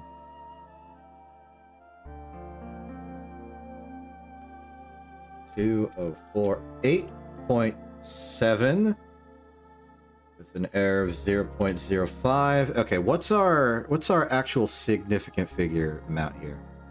Here we have 6. Here we have 5. Here we have 6. Here we have 5. It is 5. Oh, that's very decisive. 700,050 with a margin of error of 120. I think we can very confidently say that Eve's radius is exactly 700,000. That's very good. That's very, very good.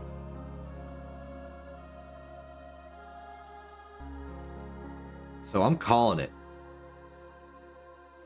That's a good value. Okay, now for the mu determiner again. We're gonna go for, I don't know how many orbits we're gonna do, but I do know where we're gonna start. Planet radius is 700,000. Periapsis is what it is.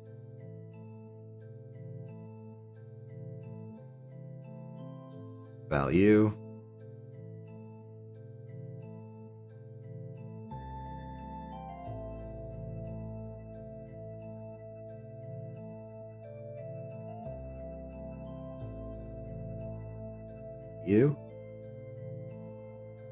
So we know this. So this is good, this is good, this is good. We just need our timestamps. So what are we going to do for our stopping rule here? I think we should pick when the number goes to the value 8. Doesn't matter where in the orbit we do this, it just needs to be something that's like clear and easy to define.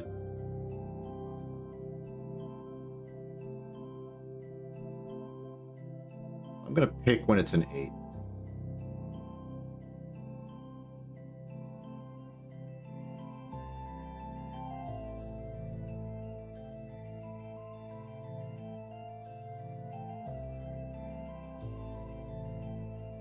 More orbits we do, the more accurate this will be.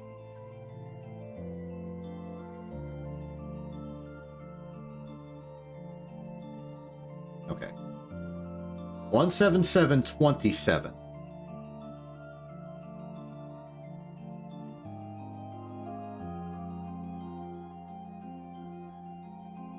Zero 2741.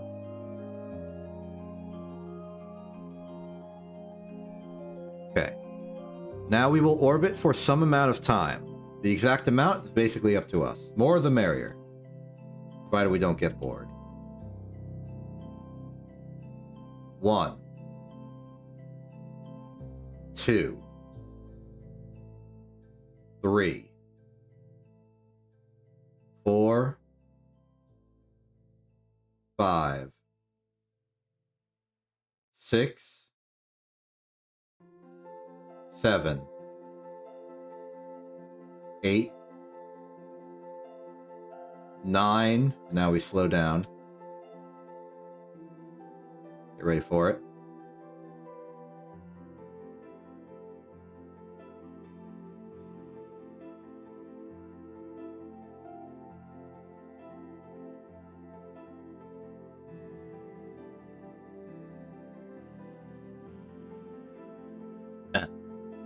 Okay, we were a little late on the count, but I think that's still fine. That's what we did 10 for. So it is now 17728.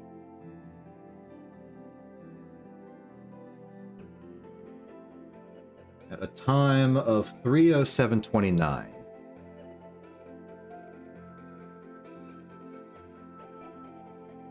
Okay, we did 10 orbits. Which means at the end of all of this, our mu value is being calculated at 817, etc., etc. Compared to our existing value, it's slightly higher, but not that much. Now I'm definitely going to give this the old pretty good treatment. Now our calculator should have updated to the new values, and it should be good to go.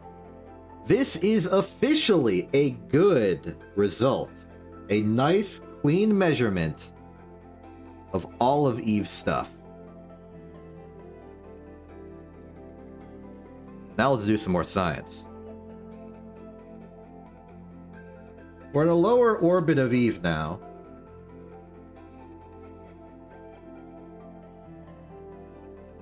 So we should be in range of the higher quality science stuff. Let's try it. Log temperature. Transmit that, absolutely. Barometer and accelerometer will not work. Transmit gravity. Oh, the barometer will work, yeah.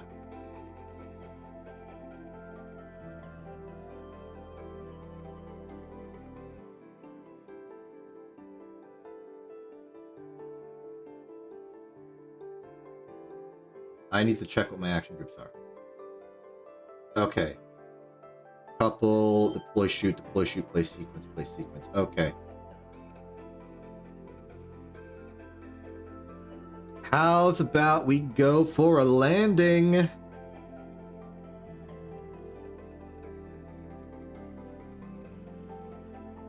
We're going to be hard-pressed to do this, but I think it's in our best interest.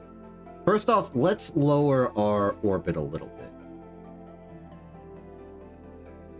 Let's go into a solid, like, under 300,000, and just find a nice place to crash.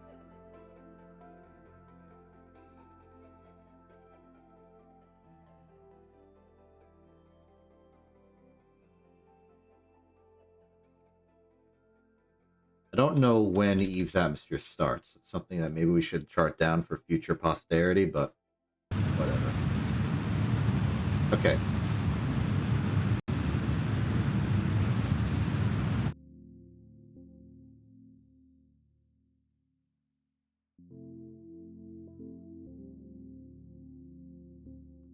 Let's use that calculator now. So we are at 293,777. And how about we go down to 250,000? That is one too many zeros. 2835.1.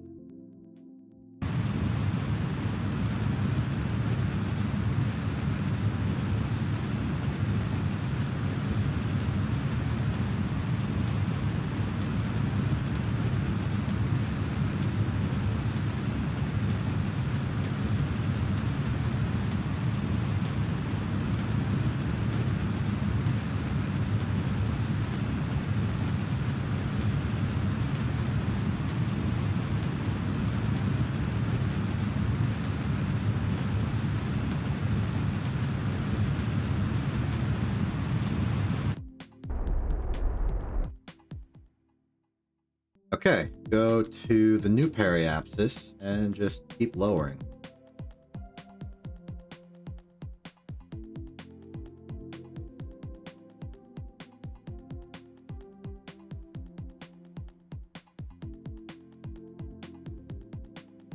I know that you've just wrote something. I'll be with you in a second. I need to get the vessel in a new orbit.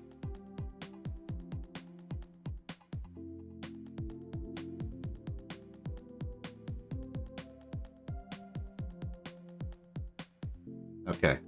What'd you just say? Hi, welcome. Hi, Pianui. Nope, you are just in time, actually. We are about to land on Eve.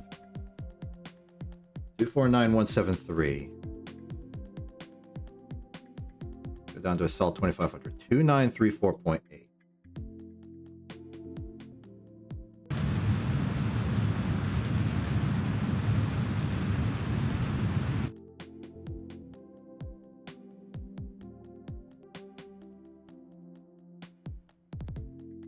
Okay, here's my plan. We're currently at like 249,000 on the dark side of Eve. My plan is to get down to the surface while it is daytime so that we can actually see what's going on. So my plan is to lower us to a periapsis of 50,000. That should be enough to get us onto the surface. So from here, 249500. We're at a very low altitude, so I'm not too worried about, like, atmospheric re-entry problems other than ones we would normally have from the design of this ship. So, we're going for it. We're committing. 2756.1, and we will be at terminal speeds.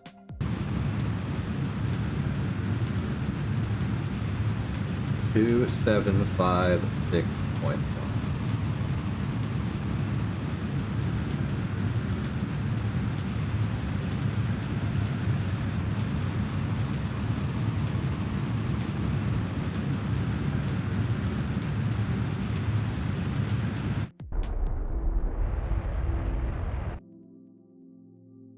Okay, we are undoubtedly on a collision course now.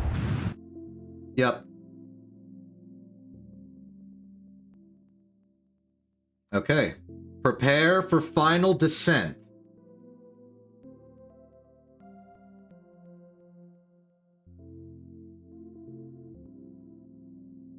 Here's how we prepare for final descent.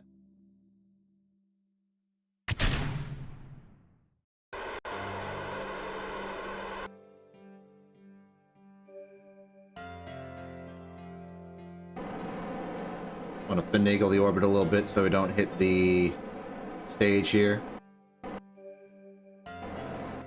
Okay, we want orders to have this thing maintain surface retrograde at all times. It is non-negotiable. Next thing we want to prepare is all of the science we would like to do. There is a good chance we will be able to do absolutely none of the science because we will lose radar contact with Kerbin the moment we remove this major antenna. That's fine, because the automated landing sequence is designed to restore communication after landing. That said, though, it would be nice if we tried.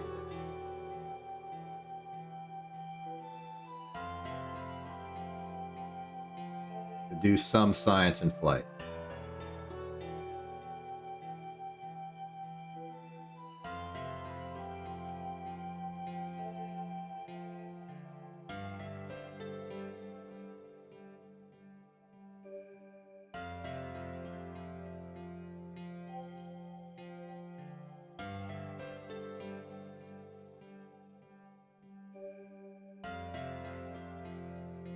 Accelerometer ain't gonna do a thing in flight. Graviole it is.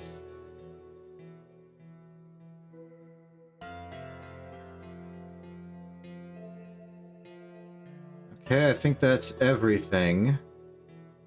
Take 2 fluid spectrovariometers just in case.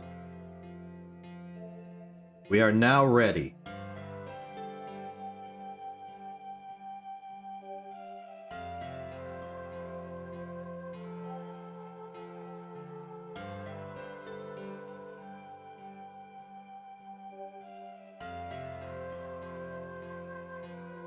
Question is going to be, when exactly do we make contact with the atmosphere? And how thick is it?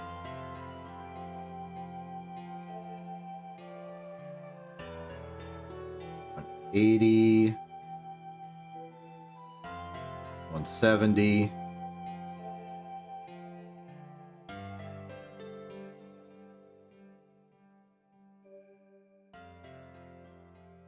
$150. We will be booted out of time. I'm going to actually let us restore our angle here.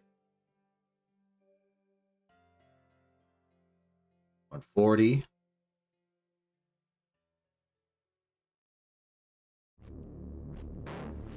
This is the perfect music for this. I'm scared.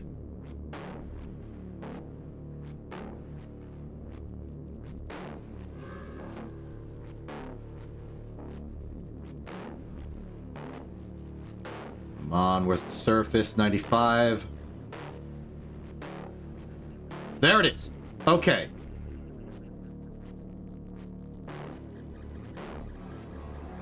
Atmospheric analysis. Keep it. Okay. Engage protocol.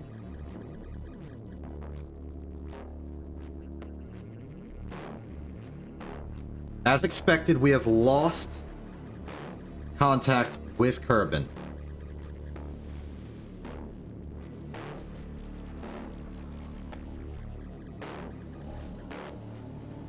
Uh-oh.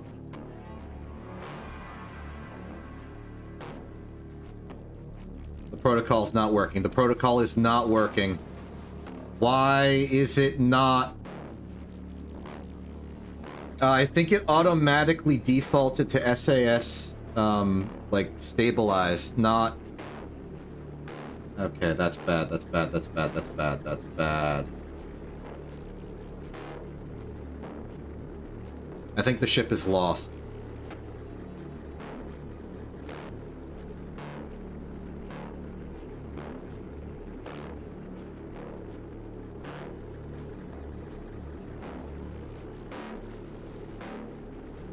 Yeah, we have no control with which to correct this. We are going to lose the ship.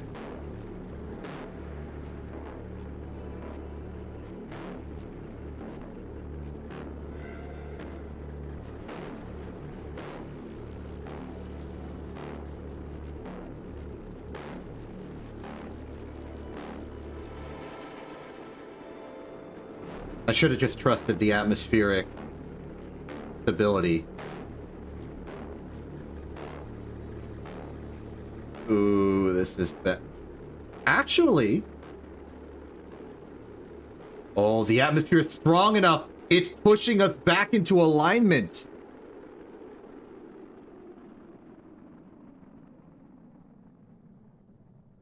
And we're out of re-entry heating. We're gonna survive. We're gonna make it. We're gonna miss out on a lot of science, but... Oh, we're gonna make it. What the heck? Okay, the drogue shoots. They're all in, like, half mode. Those are gonna be, like, half deployed for most of this descent. The Atmosphere of Eve is soup. Now we're definitely, I think we're at a safe speed that if the antenna reactivates, we'll be fine. This is our playback. This is effectively our progress bar for like when everything will turn back on.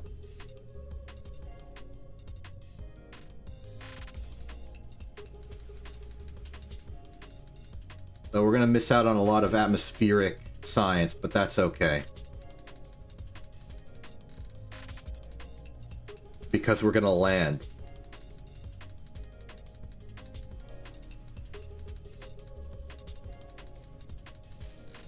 Wow. I think it's time for a photo opportunity. Let's get like a good old... like a nice standard sort of like I'm falling in the soup type of deal.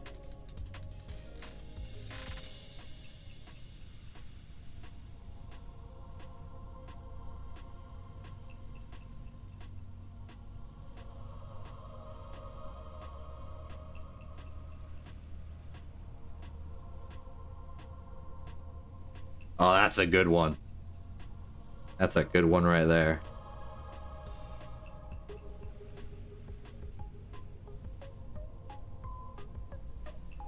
Okay, so we got a bit more time until the controller reactivates. There's the drogues.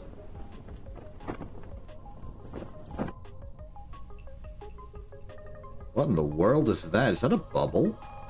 Are there just bubbles going on?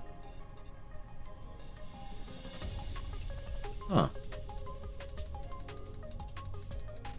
Wow, he really is soup.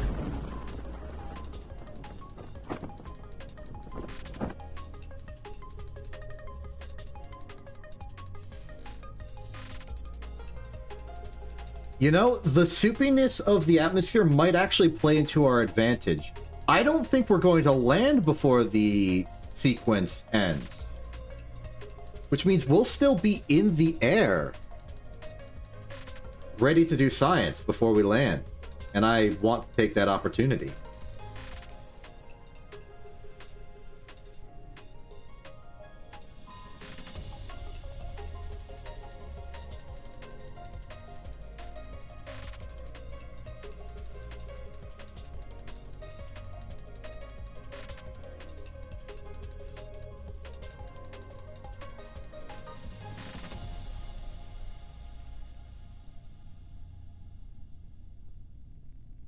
Oh.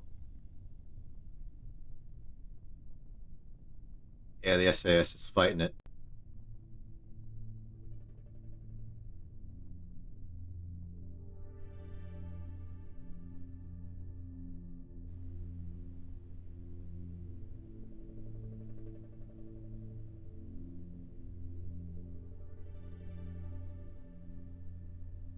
Okay, the sequence is about to end. It was logged for 15 minutes. It's been about 15 minutes.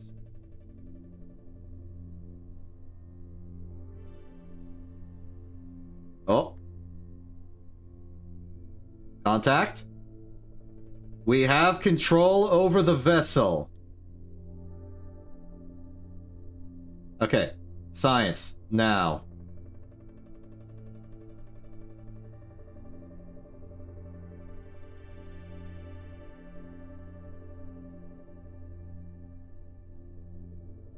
Keep all of it.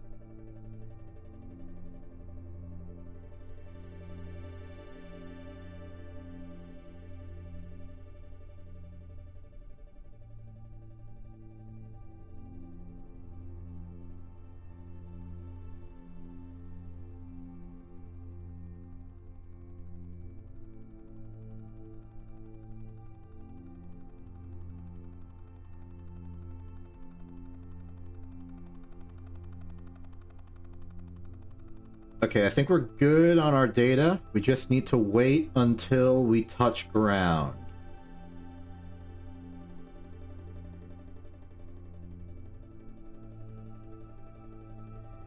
But wow, this was a success.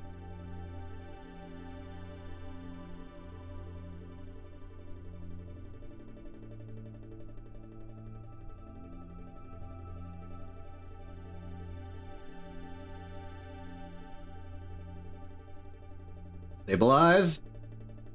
Contact. Win. Welcome to Eve. Okay, our signal connection to Curb is good. Let us start reviewing our data.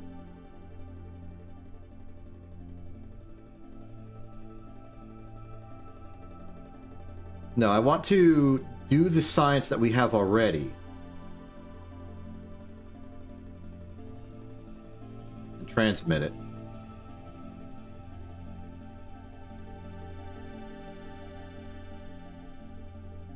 Is our electricity holding up?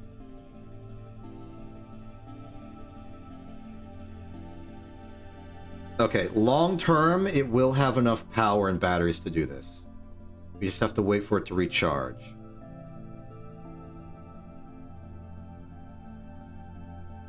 And the fluid spectrovariometer is the most intensive thing. So let's do the atmospheric analysis now. Transmit some of that.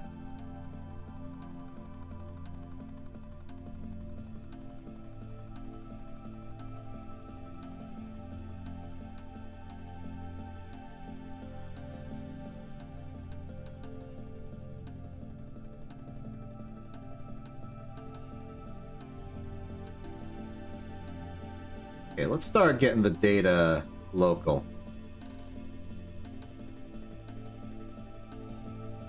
Transmit that.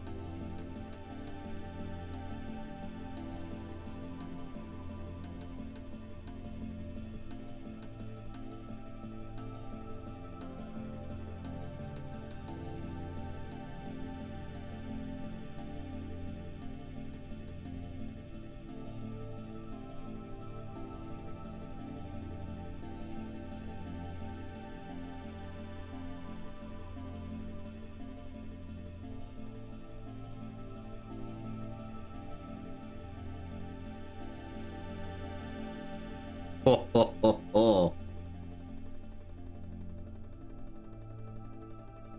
Okay, let's just transmit everything, right? Okay, well, let the batteries recharge and then transmit everything. We're not going to be transmitting any fluid spectrovariometer readings, so this should be fine. As long as we have the battery for it. And transmit all.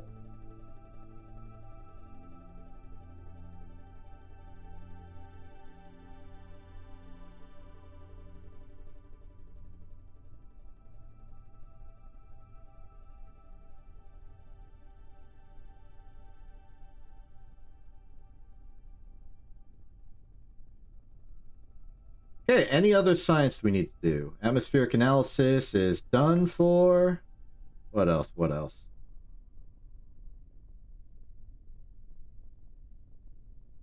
Just doing a quick run through. Temperature is good. Pressure data is good. Seismic data is good. Gravioli is good. We don't have any more goo to do, so we've gotten our science. Check us out. Also, this is real stable. We did it.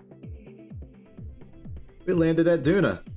This started as a very, very academic evaluation of the semi-major axes of various different planets, and now we're ending it with a successful contact of Duna. That's real good. How in the world are we ever supposed to get to Gilly?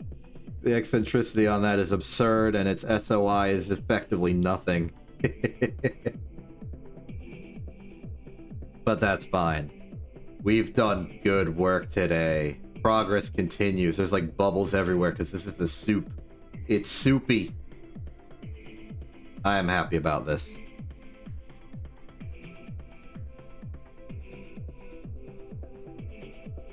Turns out rocket science ain't that hard. No. Well, the numbers involved are not very difficult. It's really the engineering that's where it gets real bad. You try and simulate those fluids going at high temperatures, crazy pressures into a combustion chamber, doing things that... Things like navigation, transit, range, like the stuff we're doing where we're like figuring out where planets are, that's easy. That's easy by comparison. That's just math. You can do that in a spreadsheet. I'm doing it in a spreadsheet. Making a plan to get from point A to point B is simple. But, like, engineering a rocket engine that will not explode, or making a rocket that has enough structural stability that it won't, like, collapse in on itself like a tin can. Actually, not even a tin can, an aluminum can. That's the hard part. That's the real hard part. That's the science. That's the rocket science in rocket science. All this other stuff is just geometry. And that's why, like, all that great advancement and stuff for, like, the planets, intrigue from the ancient Greeks and everyone else, it's why they were figuring all this stuff out millennia ago. They knew what to do. They just needed a ship good enough to get there. And guess what? We got there.